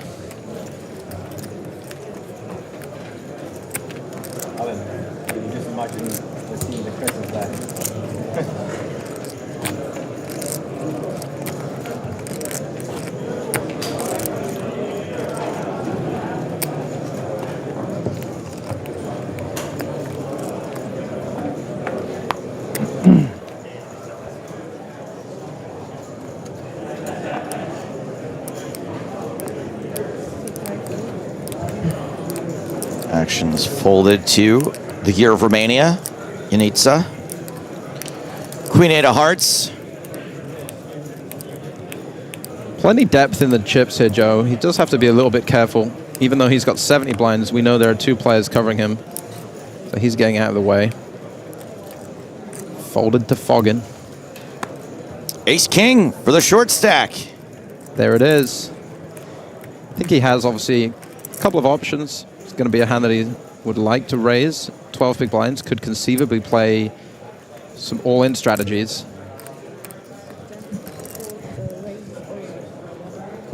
Does sound like indeed he's getting straight down to business. All Let's the get chips in the down. middle. Let's get down to business. Oh, and a call from Brzezinski. Okie dokie. Wow. Strong chance of chopping this. Yeah, really sad hand for Foggin to see. Definitely going to get caught by a lot of worse aces, but no domination, unfortunately. Not as sad as 4 spades would be. 3 times. Does have a 1% sweat. Slightly better. Just slightly better.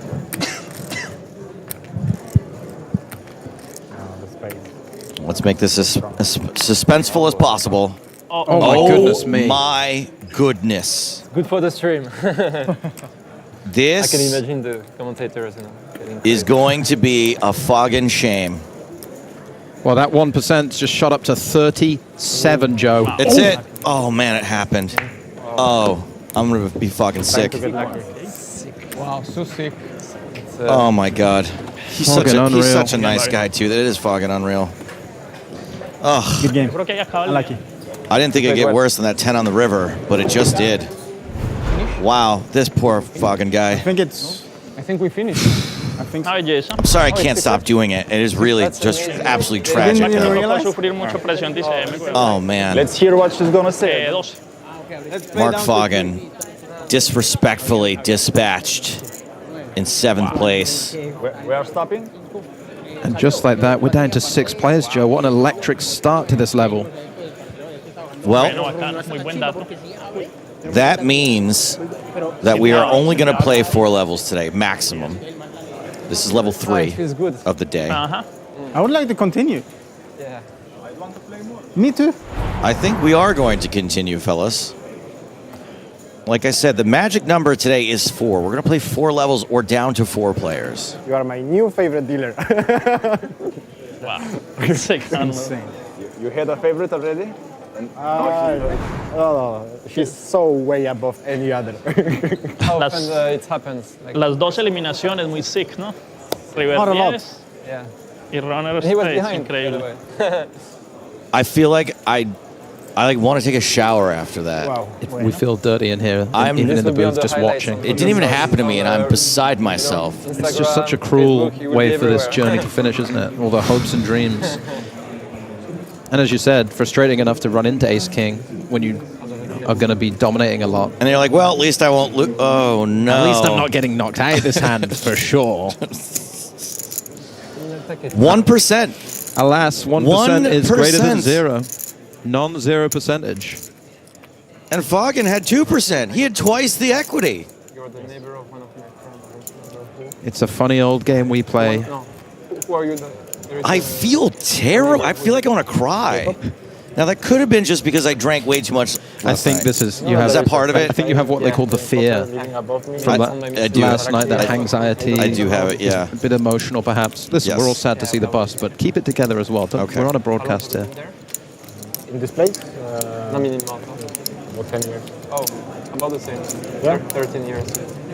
Never met you. I play every festival in Malta, so if you are playing some festivals in Malta, then probably we came across. I played twice, probably 3 times, but not Yeah? much. Yeah. Okay.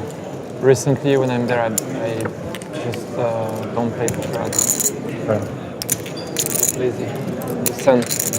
Don't forget to drop some likes on the The YouTube stream as well. Mediterranean Joe gets notifications, so I've heard every time someone clicks like, and his phone It's really, stop it. was beginning to overheat earlier. So we will have to slow it down a little bit, because I can see there's... Joe's phone is lagging on the desk in front of us, so please take it easy on him.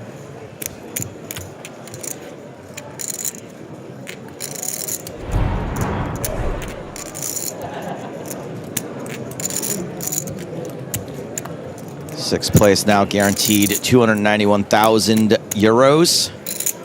Ladder up, you make 88,000 more. I am so good at laddering, by the way. I think it's the most beautiful part of a poker tournament, just sitting there as a passenger, just watching So people good. get knocked out, just earning hundreds of thousands of euro for bad beats, especially that ace-jack versus ace-10, ace-king where? versus ace-king. It's unexpected ladders, free Who money. is where? Doesn't matter. Official photo being taken. The final 6, Danny Maxwell, award-winning photographer, going to take the official photo. By the way, Danny's newborn baby girl's 4 weeks old today. Love Danny. We love Danny, we love Penelope, and we love Laura. Congrats to the new family. You know, Danny won't do it. He's so proud. I keep saying, like, do you have a registry? Can I get something? And he just ignores me. I want to buy him a gift. That's very for the sweet of you, baby. Jeff. That's Are you very guys sweet. going to have I'd like to buy a gift for your we've got lad I as think well. He likes, at the moment, I think he's going to be into like Volvo SUVs. If that's something you'd like to take care of. Yeah. You know what? Here's what I'll do. My ex-girlfriend's still listed on my life insurance policy. Once he's got a name, I'll take her off, put him on, and then, you know, he's going to get something eventually. I don't know if it'll be a Volvo money. I lead quite an unhealthy lifestyle. I was going to say, I'm not sure what your I've seen you But he drinking this won't week. I don't know what have your to policy wait long for it. Over, right? Yes. He's going to be like 6, and he's going to have a pile of cash show up. You remember your Uncle Joe, don't you? I don't think you're allowed to leave. The man who came and smelled like beer, you remember him, right? Remember him? Yeah. We had to ask him to leave after 3 days. Speaking of being a little drunk and emotional, I was talking to Mark. I started getting all teary-eyed thinking about you and your new family and Thank you. your young lad. I'm getting there now. I love you guys. I'm so happy. Hey, love you too. I'll never experience that kind of love, so I'm glad someone is. I like it. Welcome to the armchair with Joe Stapleton. Yeah, that's right. We're really opening up here. Really got to get this action back on the road for my We got Brad on YouTube saying, who do you think is going to win? What do you want me to talk about this? I'm so happy you are staying here. Yes. Yes.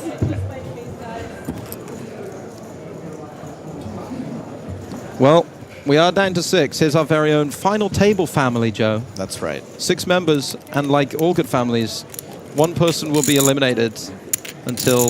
until there's just one standing only one with all the money. Sole person remains with all the money. So the floor did just let everyone know that we're going to be playing down to 4 or the end of the 4th level. And we are back underway. Blind 75,000, 150,000. That's 5 starting stacks. 5 players starting stacks got to go into the big blind, and then another 5 for the big blind ante. So you're playing with the souls of 10 people. 2 of them are me. 2 of them are Spraggy. I'm on there somewhere. 2 of them are Finton. So when Finton was in here yesterday, he told me that he's never cashed an EPT main event. He doesn't play as many as I do, for example. But, you know, he's probably only played 5 or 6 tournaments. Oh, okay. He made it sound, he was making it sound worse than it was. Oh, listen, I'm all for throwing Finton under the bus, and, you know. But Pineda has kicked things off with Jack 10 off. Eychenne with a slam dunk 3-bet. yeah, good hand, and Pineda just not in a position to defend. Eychenne chipping up, second in chips, 80 big blinds. Kale Hall asks, has Zaffagnini had the bad lookalike of Fedor Holst yet? Yes, and we don't allow other poker players in the bad lookalike game. Now you can do a mashup of 2 poker players. I'll allow that.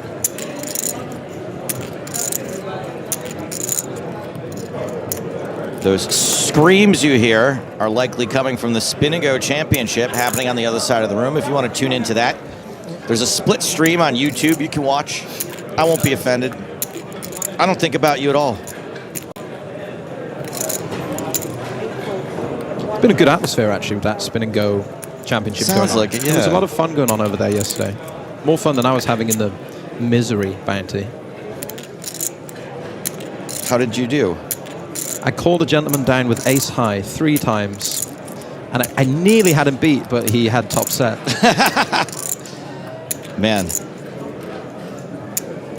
As Brzezinski's on the button with a king 10 suited. Looks like he's going to match Pineda's raise.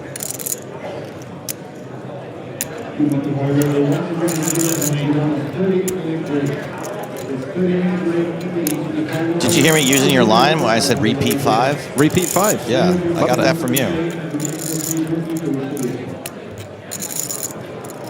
Ace, Queen 8. Misses both players. Brzezinski with the gut shot draw. Yeah, and Pineda as pre-flop aggressor going for a check here. Definitely going to want to check some aces that can't go for 3 streets. Going to have a lot of aces with a weak kicker. So not necessarily a total check out and a give up just yet. We'll see how things develop on the turn. And the turn is a 10, which improves Brzezinski's hand, does not improve Pineda's, but he is going to attempt to start bluffing. And as I mentioned, he will have an ace here sometimes, Joe. He can also improve, obviously, a hand like pocket 10s or king jack, queen 10. So a lot of his Broadway opens do pretty well on this board. In fact, this is clearly one of the only ones that doesn't make a pair. So good choice for a bluff. Brzezinski going nowhere. Nearly 2 million in the middle. River is a 4. 4 of clubs. Potentially relevant. And I think if Pineda chooses to bluff here, he's really targeting exactly the sort of hand that Brzezinski has. You know, he's trying to elicit a fold from a queen jack, a jack 10, a king 10. And yeah, I really like this.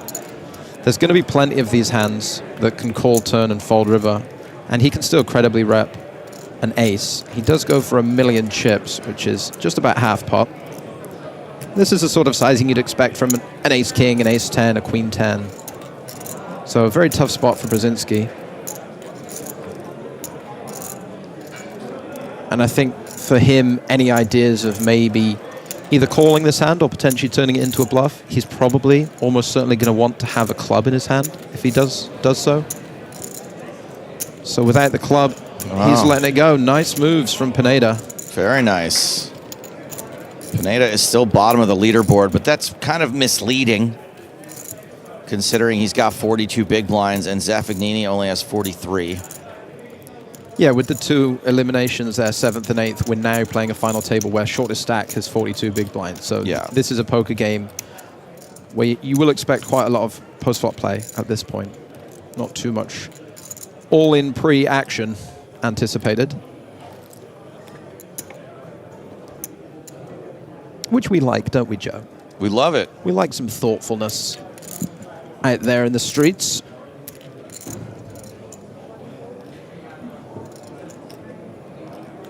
Folds around to Suarez, who is not going to play a tray.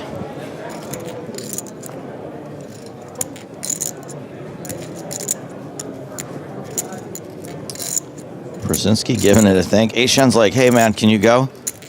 I'm kind of ready here. He's like, all right, fine. 9 of spades we know Brzezinski has. And a queen 10 for Eychenne. We have some options here, certainly. Well, looks like those options involve grabbing a bunch of 100K chips and putting them into the middle. Yeah, nice opportunity for a 3-bet.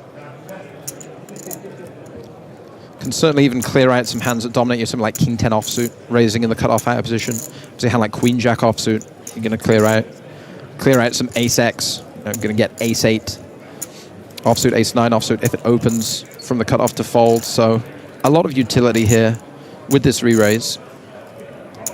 And Brzezinski, obviously with just 1 card, in big trouble. We don't know what the other one was folded. But nice moves from Eychenne.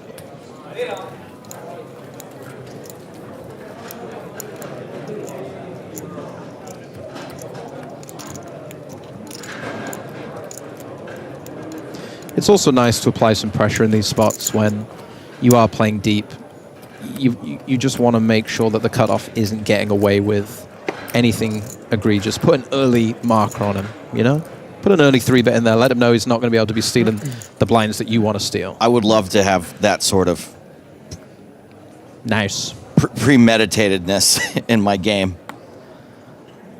Like, man, I'm just looking at my cards and trying to see if any of them connect with the board. That's about it. Matchy. Yeah, that's all I got going on. Do you know what would be a good game for you? You ever play Snap when you were a kid? I don't like speed games. Slow Snap. Just turn-based Snap. And then when they match, you automatically win. Okay, yeah. That I could do. Folds around to the Italian Zaffagnini, who's got Ace Queenie.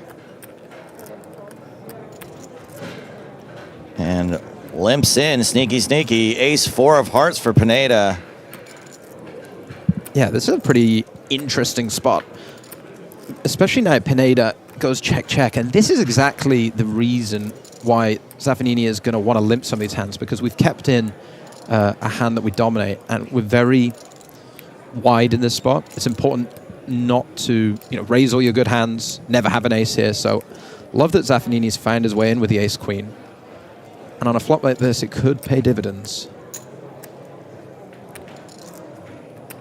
So far, the dividends adding up to 950,000. Turn card is a jack. Oh, we've got 2 queens of hearts. There it is.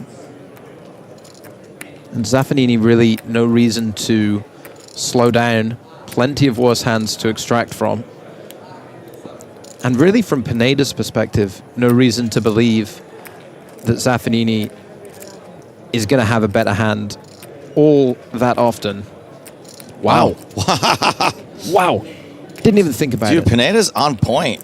I mean, everyone's playing pretty well. An incredibly sharp fold. Just a really, really astute laydown in a spot where Zaffagnini has him trapped a little bit, and it could easily escalate.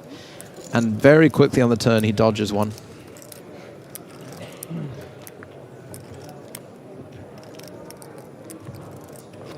impressive.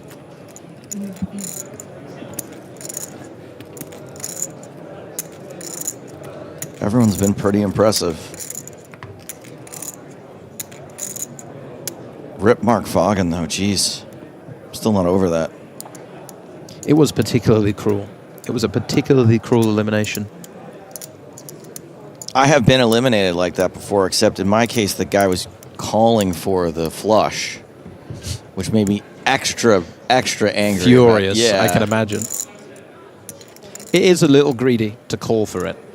I think. You can just take the chips. Let's just chop it up, shall we? I mean, or just, just quietly root for it in your head.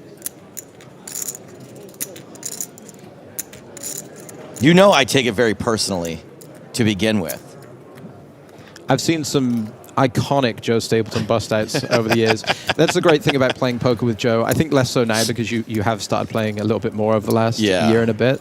But when you didn't have the opportunity to play too much because of commentary commitments, stand-up, whatever, when you bust a tournament, it was world-ending. Yeah, It's the same thing that happens with Rory Jennings now. Rory Jennings acts like if he busts a poker tournament, like people are waiting for him outside, that his life is over, like it's very high stakes emotionally. I am finally at the point where I don't even tell people what the bust out was. Now, it's a struggle. Like, I have to stop myself shove from it doing deep, it. deep Yes. down within. So I've heard that's really good for coping with things. I've heard that's smart. The day I take advice from an English guy about Emotional. processing my feelings, it's over for me.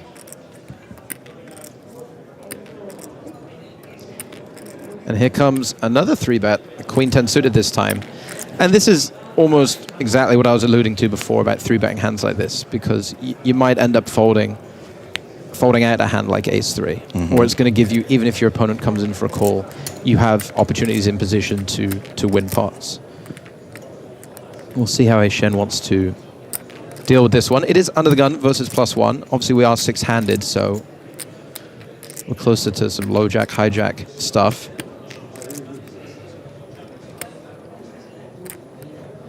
And Eychenne actually has a reasonable candidate for some 4-bet bluffing, perhaps. I wonder if he has any ideas of that. Nope. Lays it down. And again, the pre-flop aggression wins the day. Yeah, a little bit of a game of chicken going on right now. And I think that when you don't have an obvious short stack, people are just sort of jostling position a little bit, trying to win some chips. The difference now between getting from the 50 blind mark towards the 60, 70 blind mark is quite important. So everybody just trying to sort of readjust to this new non-short stack reality, I think. Yeah, I think we may not see too much action without a supreme cooler for at least the rest of this level. Now, remember, we don't do time anymore. It's number of hands. So we're doing 30 hands per level. And we've played 11 thus far. This will be the 12th, I believe. I think that's a nice change. They had that earlier in the week. I played when we got down to the final table of the 1K here, and we did just a set number of hands. And it takes a lot of frustration off when people are tanking, or really long hands just naturally happening, where you can feel your final table time getting chewed up. Yeah. It's nice to just sort of know that you're going to play X amount of hands for X amount of, big blinds. It allows you to strategize a little bit more cleanly. Oh, I guess, huh? Because you know how many times you're going to be in position. And yeah, you're going to play, 40 big blinds deep for at least the next set amount of hands. Whereas if it's 20 minutes, it could be 15 hands, it could be 5. If Right. things drag on, right? And it also, top pair for Suarez, it also, there's some players who, and God bless them because they figure out how to win, but who know that they can stall at a certain point to stick a short stack in the big blind when the blinds go up, that kind of thing, and it totally eliminates, we'll call them mild angles in that respect. Yeah, you'll sort of making the game purer in a strategy sense, that you don't get the edge from fake tanking. So it reduces that sort of edge, yes. That's a better way of putting it. Miserable behavior, yeah. And I try not to judge that sort of behavior, like, because on the one hand, you are sort of messing up if you don't do it, Yeah, and that's the thing. We should encourage more mechanisms in place that make those strategies that are outside of strategy beneficial. Right.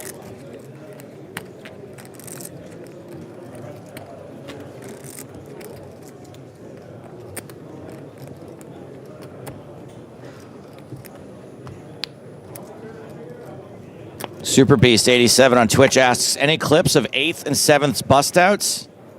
Yeah. Thank you for your question.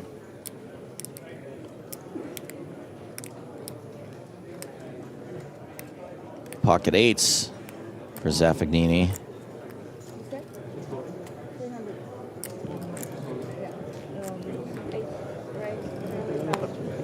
He's in for a raise.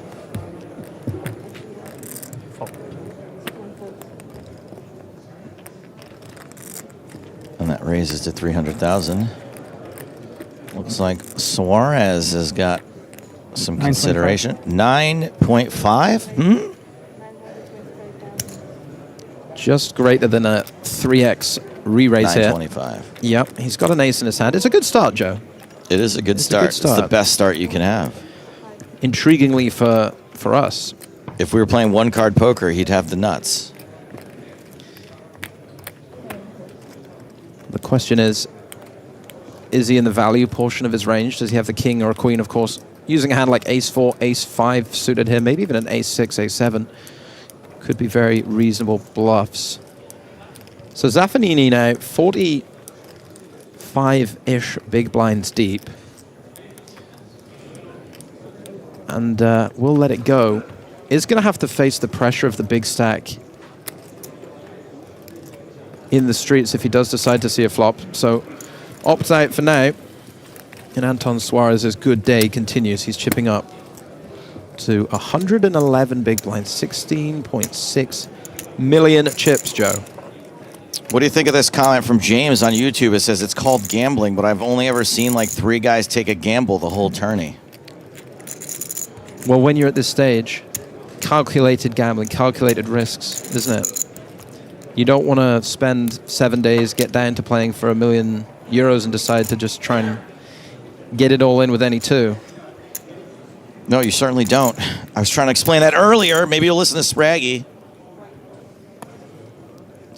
It is not literally, because I don't like misusing that word, but it is akin to lighting money on fire. And the bigger inconsiderate risks you take at this point, the more valuable they are. It's okay, you do that on day 1. You're risking 5K, but your stack now is worth hundreds of thousands. The stakes progressively get higher. The tournaments are really just cash games where you just start playing for more and more and more money. Yeah, I mean, one way of looking at it is that if you finish in second place for 900,000 euros, you're losing 400,000 euros. That's exactly the sort of way two winning. negative people like you and I would look at it. How did you do? I came second. I lost 600K. Kind of. King turn versus ace-5 here. Zaffagnini defending in the big blind and doesn't make enough of a connection to be excited about his holding. Suarez with the gut shot, the pre-flop aggressor, and the benefit of position.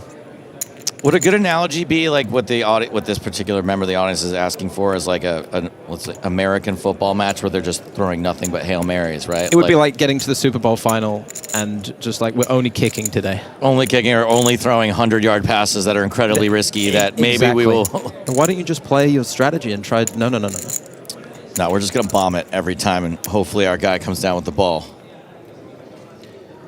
Turn cards is 7.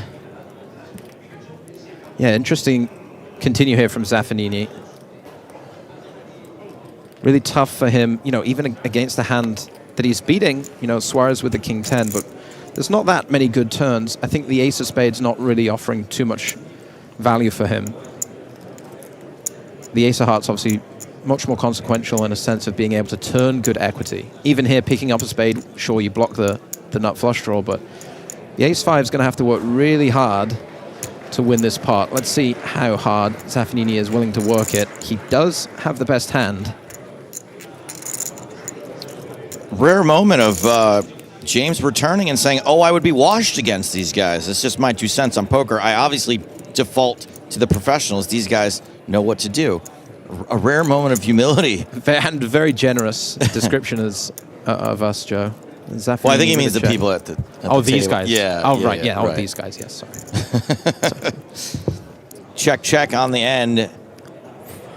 Zaffagnini gets away with one. Suarez can't really believe that he's losing to this ace-5. I think that's a very consequential showdown. If I was to see that Zaffagnini is tabling the ace-5 in this spot, then next time he calls a flop, he might be getting a few more barrels.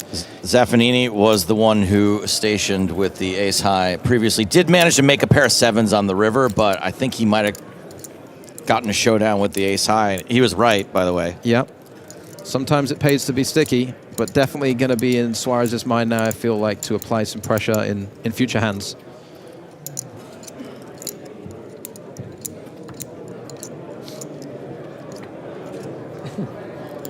Lotto says, we don't understand your American football analogies. Yes, you do. Yes, you do. The whole world watches American football. Hail Mary is it's transcended the sport, hasn't it? Yeah, exactly. The idea Throwing of up a Hail Mary, yeah.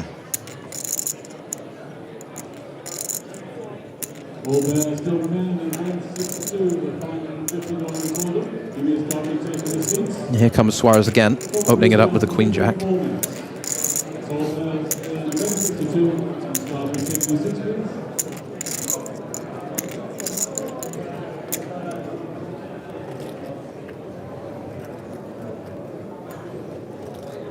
Zaffagnini, fire tray, can't play. And the big blind gives up as well.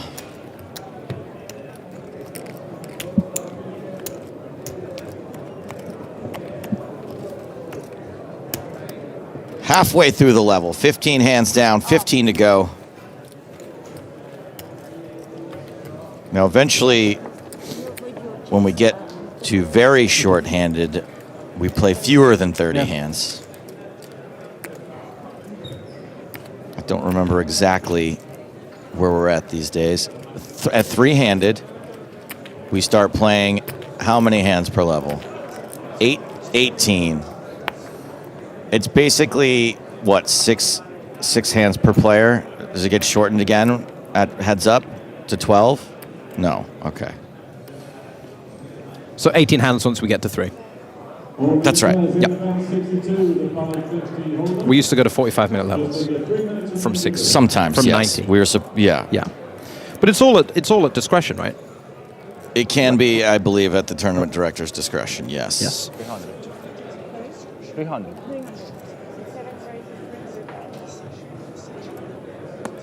Apparently, the tournament director could shorten this, should he deem it necessary for some reason. It could go from 30 to... I assume he could go more if it's at his discretion. It will now be 200 hands per level. You're stuck in here forever. Interesting one here. Zaffagnini with the 10s on the button versus cutoff. Decides just to call. And that is going to invite Pineda in for a good price from the small blind. Which means that we are 3 ways to a flop. Zaffagnini with the best of it. 3-heart flop. Gut shot for Zaffagnini. Pineda, the only one with a heart. Yeah, and certainly a board where Ionita's pre-flop open is not going to be too happy. Very coordinated, very dynamic. Have to be very careful about investing chips into a pot where the texture is going to change by the river. You know, so a board like this, like, do we really want to make the pot really big without a heart? Do we really want to make the pot big with just a pair of 7s with no heart? Zaffagnini is going to bet and deny both players their chance to improve. Of course. It works out well for him. Take it from me again. Pretty impressive stuff from just about every player. Zaffagnini, really impressive. And again, it is deceiving to look at the leaderboard and see that he is second from the bottom, but he's got 55 big blinds. W Coop starts right after this, Spraggy. What do you get, like a whole day of rest before W Coop starts? I think actually, so this starts on September 7th is the Sunday. So actually we get this year 5 or 6 couple days, yeah. to get back, get situated, get some studying done, pretend that you're studying, and then play 3.5 weeks of World Championship of Online Poker action. Very, very exciting time of the year. And you can join us here on the PokerStars channel. There'll be final table replays. That's right. Nick Walsh is going to be handling most of those, but I'm going to drop in on some of them. James is going to drop in on some of them. And then we're going to do our usual 3 days of live coverage for the W Coop main event, which is 10K buy-in yet again. And that's usually pretty fun. Yeah, I believe we have a 10K, a 1K, and a 215 main, maybe a 109 main, 109, 1K, 3 levels, 10K. just like Scoop these days. Yep, low, medium, and high for all players. We mostly focus on the high, but we do occasionally drop in on the medium and the low.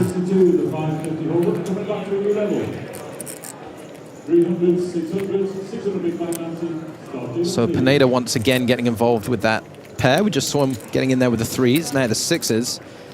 And once again, it is a 3-way dance. Brzezinski defending his 7-8 of diamonds. Lopping a set is just the best. Can we do it? Yeah, not just a set, but a full house. That's why people come along with the pairs. Yeah, great spot for Pineda here. Has the button as well. Is going to be last to act. Let's see if Eychenne wants to continue his pre-flop betting lead. He does have 60% of a royal flush, Joe. He's more than halfway there. That's true. And Pineda playing the trap, hoping his opponents catch up a little bit. Nothing. Nothing. Well, Brzezinski with a double gut shot now, a 5 or a 9, making a straight. He does have the sort of hand that benefits from a bluff. We can see that, you know, should he start firing here, he would fold out better hands, like the Queen Jack of Eychenne. And if he gets called, typically he would have opportunities to make the best hand. We, of course, can see that Pineda has him drawing dead.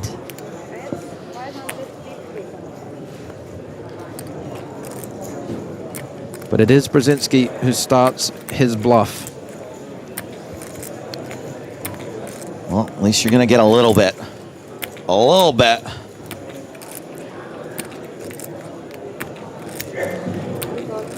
And Pineda playing this one very trappy. Checks the flop, just calling turn. I mean, if you're going to bet the flop, you really got to hope someone has a 10. It's so dry. What draws can even call you? And that's the joy of your hand being a lock, right? You can afford to allow people to, you know, get there against you. Typically a 10 wants to protect against the straight draws or get value from straight draws. But with the boat, you know, you have immunity. Let's see if Brzezinski wants to bluff here. I mean, I think I like it. We have just 8 high. If Pineda has a hand like Ace-Jack of clubs calling the turn with the flush draw, we're going to get that to fold. And it's going to be one of the worst hands that Brzezinski gets here with. You know, he can credibly represent a 10. He can credibly represent that he's value betting a 6. I think with this bigger sizing, he's saying that he has, you know, either a really strong 6, some 10x. And this would be a very tough spot if Pineda did have just the ace high. But Pineda is, of course, in dreamland, fantasy land right now. Yeah. All in. And there it is. Sure, why not?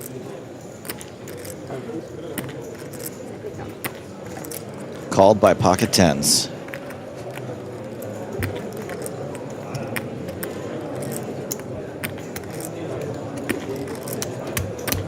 Well, I mean, why are we going through the... I guess so you have the count for later on. You just use this opportunity to... Yeah, I guess it can't... To get a full count. Can't hurt to get a count. It can't hurt to... You know, maybe make your opponent think that you folded something. I'm not sure. Apply a little bit of pressure. Just make them feel it. Feel that cauldron of the final table. But there goes the 8 high. I don't think either player out of line here. You know, I don't think in particular Brzezinski this bluff. I think it's good, but unfortunately runs into the top of the range. I mean, we run into these situations more and more often where, you know, everyone at these final tables is so sound that it really comes down to card distribution a lot of the time. it's very hard to put your finger on an actual mistake that anyone has made. Yeah, just trying to find small edges. You know, Pineda folding ace-4 of hearts to the turn, barrel blind v blind. You know, things like that. It's all in the minutia when you don't have anyone who's obviously cannoning it off. Spraggy, if I were going to announce news that's not at all news, like what is the most obvious thing I could say happened outside of this tournament, out on the tournament floor? I've seen it. The least unexpected victory of all time. Yes. Shiina Okamoto, who has won, having come second in 2023, won the women's event WSOP 2024, yeah, and won it in 1,000-field runner. Yeah, runner field. Won it 2024, won it 2025. She is here in Barcelona. 550 euro women's event yesterday. And your champion, Shiina Okamoto. Shiina is a punk rocker, my babies. Queen 5-5 Eychenne versus Suarez. Eychenne is ahead. She is a genuine superstar. It just, the most dominating performance in the history of poker. It's got to be up there. She's got aura as well. Like, I genuinely get the jitters around her. Yeah, we played a cash game with her at the Hippodrome. Yes. And she's just very cool. Yeah. Just very cool and very scary poker player to play against. And one would imagine today there's a women's high roller here that was off, but I think it's on again. I think it is running. It's not running. I don't think so.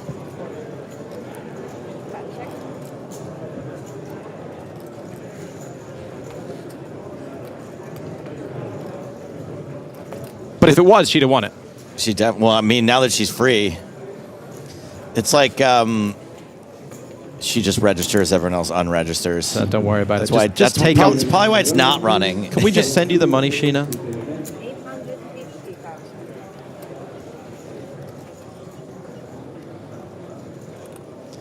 So we do see Suarez firing here into the big blind, opting to double barrel into Eychenne's ace something. That ace of diamonds could be a flush draw, but just as likely in the big blind to be, you know, non-diamond. Wouldn't be absurd to peel the ace high. Once on the flop, we do see a second barrel called. Suarez with just 9 high. Not anymore, Joe. 5, 6, 7, 8, 9. That's a run. In the line. It's a run. I really did not see any way that Suarez was going to be able to win this hand after Queen 5-5, 2-diamond flop. Like, it's a funny game. And that's how you know when, you know, your confidence is up, you chip leader on the final table, fire off the 8-9, and it just backdoor your way into it. Just gets there. Let's see how he wants to approach the sizing here. Does he want to just try and target a 5? There must be some consideration to go really greedy. And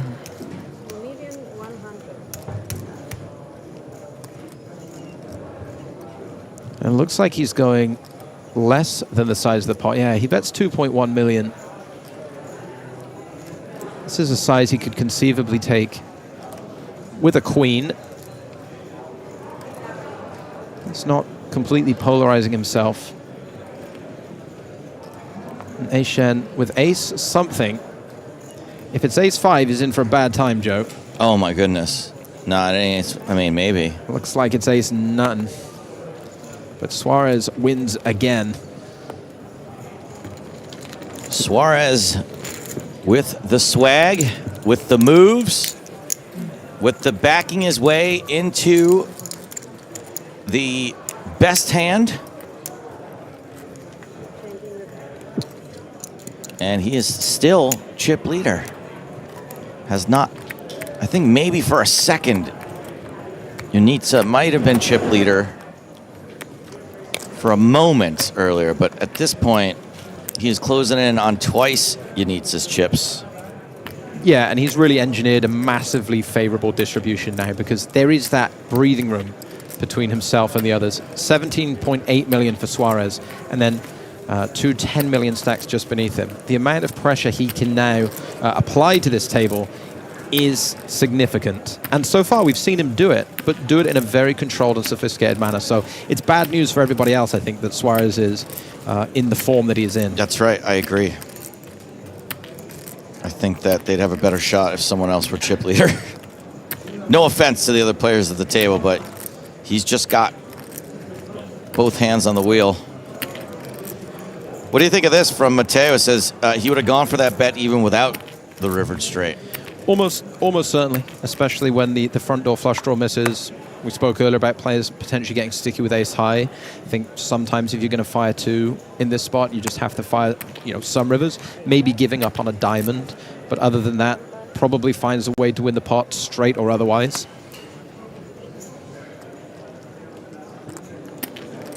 Here it comes again with the Jack-8 of diamonds, Joe.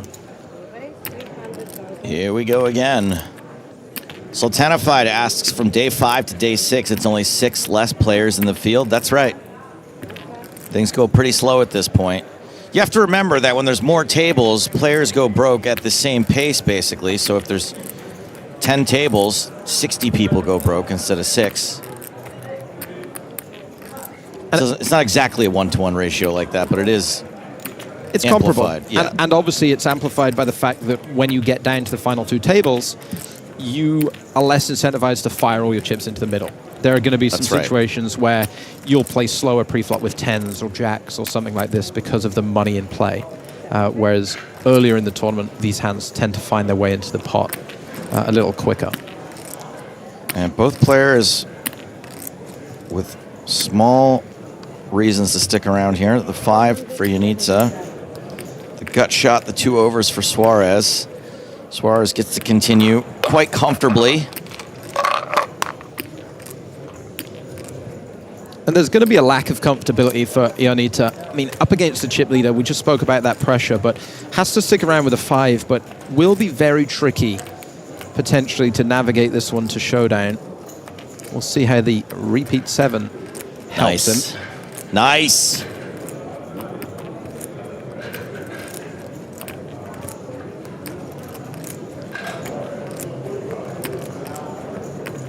And most likely a situation where Ionita doesn't want to make the pot too big out of position against the chip leader. Like, this isn't a hand that really wants to play a big pot. No. This hand right now wants to get itself to showdown. So he does decide to check. No ideas of leading or anything like that. And it looks like Suarez is going to deny that request. Yep. To play a small pot.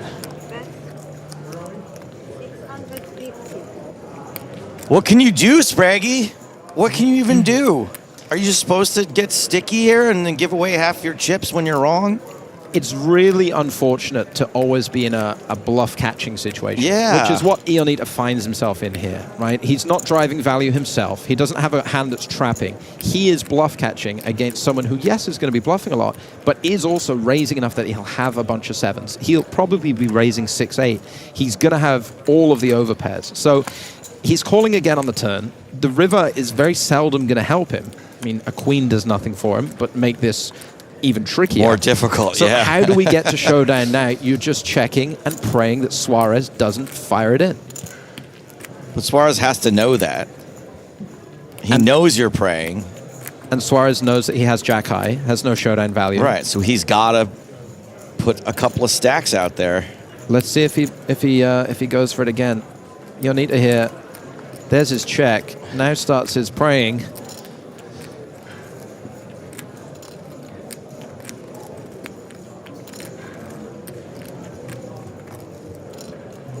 And once again, Joe, request denied. Prayers work. And as I mentioned, a couple of stacks. Suarez definitely going to have a 7 sometimes, but he's bluffing a hand like Jack-8. It's very reasonable to anticipate him bluffing Queen-8 and Queen-9 and improving on this river. And Ionita into the blender. He doesn't look super. I mean, he's deep in thought, but doesn't seem stressed, which I think is the mark of an exceptional poker player. Yeah, and every right to it. It's a very stressful situation. If you're just playing for chips early in a tournament and you think that your opponent is bluffing too much, you make the call. But the chips here on the final table are just worth so much that the cost of being wrong is amplified. That's what we talk about. We talk about ICM and ideas like this. Like, if you're wrong here, the chips that you've called off are worth so much money. The detriment to you is so impactful. So and it's actually they're actually worth more losing than what the ones you win are worth, right? Right. Yes. So you're not even getting a 1-to-1 ratio on real dollar value. Really tricky spot. Very unenviable spot for Ionita. Would be very impressed if he finds the call. Prevailing opinion in the chat. They're begging for a call. I mean, nothing against Suarez. Why so much? A call would be redonkulous. That's interesting. He just commented, why so much? Maybe he feels like this 2.6 million sizing is, trying to force him out of the pot, but he would be right. Suarez definitely going to balance, right? He's going to take the sizing with a 7. He's going to take the sizing with his bluffs. Might not be able to read too much into it, but maybe he's onto something. Do you all factor in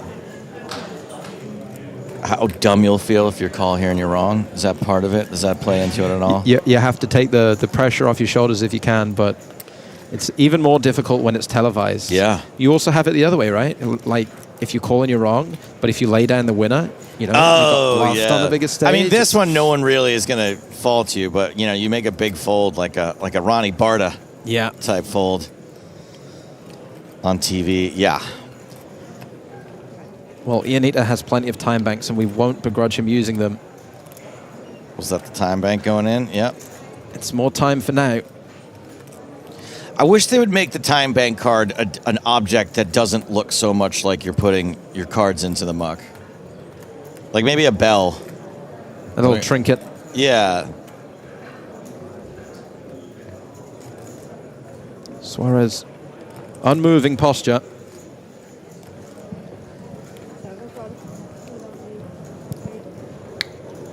And it was a call, Makes the call! It was a call. Huge pick-off from Ionita. Suarez forced to show the jack-high bluff. Ionita wins a huge pot. You say nobody's gambling. I say look harder. Sebastian Ionita now chip leader. Narrowly edging out Anton Suarez. It's okay to smile. You can smile. That's all right. What a call.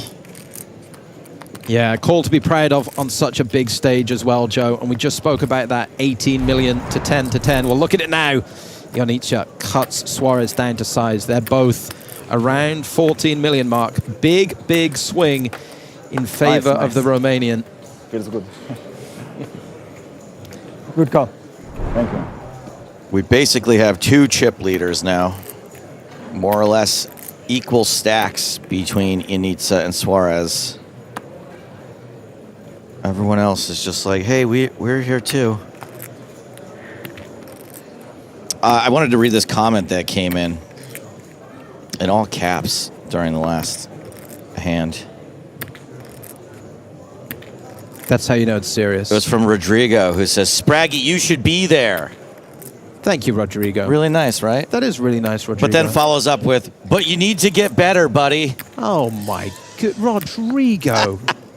Had me in the first half. Not going to lie. Not going to lie. Oh, man. Rodrigo, you old dog. Here comes Zaffagnini with the queens in the big blind. It's a raise from the button. We do expect a re-raise, Joe. There it is. 1 million. Get better, he says. You need to get better. Maybe, did you have the sniffles, maybe? And he's talking about that? Like you need to get well soon? I've been feeling 100% all week. Oh, no. It's weird because he clearly really cares about you. Well, that's the thing as well. It's heartfelt, and it is, you know, I really want... But it's infantilizing at the same time. I really want you to do well, but you're so bad. Yeah.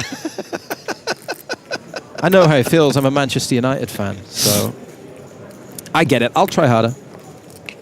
He says, I love you, Sprag. Haha, just kidding, man. I follow you and always watch your vids. Love you too, Rodrigo. No hard feelings.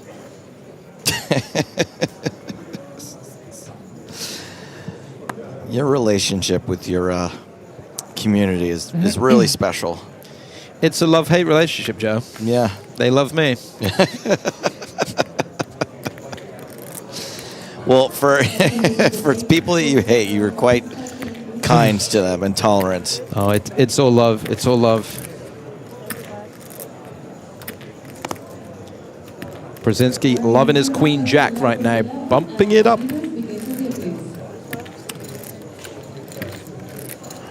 Oh, bump it up. I just realized in the last few minutes, by the way, that his shirt says poker. Poker? Poker. Ace, queen, jack, 2 hearts on this flop. Bottom 2 pair for Brzezinski. Yep, decent flop. We'll expect him to continuation bet.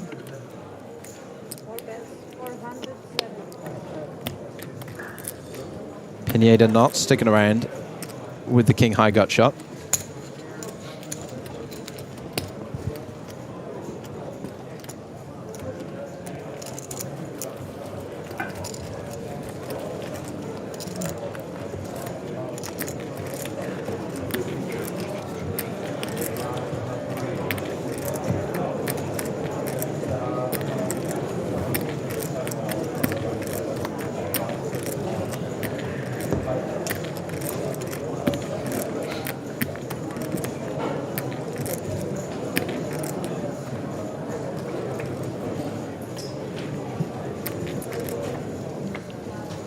Manchester United winning today, Joe. Maybe I can follow in their footsteps. Is that your squad? Yeah. Regrettably at this point, but it is. Do you ever think about who you would support if you were going to make a switch? You can't. You don't do that, right? It's just all over. If that's not football, the game's gone. Even better news. Gloucester City AFC 1-0 up in the FA Cup. Harry Pinchard with the goal. Zaffagnini with the 5s. Raising it up on the button.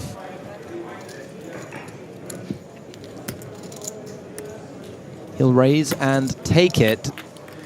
Brzezinski now our shortest stack. That's Zaffagnini on your screen. He's up to 9 million. But Brzezinski, the shortest stack, still at 44 big blinds. As this field continues to, as I say, jostle for position, level itself out a little bit. No obviously short stacks. We are, as a reminder, playing down either to 4 players or a maximum of 4 levels today. This, I believe, is the 3rd level. 75,000, 150,000 are your blinds.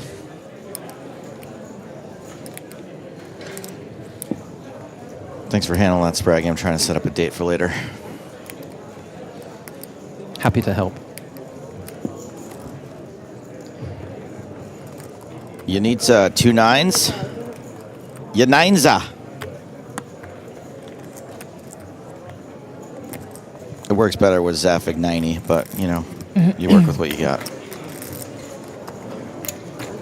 Pineda, 8-9 offsuit on the button. Excuse me, suited. That makes sense. 8-9 off would be a bit wide. 8-9 suited is more than okay. Huge difference. Huge hand for Brzezinski in the big blind. We just noted he was shortest, but he does still have over 40 bigs. And he's got the biggest of slicks here. Big slick energy. Yeah, what should I do with this hand? Better use a time bank.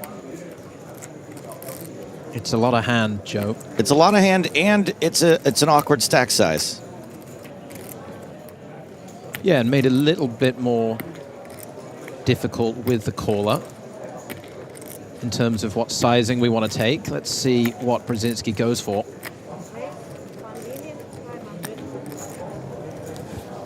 I believe that is 1.5 million. Those red chips, 100k each. And back to Ionita.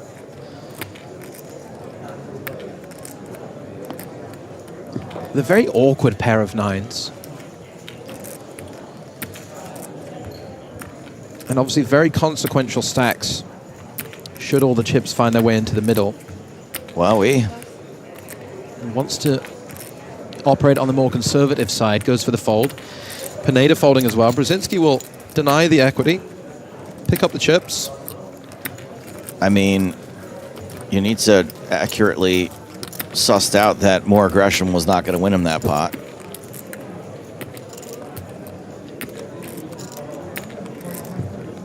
Ramiko says, just raise it, Ionita. WTF. It is Chat Pro Saturday, I forgot to mention, by the way. The Chat Pros are never wrong. They got free reign on a Saturday, huh? That's right. We give them whatever they want. I love it. I love it. Poker is a game of opinions, isn't it? It really is. Everything open for interpretation. And we love hearing your interpretations. We are across Twitch chat. We're across YouTube chat. We're in there. We're reading it. We're enjoying it.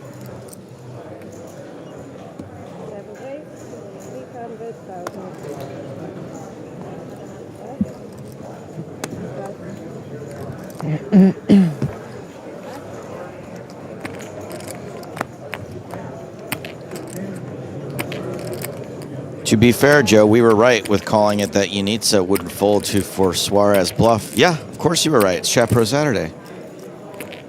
How can you be wrong? No one's arguing with you. Eychenne defending 6-4 offsuit. We're off to a flop. Ace King 5, top pair for Ionita.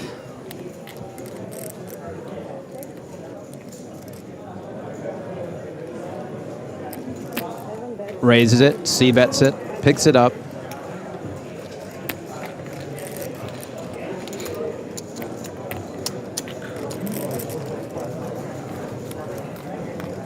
Chip leader putting a tiny bit of distance between himself and Suarez. 5 big blinds separating them now.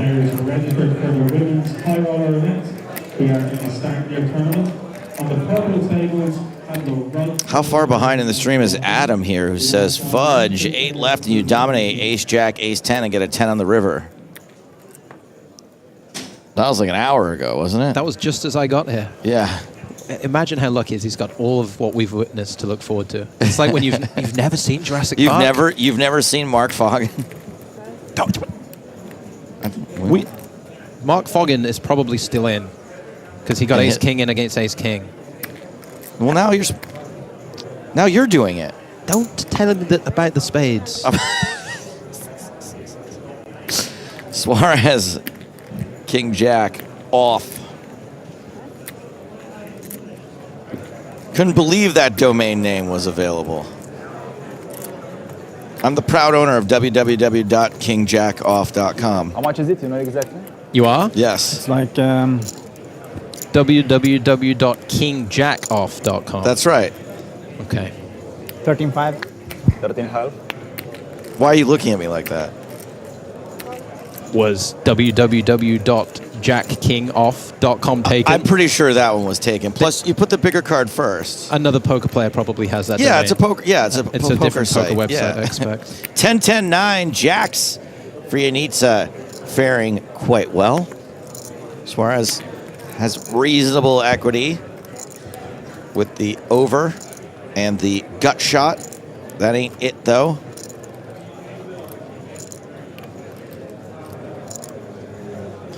Yeah, really, really interesting. Ionita just calling with the jacks. So many players will think automatic 3-bet here, pre-flop. But your big stack versus your big stack. And once again, Ionita just very calculated, very astute.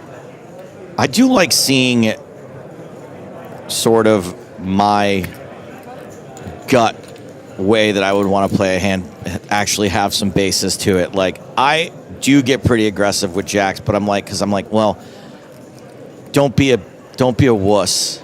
It's like reassuring that someone can call jacks. You're like, I do that. Yes, exactly. I do that. Yes. Well, I want to do that because jacks I will play very aggressively, but it's because I think I have to. You feel obliged. Yes. Well, I feel like if I don't 4-bet jacks, that I'm playing it, too weakly. No weakness here from Ionita. He goes for the pot size bet at the river. I really like it. Again, Suarez is in that bluff catching situation where he's going to have to call. Having checked the flop, he's going to have to call some ace highs. He's going to have to call a hand like pocket sixes. And Ionita's just saying, look, I either have a 10 or a 9, or I have some sort of bluff. I have a 7-8, or I have a 6-7 gut shot that missed the turn. So he goes big bet when Suarez is looking to potentially bluff catch. And as you can see, I don't think this is posturing at all. He believes that, King Jack is beating Jack 8. It's beating 7-8. It's beating, 6-7. It's beating some 6-4 of clubs, these backdoor flush draws that fire. So this King Jack is not worth nothing, and it's certainly worth considering.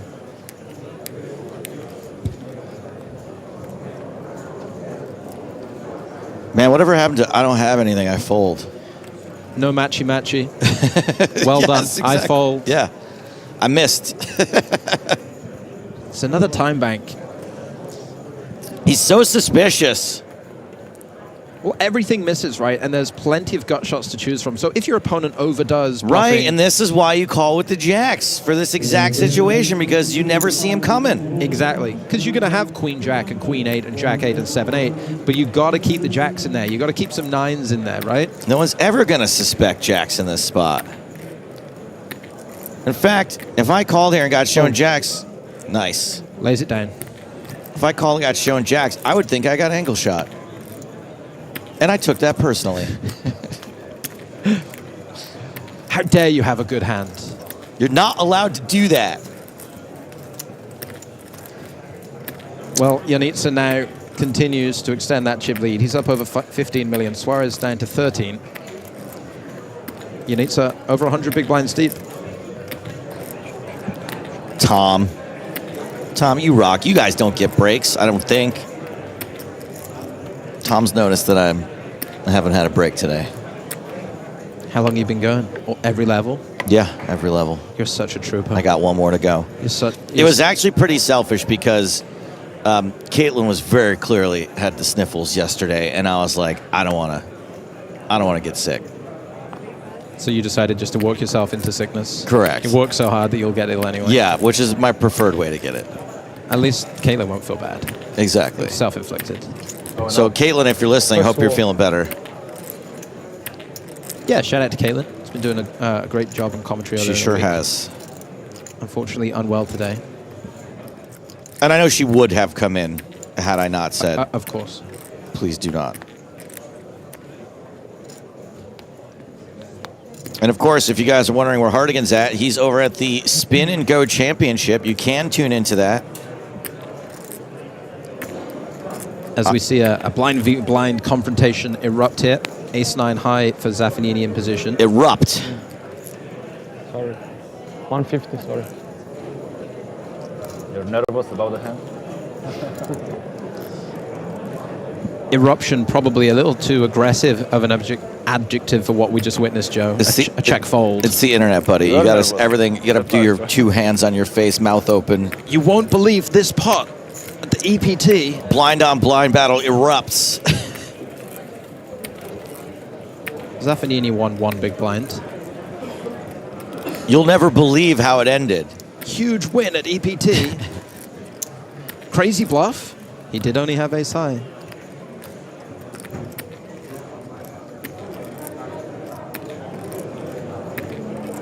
Technical difficulties at the moment with the Spin and Go stream. Thank you, Ed. Thanks for letting me know. Sorry for directing a bunch of people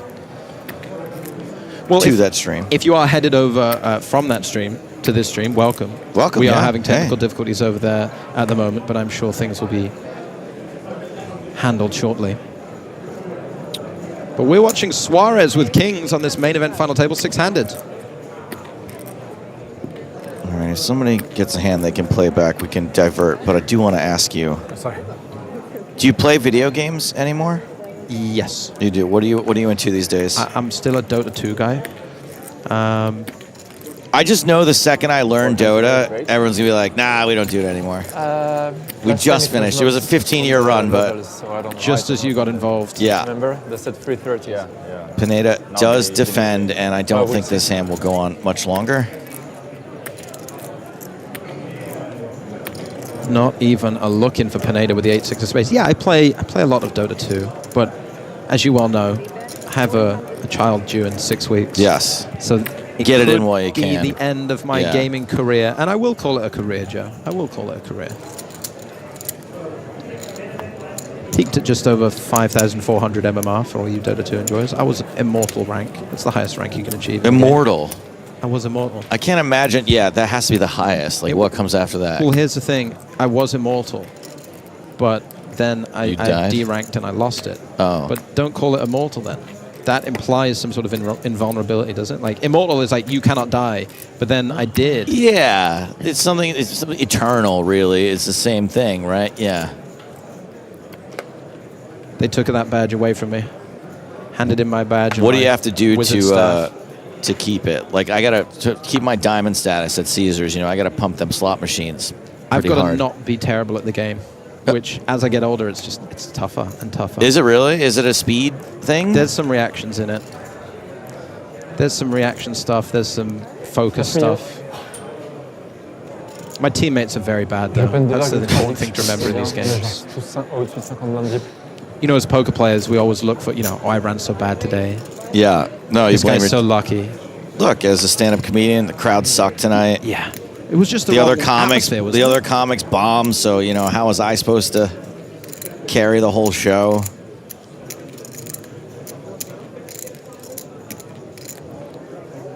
We've got another blind on blind eruption.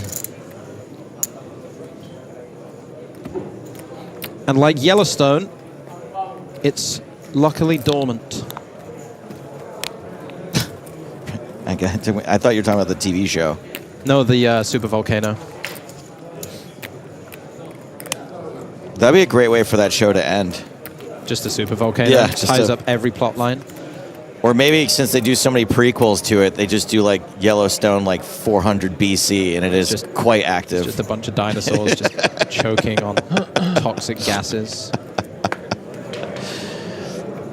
I can always count on you to pick up what I'm putting down, Spraggy. You're my favorite. Yes, Frick 6578. That is Spraggy. Fella skipped the 10K today just to be with us. Yeah, that's why we skipped. Normally I would flick that in. Oh, you know what? And credit where credit's due, because last night I ordered a bunch of drinks for everybody at the bar, and I will give Spraggy a hard time about being a little tight. And he swooped in. Whoa, hang on a minute. Oh, all the time on stream I'm talking about how tight you are. Are you doing constantly a Rodrigo from earlier on me now? No, are you doing a look? We really like you, but you are tight. Credit where credit's due that he swooped in and bopped his card before I could pay, and it was a classy move, and I appreciate it. And you got some points now in the... I can't really... It's going to be a while before I can do more Spraggy as tight jokes. Chat, you must realize, for me to have swooped in to buy Joe's round of drinks, just how down on his arse he looked. Like, he had to look so desperate, and I saw him. He saw me patting my pockets over and over again, going, it's like, look, just I've got it this time, okay? Like, end the charade.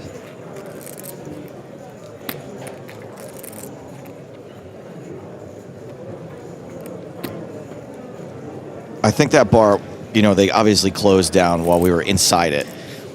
But I think they were trying to get rid of us from the beginning, because I was like, I'll take a cranberry juice. They're like, we don't have it. I'll have what did you ask? Whiskey ginger? And they're like, we don't have it. I didn't get that reception. That might be a personal thing. Yeah, no, they definitely did not like me. Have you been there before? I was there before last year. Your picture was behind the bar, wasn't it? A picture of me and a copy of one of my checks. 6-7 for Suarez. He is raising into Brzezinski's small blind. Real quick, Spraggy. Banana wants to know, what's your favorite hero in Dota 2? Witch Doctor. I play position 5. Oh, I like the sound of that. That's cool.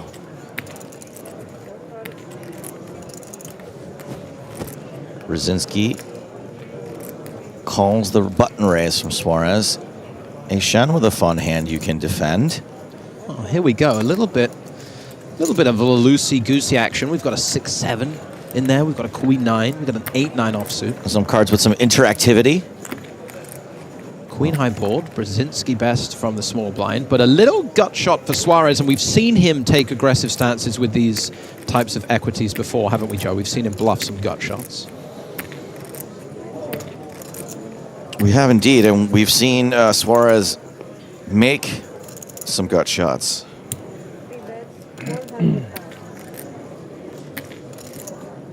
Even when he needed 2 cards. And there's that bet of around 33% of the pot, 400K into 1.2. Brzezinski going nowhere.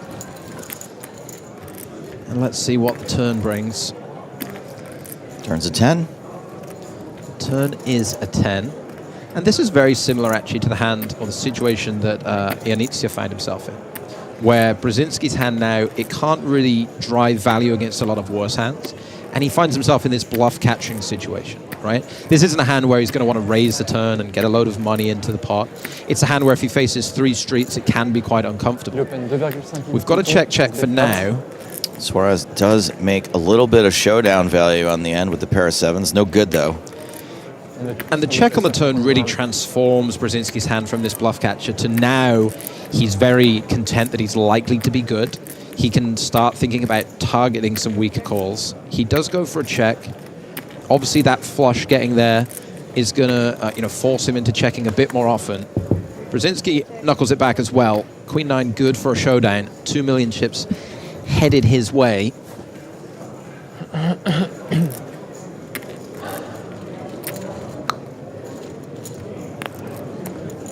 And that gets Brzezinski out of the bottom spot. Julian Pineda now the shortest stack with 35 big blinds. Still not exactly short, but we are getting there. And the blinds have just gone up, by the way. That was 30 hands. So now we're on 100,000, 200,000 with a 200,000 big blind ante. And so that 35 big blinds for Pineda is at the new blind level. Joe, am I correct to infer that this is the final level of the day? This is the 4th level? Yeah, you're right. So we play 30 more hands. 30 more hands. Now, there is a break coming up in about 15 minutes, but yeah, that should be the last break of the day as well.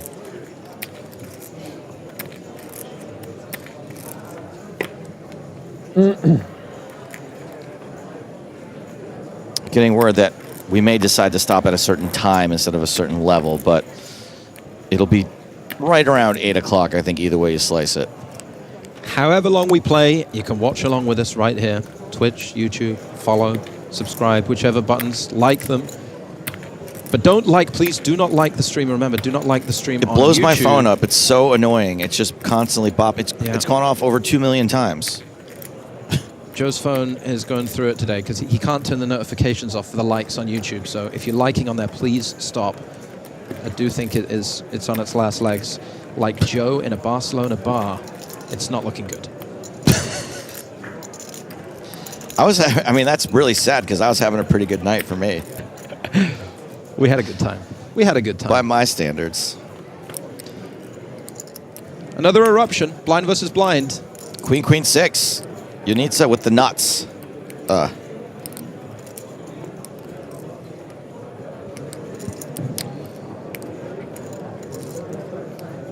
So Edwin starts off his comment by saying, don't want to be that guy. Where do you think this is going? Do you think he's about to be that guy? My suggestion would be that he's about to be that guy.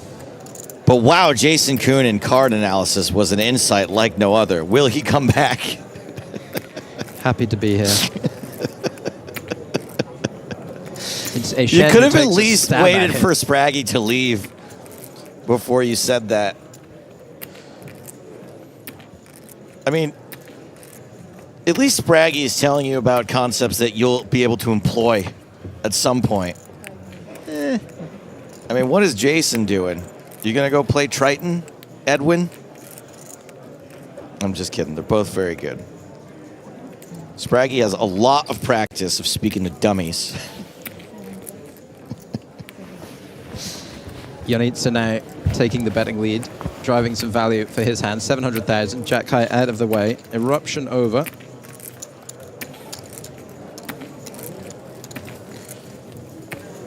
Was Jason Kuhn absolutely seething that it's Manchester United 2, Burnley 2 as well, or is that unique to me? Oh, no, he was all about it. Yeah, no, he was super. I mean, it was hard to get him off his phone. You know how big football is in West Virginia. I think they can legally kill you there. If you watch football? If you're a soccer fan, yeah, I think there's an old law in the books. They've never taken it They off. just don't change it, yeah. You can shoot an arrow from the courtroom steps on a Sunday and kill someone. It's fine. It's fine, yeah. I think they technically they have to bury you in a coal mine. And it's not them that kills you. It's the soot. It's the dust. It's the soot. Kings for Pineda. Ace-7 offsuit on the button in the bin. Another ace for Ionita. But in the small blind, no good. Against under the gun, no good. Oh, you guys came. Against the button raise, he maybe could have gotten a little trouble there. Zaffagnini also with a troublesome hand. It's going to be a big dog against kings. Yeah, really strong hand to find in the big blind. In a spot where he'll defend a lot. Ace-Jack is towards the tippity top. We, of course, saw that 2 of those aces are already in the muck. 6, 6, 5 the flop. We have seen, in particular, Zaffagnini sticking around with these ace highs. We saw him peel ace-5 offsuit on a jack-9-4 board. Check, check. It's kind of a nice check here from Pineda. Does have to be wary that the big blind's range will include more 6s. And so if we bet our kings and get check raised, there is some uncomfortability there. You want to check back hands in this spot, Joe, that are less vulnerable. Okay. So we want to bet something like 8s and 9s more of the time, because they are more vulnerable to, for example, a 10 on the turn. Okay. Whereas the kings, we can check back because we have the insurance where actually, a 10 on the turn can improve our opponent to a pair, and we're still ahead. So you check more with aces, kings, if you're worried about the 6, and you might bet 7s and 8s more often. We do see Pineda start to bet those kings now. He's seen a double check. He's starting to become happier that his opponent doesn't have a 6. I would be very surprised if, from what we've seen of Zaffagnini and his stickiness in these spots, for him to fold just yet. So let's see how he proceeds. I do think all of his options are available to him. He does lay it down, and the delayed bet picks it up for Pineda. 10 minutes, I guess. I don't know. The Pineda pickup. She said 20 minutes, so. There's a shot at Danny Maxwell right there. Maybe. Doing his shots.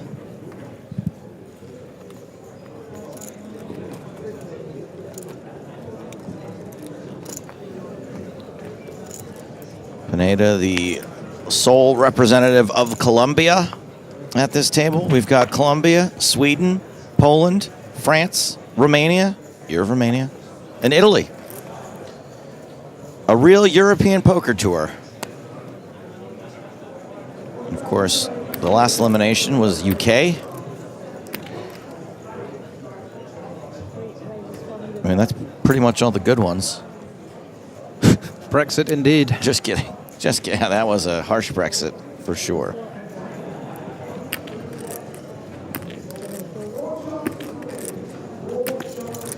Johnny Lamerton asks, which year does the year of Romania end? It is the year of Romania. It just is. Forever and ever. No, it just is. This year. Pineda in once again with the small pair. No, and that small pair is all right after this flop.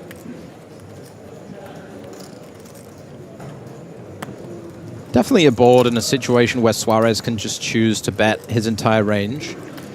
He does opt for a check back. Does have club in hand. Ooh, club in hand, now relevant.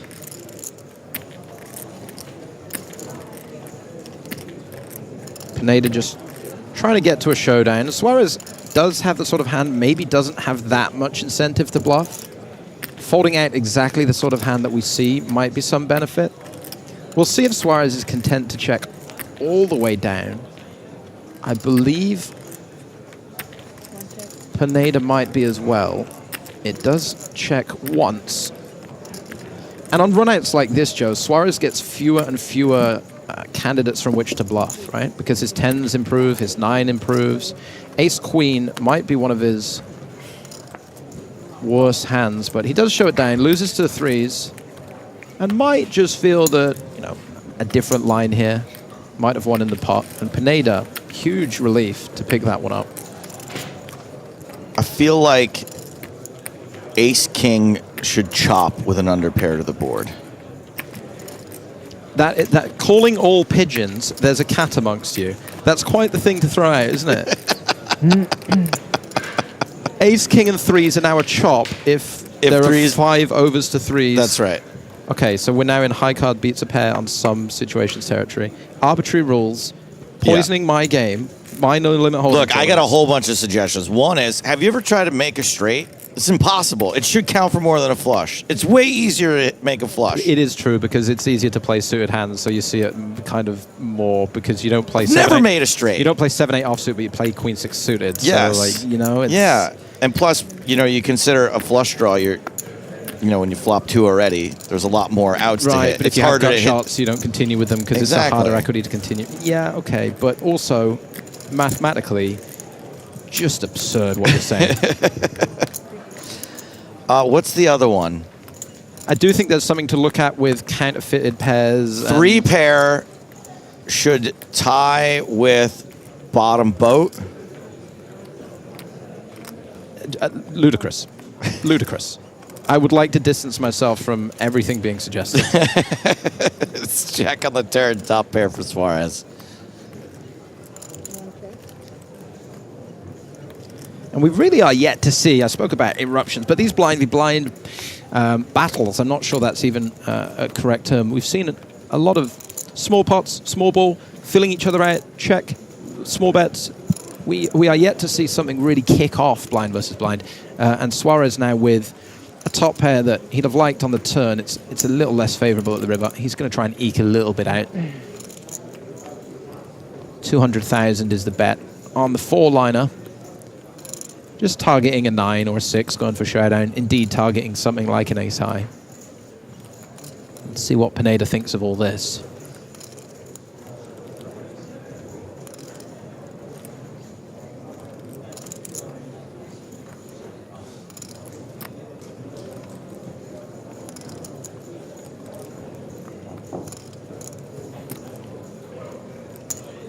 Looks it up with ace high, Joe. Taps the table. The jack is good. And that is some nice value found there from Suarez. Yeah, he's right back on it. Still second in chips after losing the lead to Ionita, but you wouldn't really tell by the way he's playing. We are closing in on the next break. Going to happen in about 5 minutes. Remember, the breaks don't coincide with levels going up anymore. Careful there, Sal.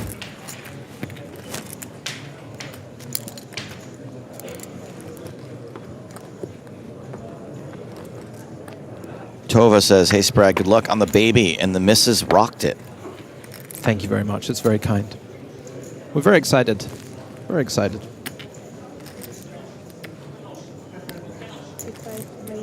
As is Eychenne, apparently, with the ace-7 offsuit. Wouldn't recommend it. Dangerous hand, Joe. It's one of the only bits I don't really do. The Spraggy. I don't know if it's out of love for you or just it never occurs to me. I don't like the hand. It's a terrible hand. Yeah. Let's see how it gets on. Brzezinski with the ace-3. Looks to defend. Again, those red and black chips, 100,000 apiece. 1.1 million in the middle. Ace 9-4. A little bit of trouble for Brzezinski.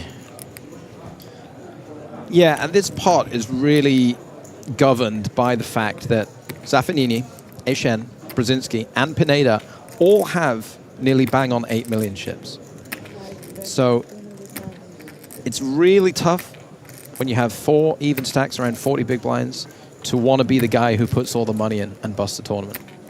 So immediately we're uncomfortable with ace-3. I mean, facing a c-bet, we're going to stick around. But again, a player in a situation with a decent made hand that doesn't want to make this pot huge.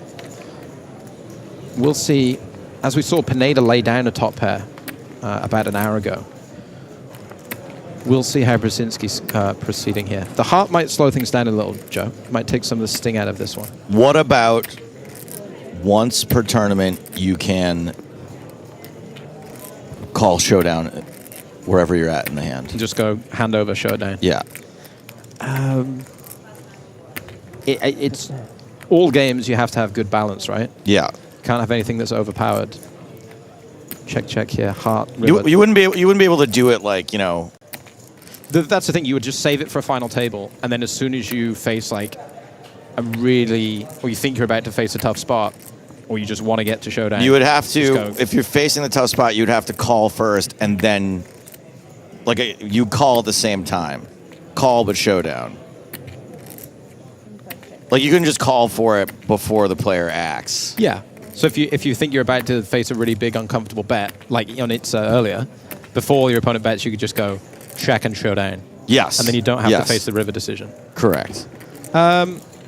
Obviously, incredibly ridiculous idea and concept. Yeah, pretty stupid. That's on brand for me, though.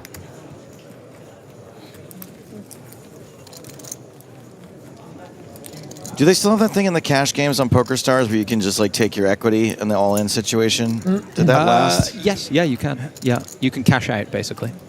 So if you get it in with 67% equity, you can just take not quite 67% of the pot. That is great for people. That's how you want to play exact poker. mentality. Yes. Like I don't think I would do it, but it is targeted directly at me. If you think you're unlucky, if you think your aces always get cracked, you're just like, I'll just take my less than 80%. It does take some of the heartbreak out of it, doesn't it? But also some of the joy. Do we not play poker to feel those emotions? Yes, and I, you know, part of what the comic book Trapped is about a fellow like me rediscovering his love of poker, and I do feel like I have rediscovered a love of playing the game over the last few years. I suppose we put ourselves in these situations to sort of simulate adrenaline, right? Of course, yeah. You know, back in the day when you and I were living out in the fields, our adrenaline was up all the came time. from, maybe we're going to get killed by a bear tonight. Dinosaurs running by, yeah. Right. What did humans and dinosaurs live at the same? By God. Well, the Earth's only 600 years old. I see. Yeah, so that we're all there at the same. I mean, or they're fake entirely. I don't know, but so now we have to play poker to sort of feel that's that. That's right. To feel danger. To feel that danger, and here's some danger. 8-3 offsuit. I love this raise from the big blind. You're going to be able to fold out some really dominating hands. You know, your opponent might limp an 8-6 offsuit, an 8-5, and fold it. Maybe you know, even Queen 3, Jack 3 suited, something like this. So you want to raise when you're in the big blind all your good stuff, all your bad stuff, and then the stuff in the middle that's playable, you check and take to a flop. So you want to play a polar range here. So you'd raise aces, kings, and then you'd raise 8-3 offsuit, 10 deuce offsuit that don't have playability post-flop, but can fold out some good stuff pre. So nice pickup there with the 8-3-0. It makes sense when you say it. It's hard to do it. So I believe, yeah, last hand before the break. This will be the last break of the day. And we are not going to quit at a specific time. We are going to quit once we play all of the hands in level 32. Oh, so that's just 24. That's like half a level. It's less than half a level. Right? Oh, right. Sorry. Yeah, started at 30. My bad. Yeah. We'll have 23 hands left. I don't know where I got half from. This is why we're not letting you change any of the mathematical rules of poker. This is why you're not in charge of the foundational aspects of our game, Joe. Okay, but, all right, now here's a slam dunk idea that I can't believe they've never done. What, do you want to give this away for free? I've given it away on the stream many times, but I want to get your opinion on it. We're heading to break anyway. You're grinding on a Sunday, right? Yep. When do you eat? Pot noodle, 5-minute break. 5-minute break, Barely. right? there should be a little icon in the corner for dominoes. You just click it, it knows your order, and it shows up at 5 minutes of the hour, bing bong, your doorbell rings. It's a moneymaker, Joe. That is a slam dunk idea. I'll Partner give with you Papa that. John's, partner with Domino's. 6 players left in the EPT Barcelona main event. We're heading into our last break of the day. This tournament will not end today. We may lose more players, we may not. We don't know. But these are the stacks as they currently stand. Sebastian is our chip leader. We're taking a break. One last level to play when we return.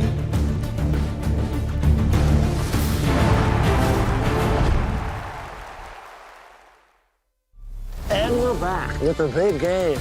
Sorry, the bigger game. We're 5 hands in, and I'm wondering if I brought enough money in. What? I just played the biggest pot of my life. Not a lot of goofy guys at this table, huh? Exciting. Stacks one of you two right now. This is gonna get crazy. It's the big game, baby.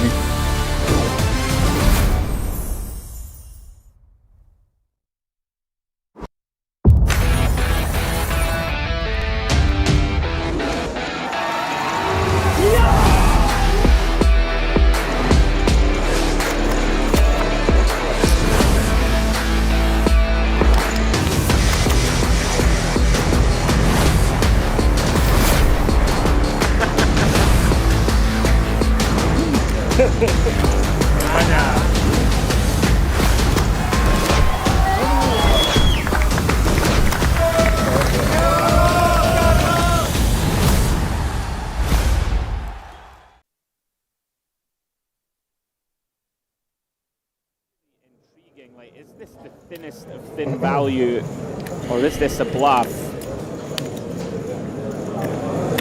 I'm a little surprised to see this size in, like, quite a big bet. I think you have a miss it. Miss what? Yeah, Imperatore thinks or this is a bluff. With straight. Because with good reason, and we don't have a heart in hand, we don't have a 4 or a 5 in hand. I don't think you would have bet a king. So he's going to call here. I think so too. They'll chop this up. Sweet. You're better than me. Otherwise, He's analyzing this quite nicely. Imperatore. I don't know if you bluff I think if you call turn, you kind of need to call river here. Yeah, I think you're so. not really going to have many ace-x. Yeah. You're right, completely right. You're completely right. I had straight draw and flush draw. You're really nice call. Congratulations. That's the chop. You're completely right. How you described it goes into my soul. You know, you talked into my soul. Okay, we have had our first win of round 1B, and our winner, David, instantly pulled the Let's Spin card. Would you like to see the prize money available, David? Yep. Okay, so obviously there are some amounts that are big and some amounts that are not so big. The single biggest prize on offer, 5,000 euros. You can also win 2K, 1K, 300 euros or 200 euros. Are you ready to go for it? Let's go. Let's go. The card says spin. Let's see what you win.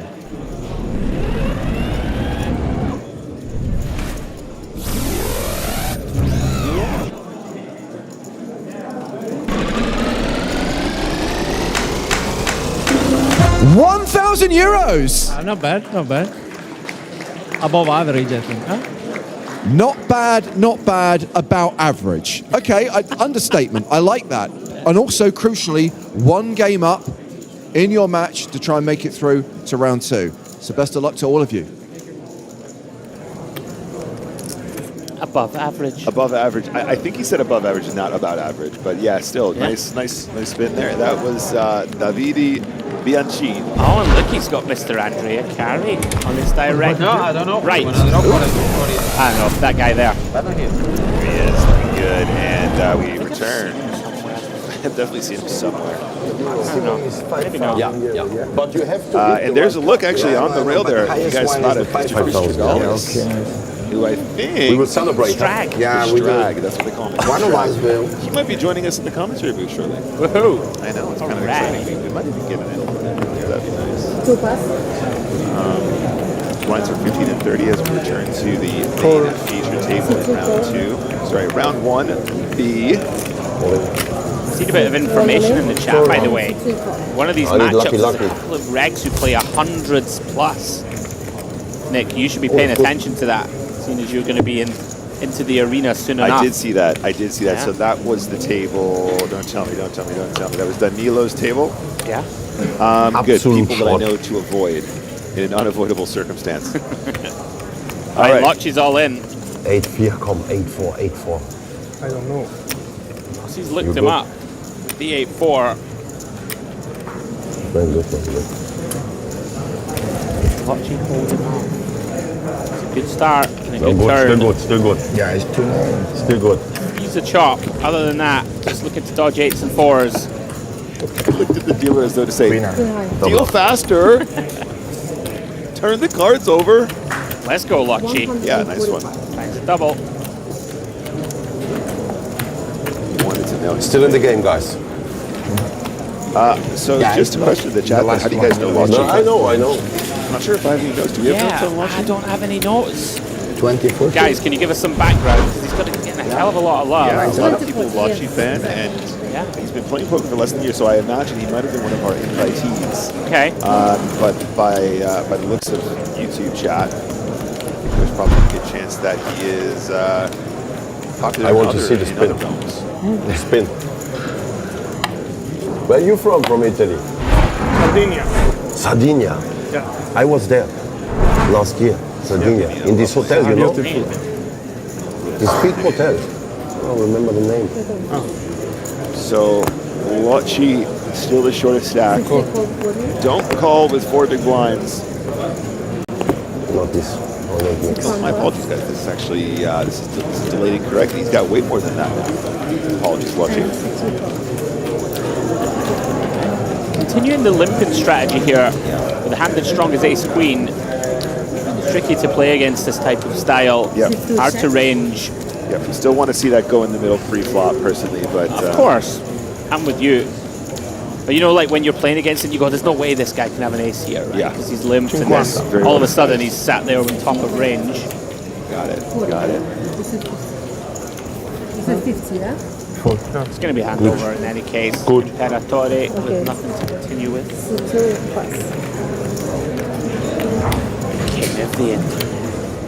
You need to tell before. Devi parlare, devi annunciare, devi dire raise, call, bet, Dealers are very strict, quindi Or if you want to raise. se devi So you can see they're very dici like raise, devi very accomplished, Yes. very good at what they do. Yeah, poi part of what dici makes them great is that they are very il strict valore with the della rules puntata, and they keep the 20, game 30, 50. correctly. Che se However, metti le chip dentro a volte non te le... See, Same. I think in the previous game they were actually giving. Sorry, who's the Italian gentleman again? You're big blind 40. Sei grande buio 40. Cherbo, thank you. Cherbo. Yes, There we go. Well done. Got there. They were giving Cherbo a fair amount of leeway, and then at some This time point, big it's like, hand. okay, I you're tell just you, not getting really got big a bet hand. all in one go. Yeah. Which again is, sorry, I'm not having to go to Cherbo there. It's difficult if he can't manage to, but okay, are we going to run this one? Yes. Here we go. This I love. Oh no, You know? What Yeah. happened? These hands He I did love. call, okay. Yeah. Oh my god. And yeah, klar. 10-9 suited here, though. This is what we call the Grafton. Komm einmal. I don't know. Casino. Sam Grafton, the 10-9 Casino. suited. Very One live. time, double up. There is no 7. First spinning go, it's not all over. I know there's no box 7. office. You know, 7 always comes. Yesterday we play at this table. 7 always. You won with the 7. Good. But maybe today with the 9? Why not? Today is the next day. Maybe, yeah. This is my verbal line. So they are okay. Oh, are you waiting for... Yes, I'm waiting for when they tell me. Oh, nice. Huh?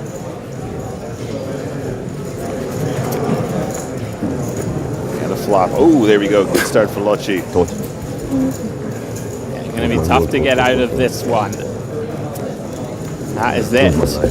Now I have to Lotchi, wait here at this table. he's on the move. Wins a big pot. You can, I'm with you guys. I will sit. You can stand if you want. No. I will stand. I will stay here. Brings him up to around about I don't want to 1,000 miss. chips. Like you will spin, or you will spin.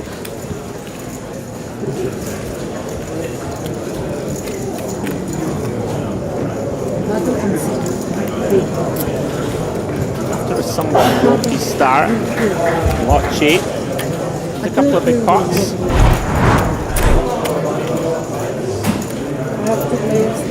Yeah, so Nossi is going to exit this game. Still in the mix, though, to go through round 2. This was just the first spin, guys.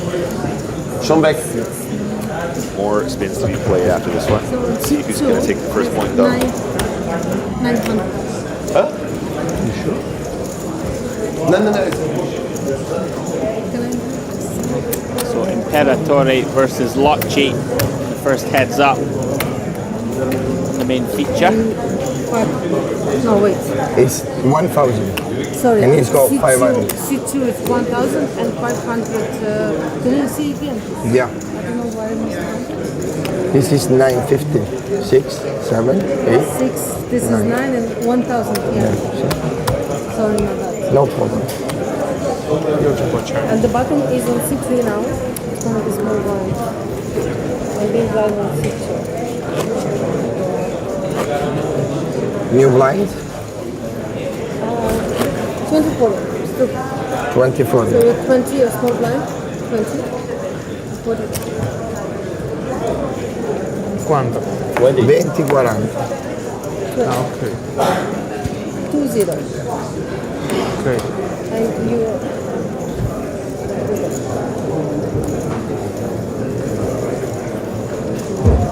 Well, hang on a minute. We're on the move out to table 8, and Ivan Kusilias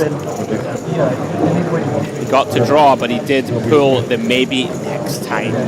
No spin. I think we should petition to change the time. Maybe next time. Unlucky, buddy. What about that? Unlucky, buddy. Get wrecked, pal. I get wrecked. 50. No chance. Bet. How about just get good? Okay. What about like they have sound effects built into the cards? Yeah, you just turn it over and it just goes like. Perfect. I'm a big fan of that. I've got that built into my sound deck. Really? Oh, absolutely. I'm a big streamer fan. I got all the sound effects. I actually I put on a spinning go. Created a spinning go for where two people face off and play spins at the same time. And I did all the sound production myself, so I recorded myself saying, round 1. And I did all these sound effects on it, so it sounded all demonic and there was an echo. Yeah, it never surfaced the way that I wanted it to. It was fun making it. See, it's the process. Creative, man. Listen, it's all part of the process. It's all part of the process. It's not about the arriving. It's the travel. Right, so we have accurate chip counts now. Imperatore with around about 2-1 chip lead. Limps with King Deuce of Diamonds. Locci. Check Jack 9 suited. Both players come up empty, although Locci flops a flush draw. No pairs for either player. Check. C3 check. Checks it over. Imperatore going for the old limp stab with King High. Locci going nowhere. Race will be 80. Oh, very nice. 50. No, we bet 40. Minimum race is 40. Or 80 minimum race. He's found the check min raise, Nick. And you said race, so it means that you have to raise. Might be an accidental min raise. I don't mind it. I think recognizing that, Imperatore shouldn't have too many really strong hands having limped the button. Very nice. Like Locci, you can see he's a little inexperienced, but he's finding some instincts. What's the problem? I think she's shouting. No problem. No problem. Sorry guys, I can't speak. And we are headed out to an outer table. This is Carlos Guriel. By the way, reigning champ. Over at table 7, we have another win and another spin. It is our reigning Spin and Go Championship Live champion, Carlos. Well, with the first one, I was lucky to get the last spin, so let's see what we have there for us. Okay, so here to defend his title, here to spin. Let's have a look at the prize money on offer. That orange slice of the pie. You could still bite into that one. There's still a 2K prize, 3 1K prizes, lots of hundreds as well. You drew the card. The card says spin. Let's see what you win. Okay, spin the wheel. Naranjito, que...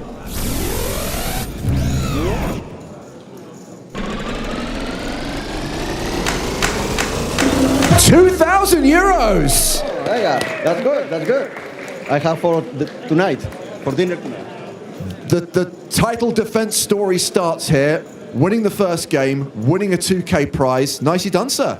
Well, I don't know. I think I'm really lucky, that's for sure. And also I know how to play, so it's a good combo.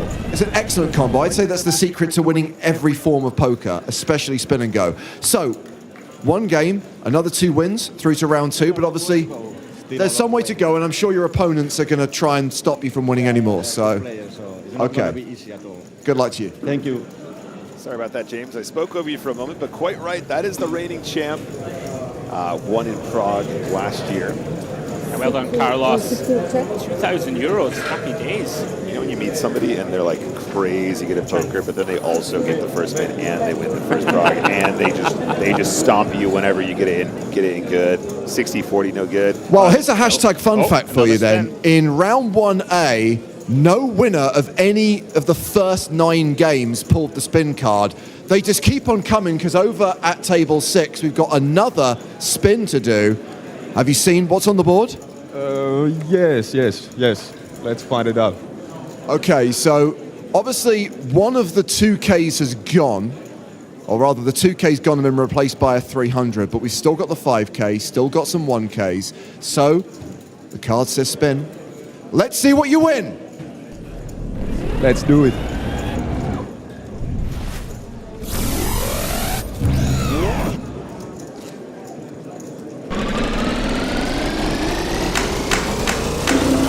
€1,000. Yeah, that's nice. Anytime you can bag a 4-figure score, you're laughing, right? Yeah. You're literally laughing. Love it. And you're 1 game up. Good job. Keep it going. Yeah, thanks. Okay, I want to know, is this going on Handed Mob? Are the prizes pulled going on Handed Mob, or is this going to be like a bounty thing That where would they're be not sick. included? Yeah. 1,000 euros in the spin and go challenge. Yeah, and can I get the ROI next to that as well? Fantastic. So that is another win, guys. 2K for Carlos and 1K for Eychenne. Yeah, very nice result. 2K and 1K for the lads. As we go back to the feature here. 16. Continue the heads up. I bet. Lochy is fighting his way back here, taking the chip lead.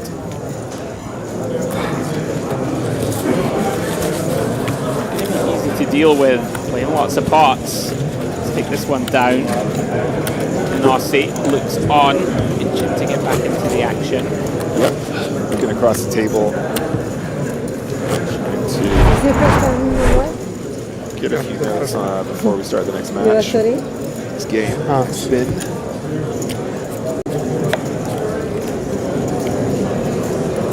Yeah. I don't see it. Fold. C3 pass. Territory there gets a walk. And I'm hearing over at table 3, Danilo Carvalho has won his table. Mr. Walsh, and he is drawing a card. It's 3. Let's see. Let's go take a look and see what he pulls.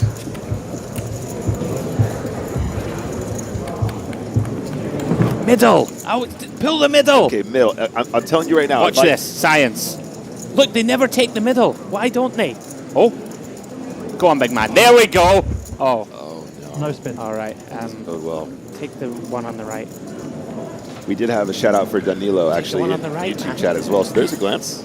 Take the one on the right. Okay, I promise I will pick middle if there's 3, and I will always pick right if there's 2. Okay. Okay. Is that fair? And then if all else fails, pick the one on the left, because the one on the left is always the spin. Yeah.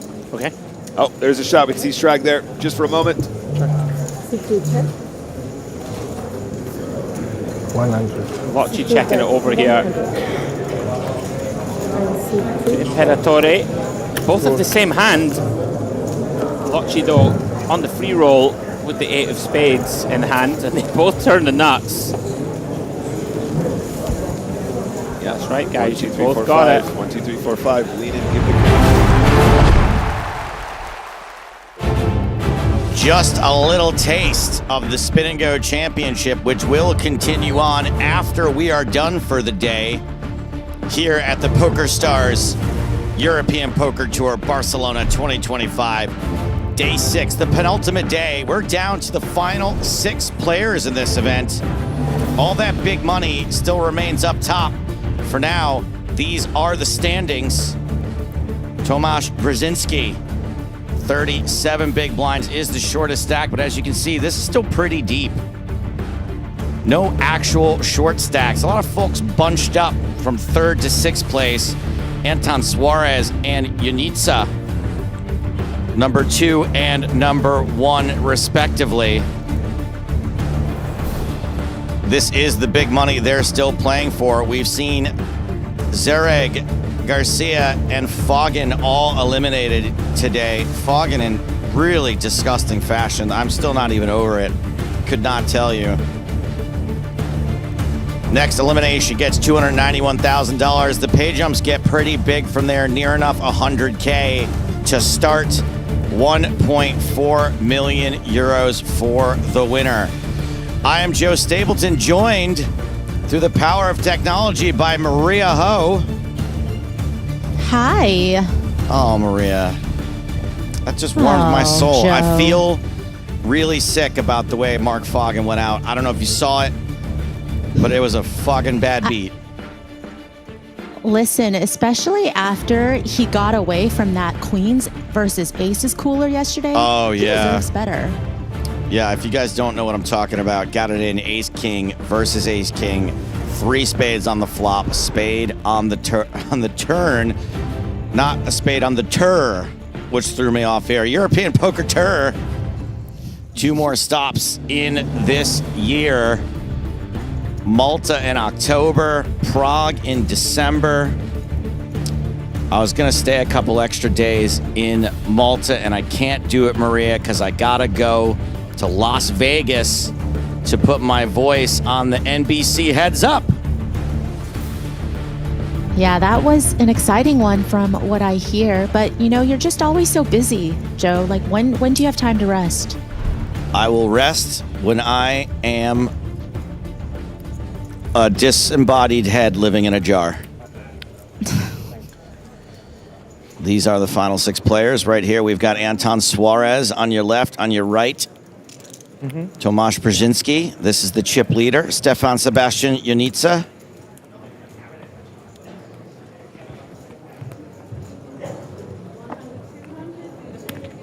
Blinds will continue at the same level they were when we went on break. We're going to play 22 hands at this level, and then we are done, regardless of where we are. Maria, do you have a bad beat that's so bad that you still remember it? I mean, I have several, but I don't know if it was ever... I'm trying to think of one where it was at like a final table of a huge main event or something where, you know, it was like 2 tables left, maybe 3 tables left. I mean, still quite a large amount of money equity-wise that got torched. But I don't know. I think it just feels worse when you can really start seeing that W in your sights. And especially if you're a player like Foggin, right? Someone who we've seen on the tour before. I feel like you really start tasting it at that point. 60. Yeah, of course. I mean, you must go home. You spoke about getting away from those queens last night. He probably went home and watched that hand and saw what happened and must have been feeling really great about himself. You can start to, I guess entitlement's the wrong word, but it's probably a little bit, right? But you start feeling like, yeah, this could be me. Yeah, I think you just hope that making that right decision would pay off and, you know, you would be able to reap those benefits and dividends later on, and it's not how it always works out. Poker is a cruel, cruel game. Blockers aren't real, and neither is karma. So the first hand went to Pineda. Second hand went to Ionita. This could be a quick level.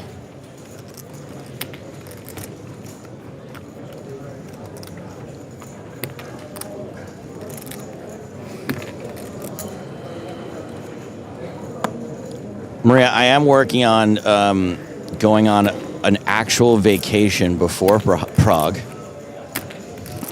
Okay. I think that it's going to be the first real vacation of my adult life because I'm going to go for longer than a week even. And I have 2 questions. yes. Well, why don't you finish and then I'll ask? I might have 3 questions after you're done. No, I want to hear your questions first. Okay. 1, are you going alone? Going Okay. alone, yes. I won't be alone the entire time, but I am going alone. I feel like you need a solo vacay at some point. I feel like that's a real vacay. You know what I mean? Like, I think to a certain extent, you're always, because you're somebody who like likes to take care of people. I think like you'll be catering to people, especially depending on, you know, who it is. And I think you can't really call it a true vacay if you don't just have a little alone time, you know? We're gonna pick that idea up after we finish with this hand, which is over. Okay, great. I agree with that. I mostly agree with that. I think that if I went with a date, that it's probably more stressful and less of a vacation than if I invite some actual friends. I think it's probably not that big of a deal. I was thinking of just getting like a big spot and just telling whatever friends they can just come if they want to. Go on. Okay. My second question is, are you going to truly be off the grid? Like, stop messing with social media. Don't engage trolls on X, like that kind of thing. Will you put your phone down? I don't think that I will be able to completely disconnect, but I'm thinking about buying a book and reading a book while I'm there. So you have to like go and seek this book out. You don't just have a couple laying I have around? tons of books that I have not read, yes. But who doesn't like to buy a new book?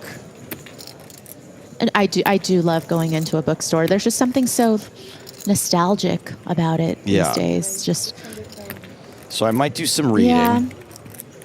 Okay. And did you have a third question? No, because I thought you were there might be something that you might mention that might pique another question, but I don't have any. Those are just my 2 questions, because to call it a true vacation, I feel like you have to abide by certain rules.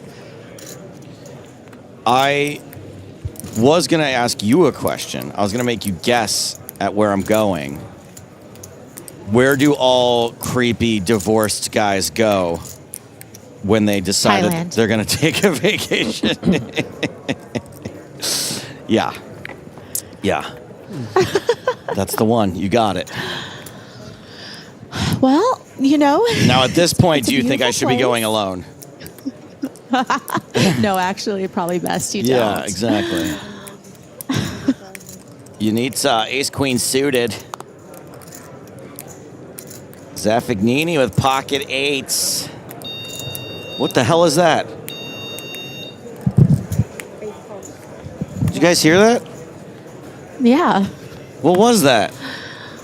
Was that your alarm, Maria? No. Is someone breaking that into was your not house? from my end.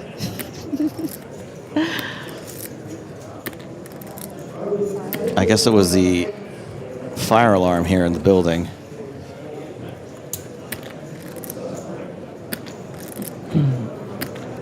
Brzezinski, pocket 6s.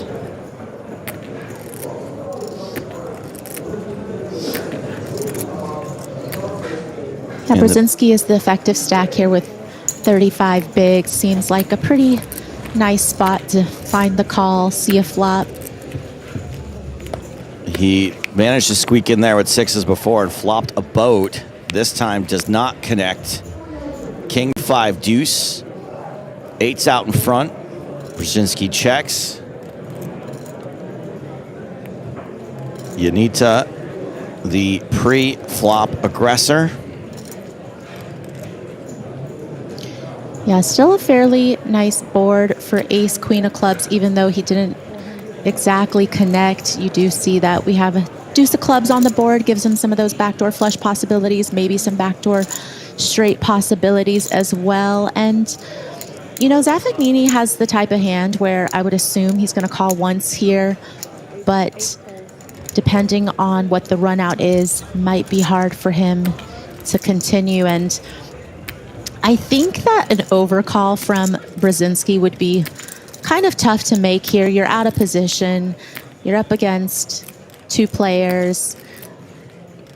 Even though it's not the worst flop for sixes, you know, it's kind of similar to eights in the sense that there's one overcard. It is just not a great spot to overcall here. Heads up to the turn, which is the 9 of hearts. Ionita down to 13% equity. And in terms of Ionita arranging Zaffagnini here, of course, you know, he might have some king X's, some, you know, suited Broadway varieties that called pre-flop, but he also has a lot of exactly what he has, right? Some of these medium pairs that aren't sets that may or may not have been able to face, you know, multiple barrels of pressure, but we do see check on the turn, and that just seems like a very safe river for eights, especially once the turn goes check, check. And the river goes check, check as well. Both players get to show down. The eights are going to take it. Zaffagnini up to 47 big blinds after this hand. Maria, I got a special treat for you. We've got a guest in here with us. A World Series of Poker Player of the Year nearly many times. Benny Glauser. What's up, Benny? Yep, that one right there. Hello. Hey, buddy boy. Thanks for having me. Hi, Benny. Hey, Maria. How we doing? I'm gonna let you two duke it out in the analysis section. I'm just gonna chill here. Sure. I just want to catch up with Benny because I wasn't out in Vegas this been a summer, and he while, had yeah. quite the summer. That's So it. congrats on Thank your you. summer. Thank you. Yeah, quite an amazing summer. He was the only guy in my fantasy team that put up any numbers whatsoever. Got smoked. Hey guys, what's up? Chat in all the various places of YouTube and Twitch. That's right. I'll just handle the play-by-play. You two have at it. Ionita's out. Sure. That was quite an interesting hand, actually. I could tell you were champing at the bit to talk about that one. I was like, I'm going to let him in after this, but he was really freaking out over there. Well, I was curious if the ace queen would turn his hand into a bluff because he pretty much has the worst hand he has there by the river aspect. But yeah, interesting one.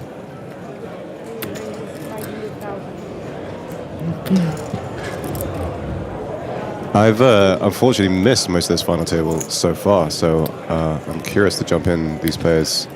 I did watch some of Suarez, and I know Eychenne.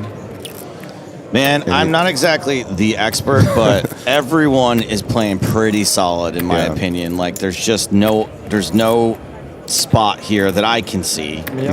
Maybe to your more veteran eyes, you will see it, but nobody really getting out of line. Well, straight away we got a.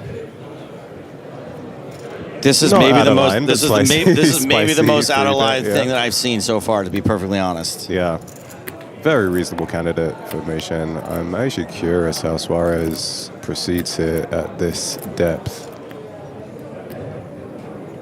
Go. Yeah, I think I like that one because Tomasz is very polar here. We've got 4.3 million in the middle already. Oh, Ace, boy. 10-5. Suarez's nines get wrecked immediately.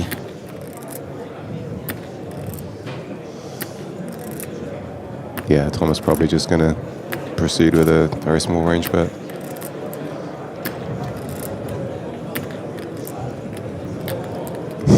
Hey chat, hey Tom and Ben.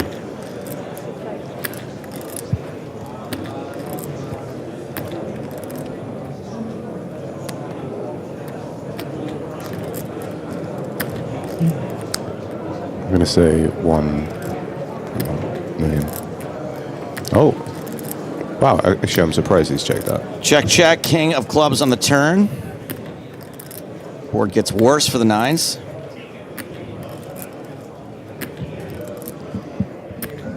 Because at this point, essentially, his bluffs are just going to come from ace X and king X as well. But Probably wants to try and protect those queens in that part of his range.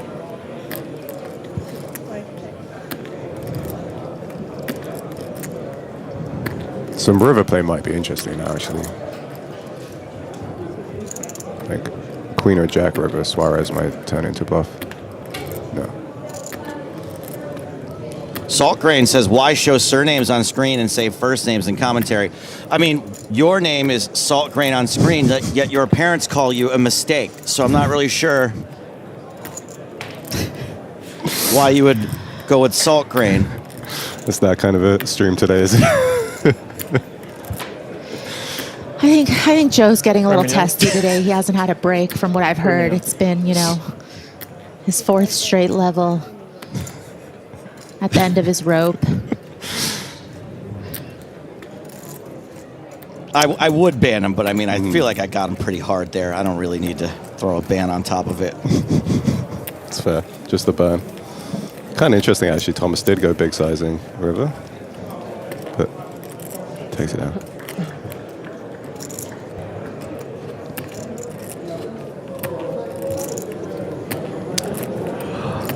Just take everything with a grain of salt, Joe.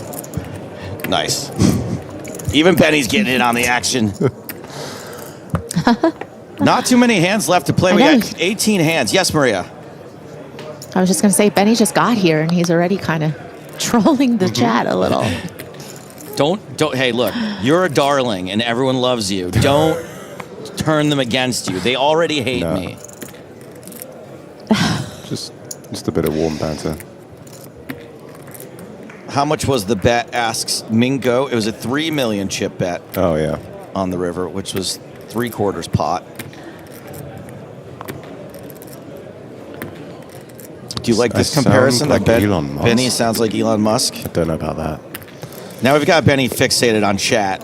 That's what he's here for. Blind on blind about to happen. Eychenne limping in with King 5. All right, I'll give one TG the shout out. Friendly reg. And Ionita checks behind. 8-5 deuce. Eychenne pairs his 5. Eychenne is second in chips now. Ionita is first. Have you been getting out some of the Ionita puns? I bet. No, I have not done any Ionita puns. It's the year of Romania. I don't really F with that. Trip 5s on the turn for Eychenne. Steering clear. Joao asks, who is narrating in addition to Stapes and Maria? That's Benny Glauser, one of the world's best.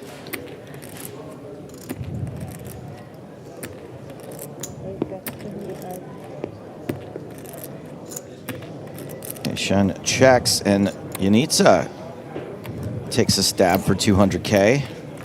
Yeah, kind of interesting one. Mostly protection. Tomasz almost definitely going to come in with the check raise here. Do you think size 800? Well, maybe Maria can. Yeah, ask that question to Maria. I'm just here for the jokes. Benny, you turned to Stapes and you wanted some confirmation or validation. He just gave you a blank stare. Yeah, pretty much. Yeah, 1.4, very big. Yeah, very, very big.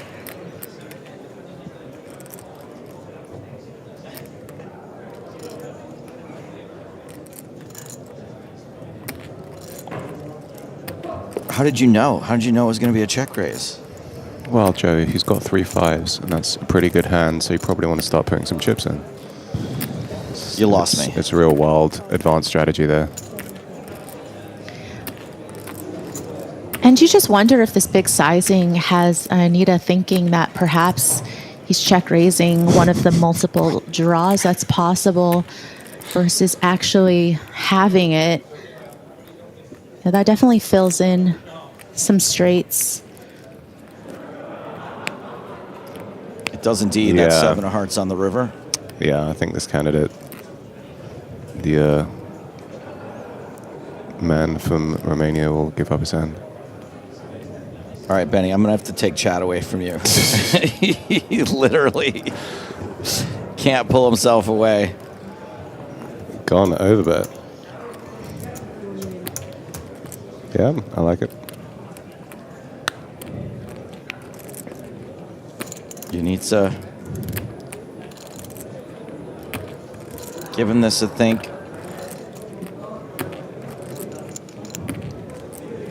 Obviously, even though that's not like the brickiest of river cards, it definitely is giving Ionita some consideration because of the size of this river bet. Yeah, he does need to think about this river. He doesn't need to think about it? He does need to think about it. He does need to think about it. Yeah, you need it. Oh, jeez. 4 million? Yeah, that's rough with one-time bank. He just has a lot of better hands at this point there. Even rivering a 7, like 7-6, makes for a much better call.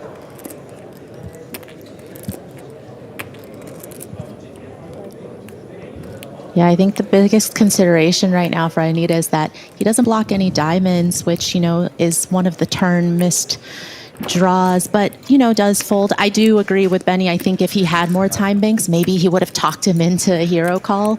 I think luckily for him in this spot, he just didn't have enough time to really give it the consideration to be willing to put in such a large bet on the river with ace high. But I think that saved him. Well, with that pot, Tomasz Eychenne takes the chip lead. I have more time back than this. It's the first time all day that someone other than Ionita or Suarez has been in the lead. All right, Benny, I'm going to let you do one more addressing chat, then I'm minimizing it. Nothing in particular to respond to, just like a enjoying, cat with a laser pointer. enjoying Okay. reading some of it.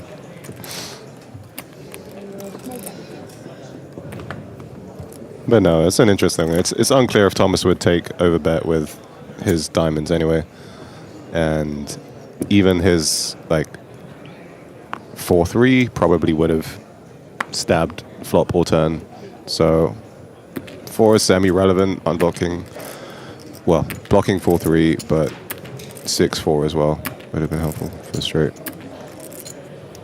I think it's interesting that y'all approach the game assuming that everyone else knows what they're doing. Well, I know that Tomasz is very, very good at poker, so I'm definitely giving him a lot of respect. Like, you probably wouldn't make that same analysis if I were in that hand, right? Like, Stapes would have bet his dime. Like, you're just like, you have no idea what I'm doing out there. Yeah, exactly. Neither do I. Maybe Stapes just has the Jag 6 and was sick of this guy's face. Yes, Just wanted to check raise him. Yes. This is an interesting one because Brzezinski's shortest, so like this is an open in chips, but I don't think this is an open into the 2 biggest stacks on his left, especially one of them being a button. I like Thomas's flat though. Well, his flop is 5-5 tray, ace high out in front, a significant favorite.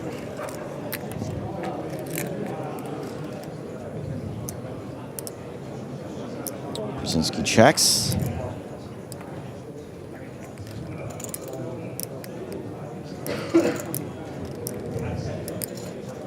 Eychenne checks back to the turn.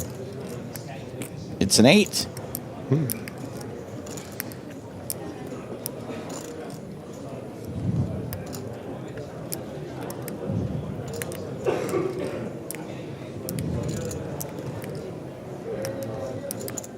I mean, this is a spot where Brzezinski might start stabbing this.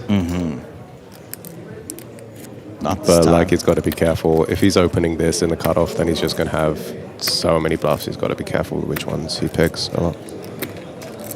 River for free. Oh, boy. 10 ball. For free indeed. The 10 connects hard with Brzezinski.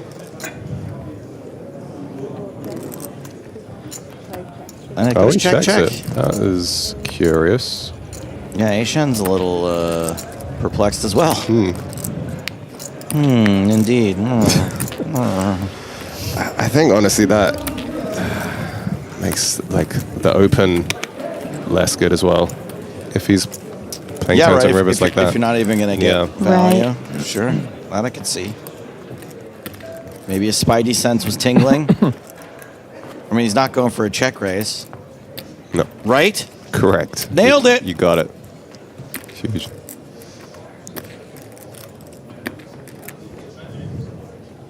16 hands to go. Next time, just say it with like a little more conviction. You know, less of a question mark at the end and more of a period. That's 2, Maria.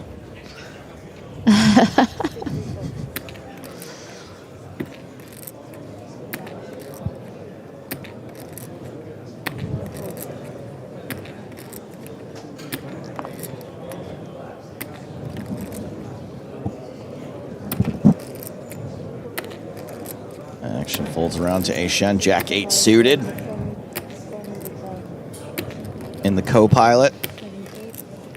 It's a new one. I like to mix it up. Mm-hmm. Zaffagnini folds A7 in the small. Looks like we're going to get a defend out of Pineda.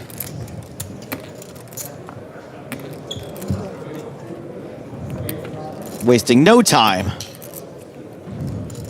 Ace 10-5. 2 diamonds. Pineda checks.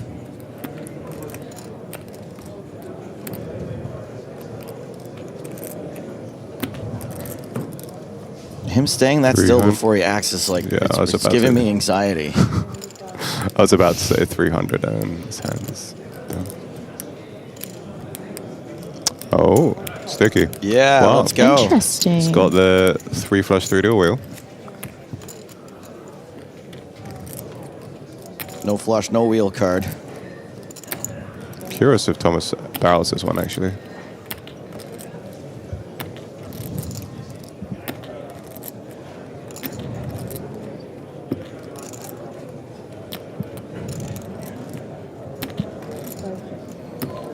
Nope.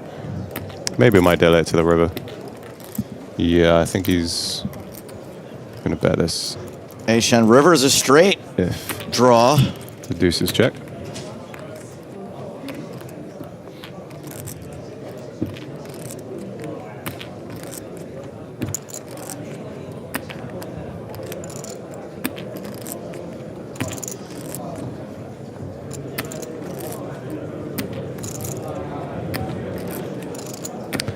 Yeah, it has to be mandatory buff. Even things like Queen Jack with a barrel turn, this is definitely the worst hand he gets hit with.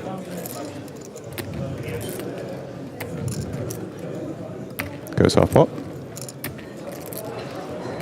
All right, what do you think, Joe? 850,000 to call. Deuces. I think he goes Does he for do it. I think he's going to do it. I think he's going to call. I think we're going to see a great hero call here. I mean, he also has one of the worst hands he gets hit with, and has played his check as well. I mean, it's kind of a similar situation. Like, what are you doing if you're not going to show down sometimes? You think you're just trying to hit a set? Well, yeah, you've put in like 28% pot on the flop. Just think you have enough equity to continue. So now you choose your river hero course with everything you've got to hit with. Call indeed. He does make it. There it goes. And this has been a fairly wild level compared to previous. Nice call. Thank you. Yeah. Do you think he meant that nice call, or is that like a? How do you make that call? You I think so. I don't think it was Tomasz that said it. Oh, okay. So Tomasz briefly had the chip lead. Looks now, a bit. It does look quite surprised actually. Yeah. It gave it the little eye flutter. It's a big loss. Pineda, yeah, you can smile, buddy. Yeah, he's got infinite time banks. But yeah, he seemed very comfortable and confident making that call. So. Thank you. Sometimes you just have a read. Mm-hmm. And Ionita back on top.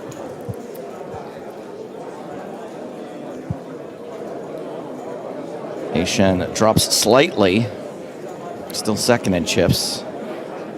And Pineda, with that hand, moves up into fourth from dead last.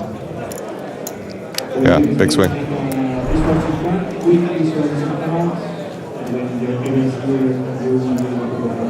Maria, how do you play that hand differently with deuces?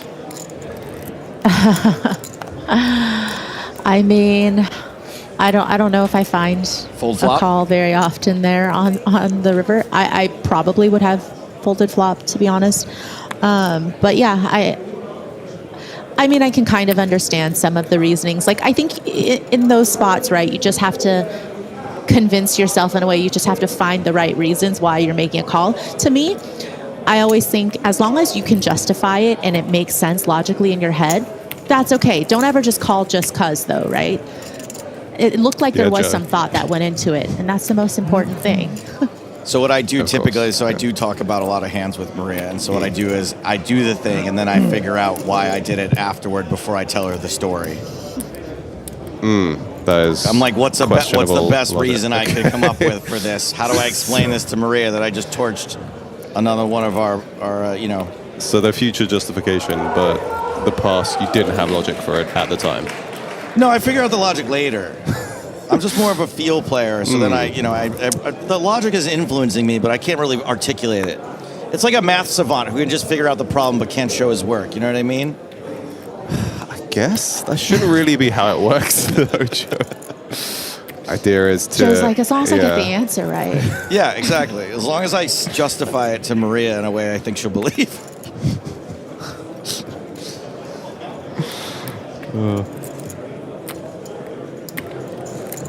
This one time I wrote her a whole hand history about how I called with 10-6 offsuit. I called a 3-bet because I had a feeling, and how I got there, and I just knew I was going to hit the flop.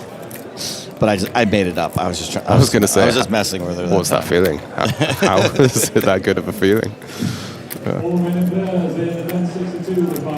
I always show a lot of restraint in what I think when I read it and my response to Joe. Yeah, I was going to say, I'm kind of feeling sorry for Maria. I wish I could see her face when I read when she reads some of these messages from me. Just a strong eye roll. Oh, yeah.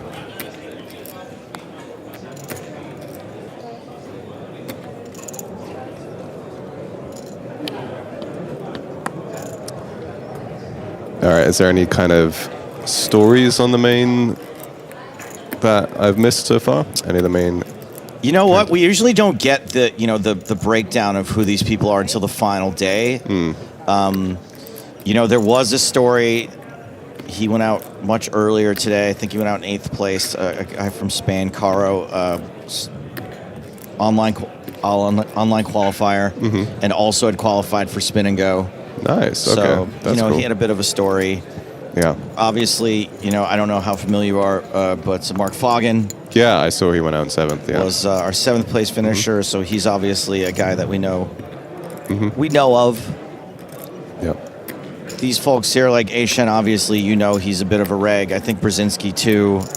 The other folks, don't know much about them, but I'll say this, that Suarez and Ionita both playing like they have chops. Like, I don't think these are... Oh, really? Yeah, I don't think these are people on vacation. Interesting.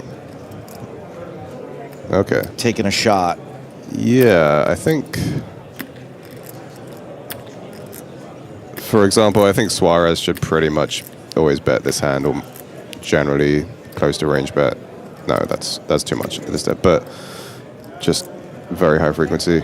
But it's a reasonable check back with this. I did see a few hands from him on the way along, and I was curious if he was a professional. Well, let's have a look. Let's see what we can find about... Oh, we got some. All right, cool. Yeah. Thank you. Certainly is the demeanor of one, to be fair. Yeah, so Suarez won the Party Poker Million in Nottingham in 2020 for $1 million. That's a lot of money. And he was second in this huge Eureka Prague main event. It was like 4,000 runners. And wow. He scored 306,000 there. So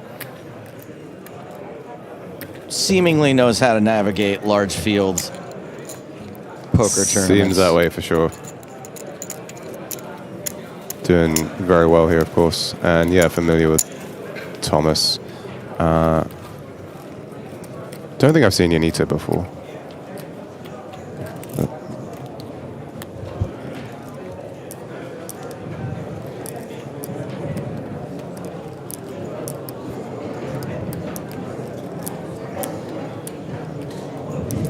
Oh. Apparently, Mr. Wayland says Suarez is in Lena's gang. That is a prestigious gang. Is it? Okay, Ionita does not have much in the way of live earnings. 61,000. Yeah, I mean, if that's right, then Lena, I think, has a pretty close-knit few guys. Oh, Lena. Okay, I misheard you. I heard Lenar. Oh, no. And I was like, who the hell's Lenar? No, Mr. Astet. So it doesn't look like Ionita gets out of Romania very much. His 3 cashes are all in Romania. But he did win a tournament in 2024. Apparently Suarez is a big online guy. Might be curious if his screen name in that case. Zaffagnini opened here with king queen off. Eychenne flatted 2 9s in the small blind. Yeah, I think this is a good flat. You don't want to be stacking off on this. So we're going heads up to the flop. King 7-4. Eychenne with a club on this 3 club board. Interesting one. The big blind would have flopped 2 pair. King 7 got folded. And obviously, we got a top pair for Zaffagnini, but you kind of hate it with the 3 clubs. I hate everything. I mean, the king 7 is a good fold. You can't be results oriented. No. Yeah, I know. That wouldn't bother me. Really? Having top pair, yeah, no. Look, it would have at some point in my life, like up until the last year. Okay. Like, oh, why don't I just pluck it in there? You've grown? You're maturing? A little bit. Nice. A little bit. It's really only just come from playing more poker. I just don't take it as hard now. 10 of diamonds on the turn. Yeah. Curious if he barrels this one. Yeah, I think you start wondering, if king, queen, no club is a hand that you're really able to get 3 streets of value from worse. And you also recognize that Eychenne's calling range from the small blind is going to be pretty strong. Yeah, he's going to be decently suited dense from the small blind too.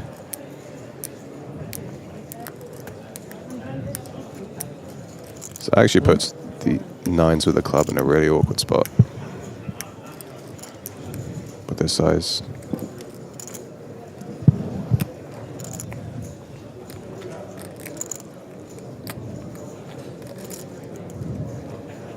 Kobayard is getting very demanding over wanting to know the screen name of Suarez. We don't out people's screen names if they're not public. Having said that, I don't know what it is. Stop bothering me. Eychenne lays down the 9s. Yeah, I was about to say, I'm going to guess he folds. I think it's a good fold.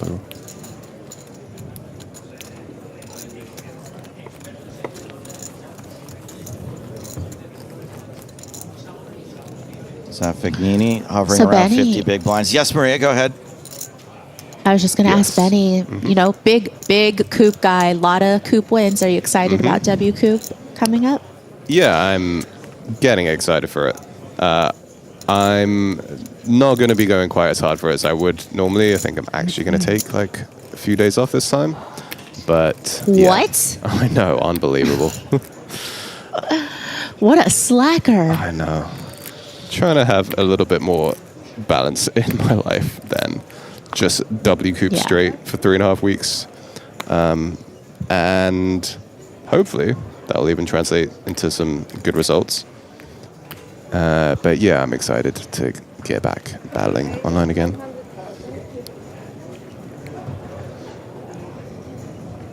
How about you? When are you next playing some poker? I think I might, I'm trying to stay a little bit more local these days, but, NAPT in Vegas is always a nice option. Mm-hmm. It's a few months away and all, but, I'm taking a little bit of a break from traveling much these days. So nice. It's been kind of nice. I totally get the work-life balance that you're talking about. Maria recently watched Snakes on a Plane, and now she's afraid to fly. I told you not to do it. I do randomly get kind of into weird phases where I do start feeling anxious about flying, and it just like comes and it goes, and then I force myself to fly and then it goes away. But I don't know. It happens like once every 4 or 5 years. Interesting. Yeah. I mean, obviously, I fly quite a bit. I've seen some really weird stuff. The only time I was ever scared is the plane hadn't taken off yet. And you know, like the Doppler effect of sound? Yeah.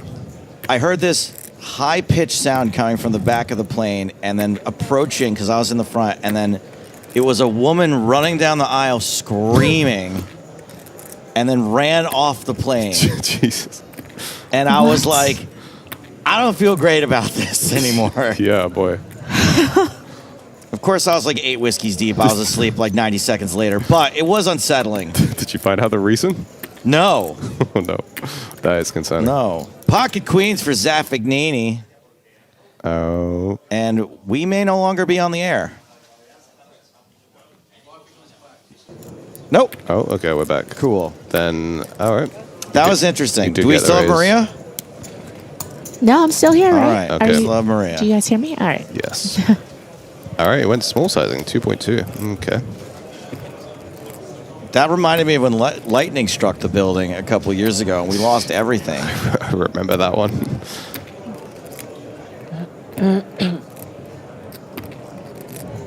Look at Connor Richards in our YouTube chat. I love that kid. What's up, Connor? Hi, Connor. Look at that. Shout out from 2 of the game's greats and a third person. Lukash asks, how many more hands? 9 more. Oh, that's all. All right. Let's make the most really of them. let's really lock in. Hell here. yeah. Yeah. Let's go.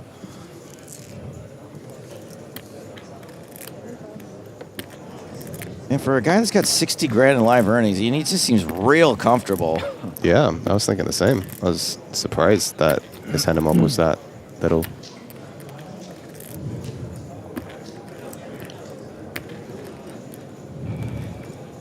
Well, we can't base everything off hand and mob. Remember that crybaby from from the World Series this year? Remember that, Maria? Ace, Queen, 7, pair of queens for Pineda. I think Pineda had the 6 as well. All right, but hand over. Hand is over.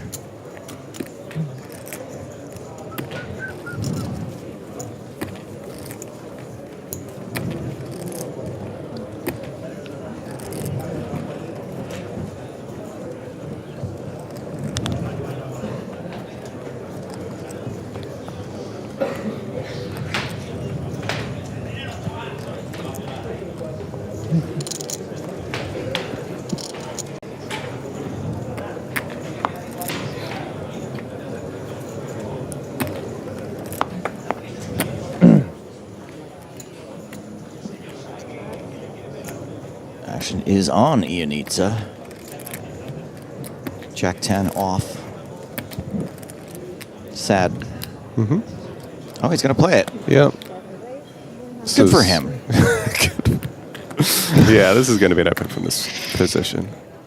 And Zaffagnini sort of has a hand he can... okay. Out of that.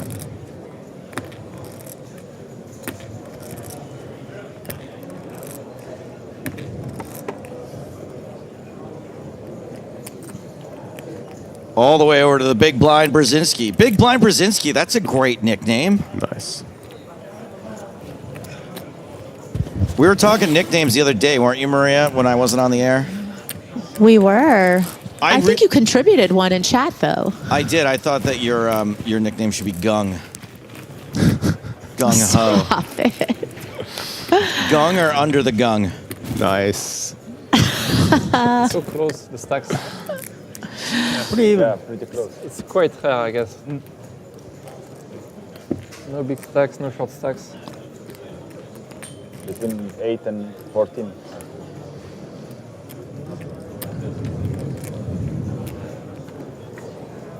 Now, I'm only going to read this comment because it's Chat Pro Saturday. Chat Pros are 100% right on Chat Pro Saturday, so unfortunately, sorry.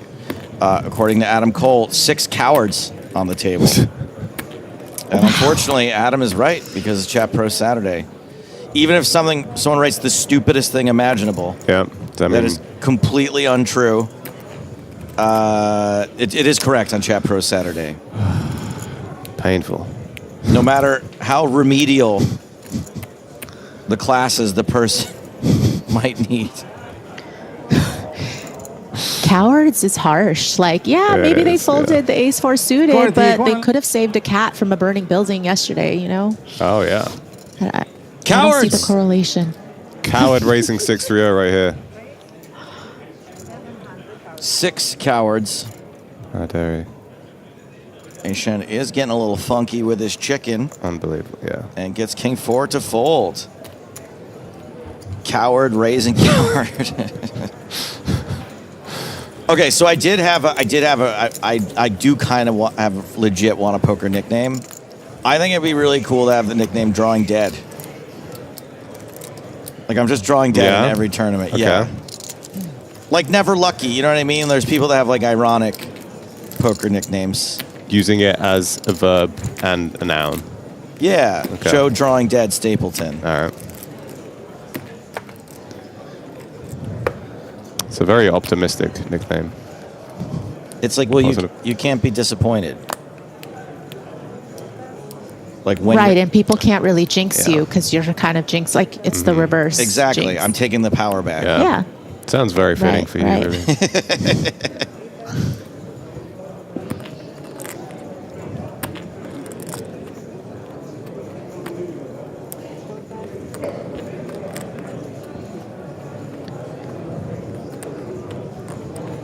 Actions folded around to the blinds. Eychenne limping in. 96. Ionita, Queen 10. Checks it back. Free look at the flop. Free look at his opponent. Ace, King, Jack. Oh, hold on. That's a straight for Ionita. Actually interesting if Tomasz does bet this one, because he has a hand that might want to, like, potentially go for multiple barrels. And Ionita might just play call only here. Interesting.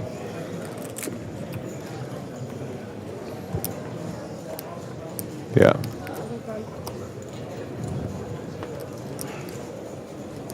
Oh boy, yeah, now Tomasz will definitely barrel this, I think. He's taking a gulp. That means, like, yeah, I'm going to have to barrel this turn type gulp. Sure.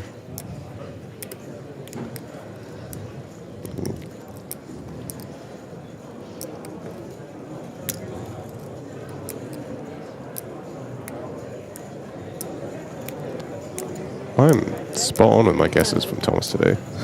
600. Nita always going to call this.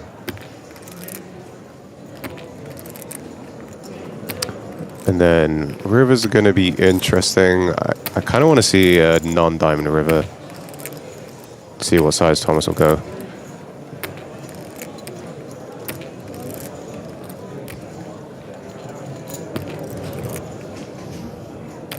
Ah, boo. Boo. Oh my God.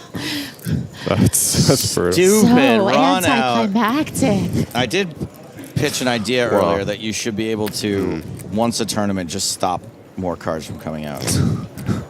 I mean, I did say non-diamond river. I guess I didn't specify. The monkey's paw strikes again. Yeah. Wow, Anita just hating it. I think Tomasz actually does bet it too. He probably has to go on the big size, because essentially if he bets here, he's just saying, I've got a flush. So that would mean big size. Can't wait to see what these cowards do. Like 1.5 plus mil, maybe 2 plus.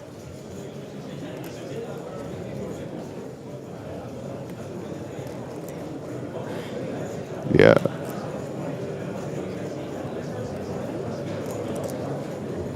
Is that 3 million? Yeah. Yeah, big size indeed. Wow. I need a just in the cage. Oh, 6 million. Oh wow, my okay. gosh. My bad. Look at you. It's just like, Benny said 1.5. I think he has to fall, but wow, that's really, yeah. I mean, I was right with the premise that he's going to go big size, so I underestimated it. That's so sick. Lucky That is river from highway the- robbery. What? Oh, shit. I just told my hand by saying Lucky River. So you had the flush. No. No. But you think that for now. Thank you. If he said Lucky River, that means he did not have the flush. Because otherwise... Right. Popped it. Right. He says flopped it, and then he does like, hold on a minute. No. He's realizing now. Look at him. Oh, no. You can see it setting in. I mean, Well, chat. I think the good news is he's going to get to go home after this level, think about what happened, and he doesn't have to continue to play on for much longer. Yeah. So hopefully it doesn't tilt him too much. Yeah, honestly, I think it's completely fine. Like, he just... Even if he has, like, Yeah. Queen 10 with a diamond, that can potentially continue, but without, it's just, yeah. You can't call 6 million, really, in this ICM environment, but apparently chat disagrees. It's Chat Pro Saturday, and one of them says, call easy for 280% pot river trying to get a chop. I'm sorry, just I know it's Chat Pro Saturday, but I just want to be clear. You don't know what the other guys got. I don't know if maybe that's something we should tell them, that you only know what your cards are. It's quite a revolutionary concept.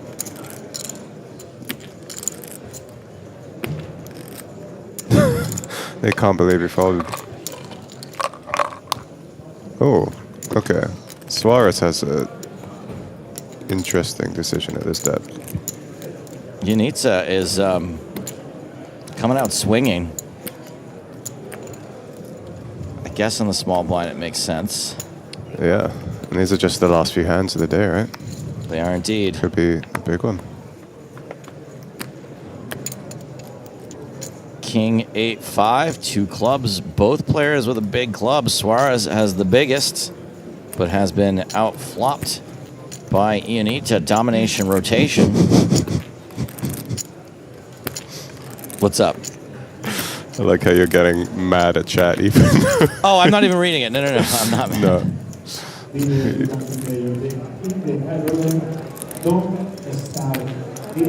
I'm a bad multitasker. If I'm reading chat, I'm quiet. 800,000 is the bet for me. Needs Quarter pot. I think Suarez probably does continue this with the ace of clubs. Probably just going to call all of his hands.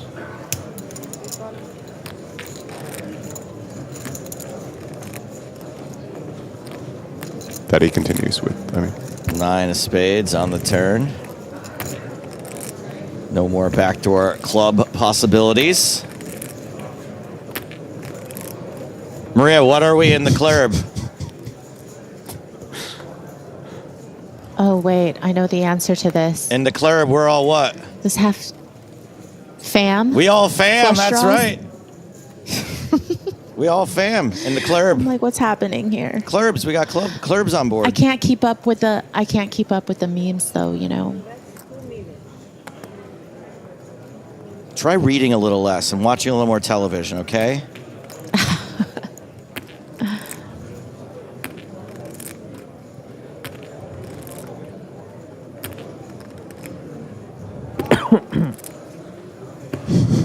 $2 million the bet from Ionita.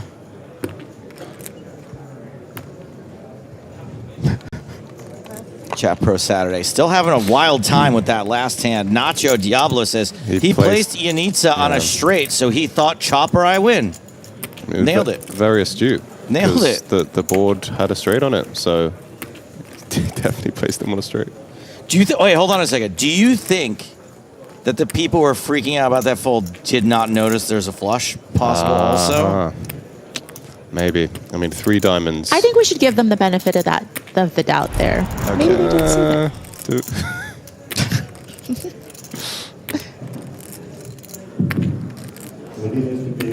Finally, someone talking some sense. Was an easy fold. You don't risk tournament elimination for a couple of BB money. Mm-hmm. Closer. We're getting closer. A couple of BB money. That's... It's the right idea. I mean, yeah. Certainly a term. I think maybe we're not doing a good job of explaining it, guys. It's us. I think let's start with flushes beat straights. Maybe that's where we need to start. Yes, as ASD Just in case. is asking on Twitch, is a flash better than a straight? Yes. Yes, it is. So just, I mean, to be perfectly honest, just in case we weren't clear, there was a flush potential there. And the person with all the chips gets to flex their muscle and say, okay, go ahead and call and maybe win half this pot. Yep. Or maybe you run into a flush here and you're out of the tournament and you just torched, I don't know, 600,000 euros? Yeah, it's a lot of chips. equity, yeah. Like 6 million is just worth so much. You're calling almost 3x pot for a chop. It's pretty clear. And I was surprised Tomasz went that big in this ICM scenario. I think like for chips it's very reasonable, but I don't think you need to go as big as that, but I respect it. He has the check back here on this very interesting flop.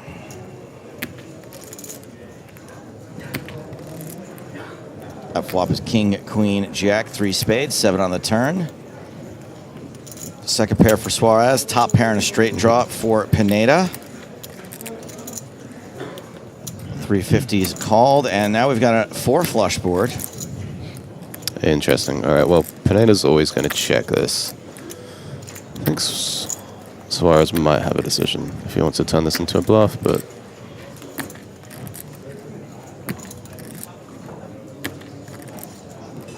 Like, he would turn ace-jack into a bluff here. Ace-queen, maybe. Just looking at Pineda's face. Who's going for it? Let's go. 1,200,000. 2/3 of the pot.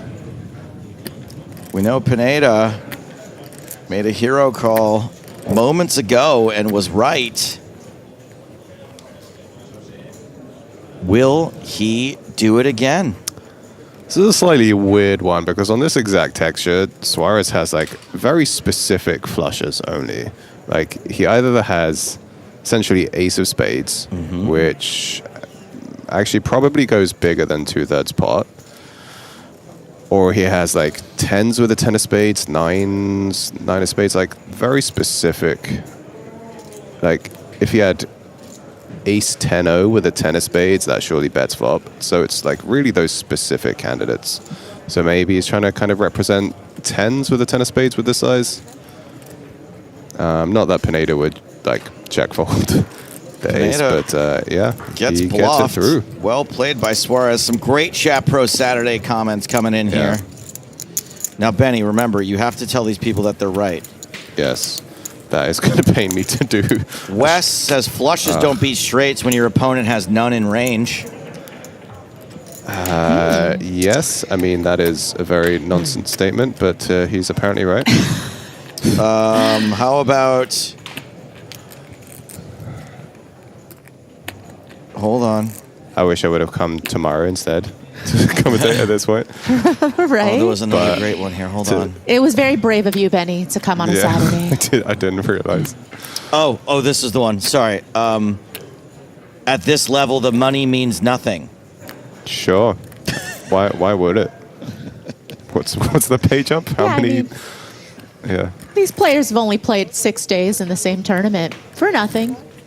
It's only 7 figures up top. I mean, no money.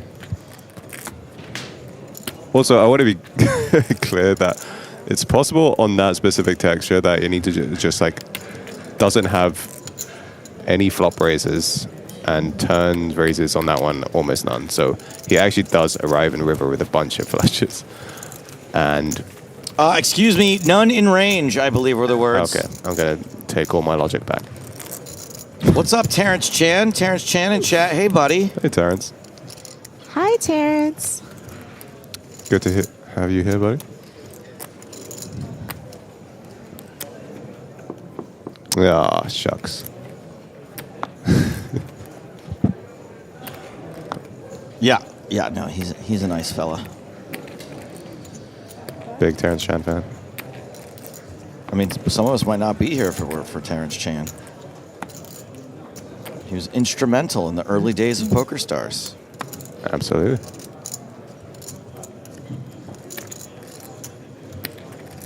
Action has folded around to Anton Suarez in the small blind, who has shown us the 7 of hearts. Tomasz Does every Brzezinski, poker player Jack 2 named suited. Anton just have amazing hair? I mean, he's definitely given Anton Vig a run for his money. 8-7, pretty good flop for one card. It's almost a suspiciously quick check. I'm actually curious now if it just has a full house on this. Okay, now he has a full house. Yes. Either way. I mean, maybe it's quads. Who knows?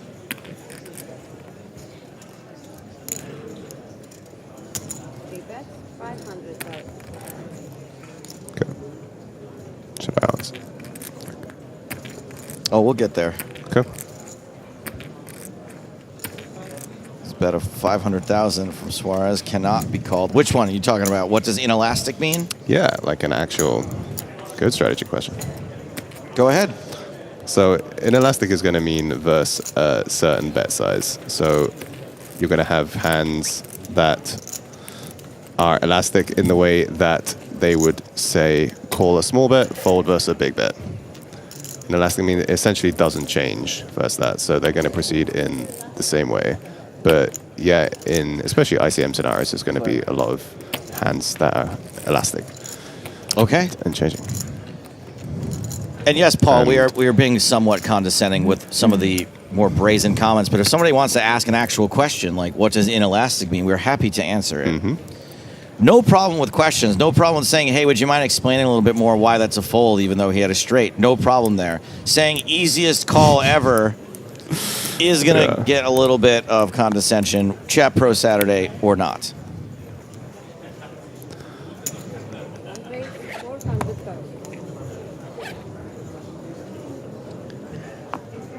Yes, right. And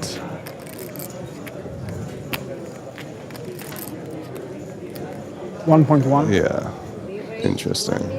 Suarez has a hand that essentially can do some of either some of the time. And in these positions, curious if Pineda comes with call. Is it too much to jam? I think so. There. He has, oh no, he has 41. Okay, not necessarily. All in? Yeah, okay. Does do it. Relatively quick jam too. Yeah, he acts pretty quickly. I mean, look at all those time bank cards. I want to see the flop. I believe. Yeah. How many? That was the last one? I think this is the last one. So we're going to do an exact chip plan before you guys bag your chips. Sarah laying down the law. Then tomorrow we start at 12. Oh, that was it. That was the last hand. But we do kindly ask you arrive a little bit before because we're going to do another photo and get you guys all mic'd up and everything. So please arrive as soon as you can tomorrow. It's 12:30 starting. It's till the end or till heads up tomorrow? Till the end. Till the end. Last day, right? Okay. Algo diferente, ¿no? Okay. En inglés. Dijo ella algo diferente. Well, congratulations to these 6 players who have made it to the final day of EPT Barcelona, the 3rd biggest of its kind. Yeah. I'll take this opportunity to say thank you to Benny Glauser. Thanks a lot. Thank you for having me. It's a lot of fun. And thank you to Maria Ho. Anytime. Appreciate you guys. And that is going to do it for us here on day 6 of EPT Barcelona. These are the stacks they'll be taking into the day tomorrow with the new blind level, 125, 250,000 with a 250,000 big blind ante. Things finally getting a little more shallow. No one's super short and not a ton of distance between the chip leader and the bottom stack. I believe anything, can still happen. The big money starts to arrive tomorrow. Sixth place worth more than $250,000. 400,000 near enough for fifth. 500,000 near enough for fourth. 640 for third. 900,000 euros for the runner-up. And 1.4 million going to the winner. We're done with the main event here, but there's still plenty of cards happening in Barcelona, including the Spin and Go Championship Live. That continues on YouTube. You can watch James Hardigan, listen to Nick Walsh. Lots of money being given away, fun and games, three-handed, threads up, fast action poker. I want to thank today's co-commentators for joining us. Benny Glauser, Maria Ho, Benjamin Sprague, Griffin Benger. Thank you, everyone. Join us tomorrow at 1 o'clock local time, where we play from 6 down to the winner. For now, it's good night from Barcelona. Cold blood, no rush.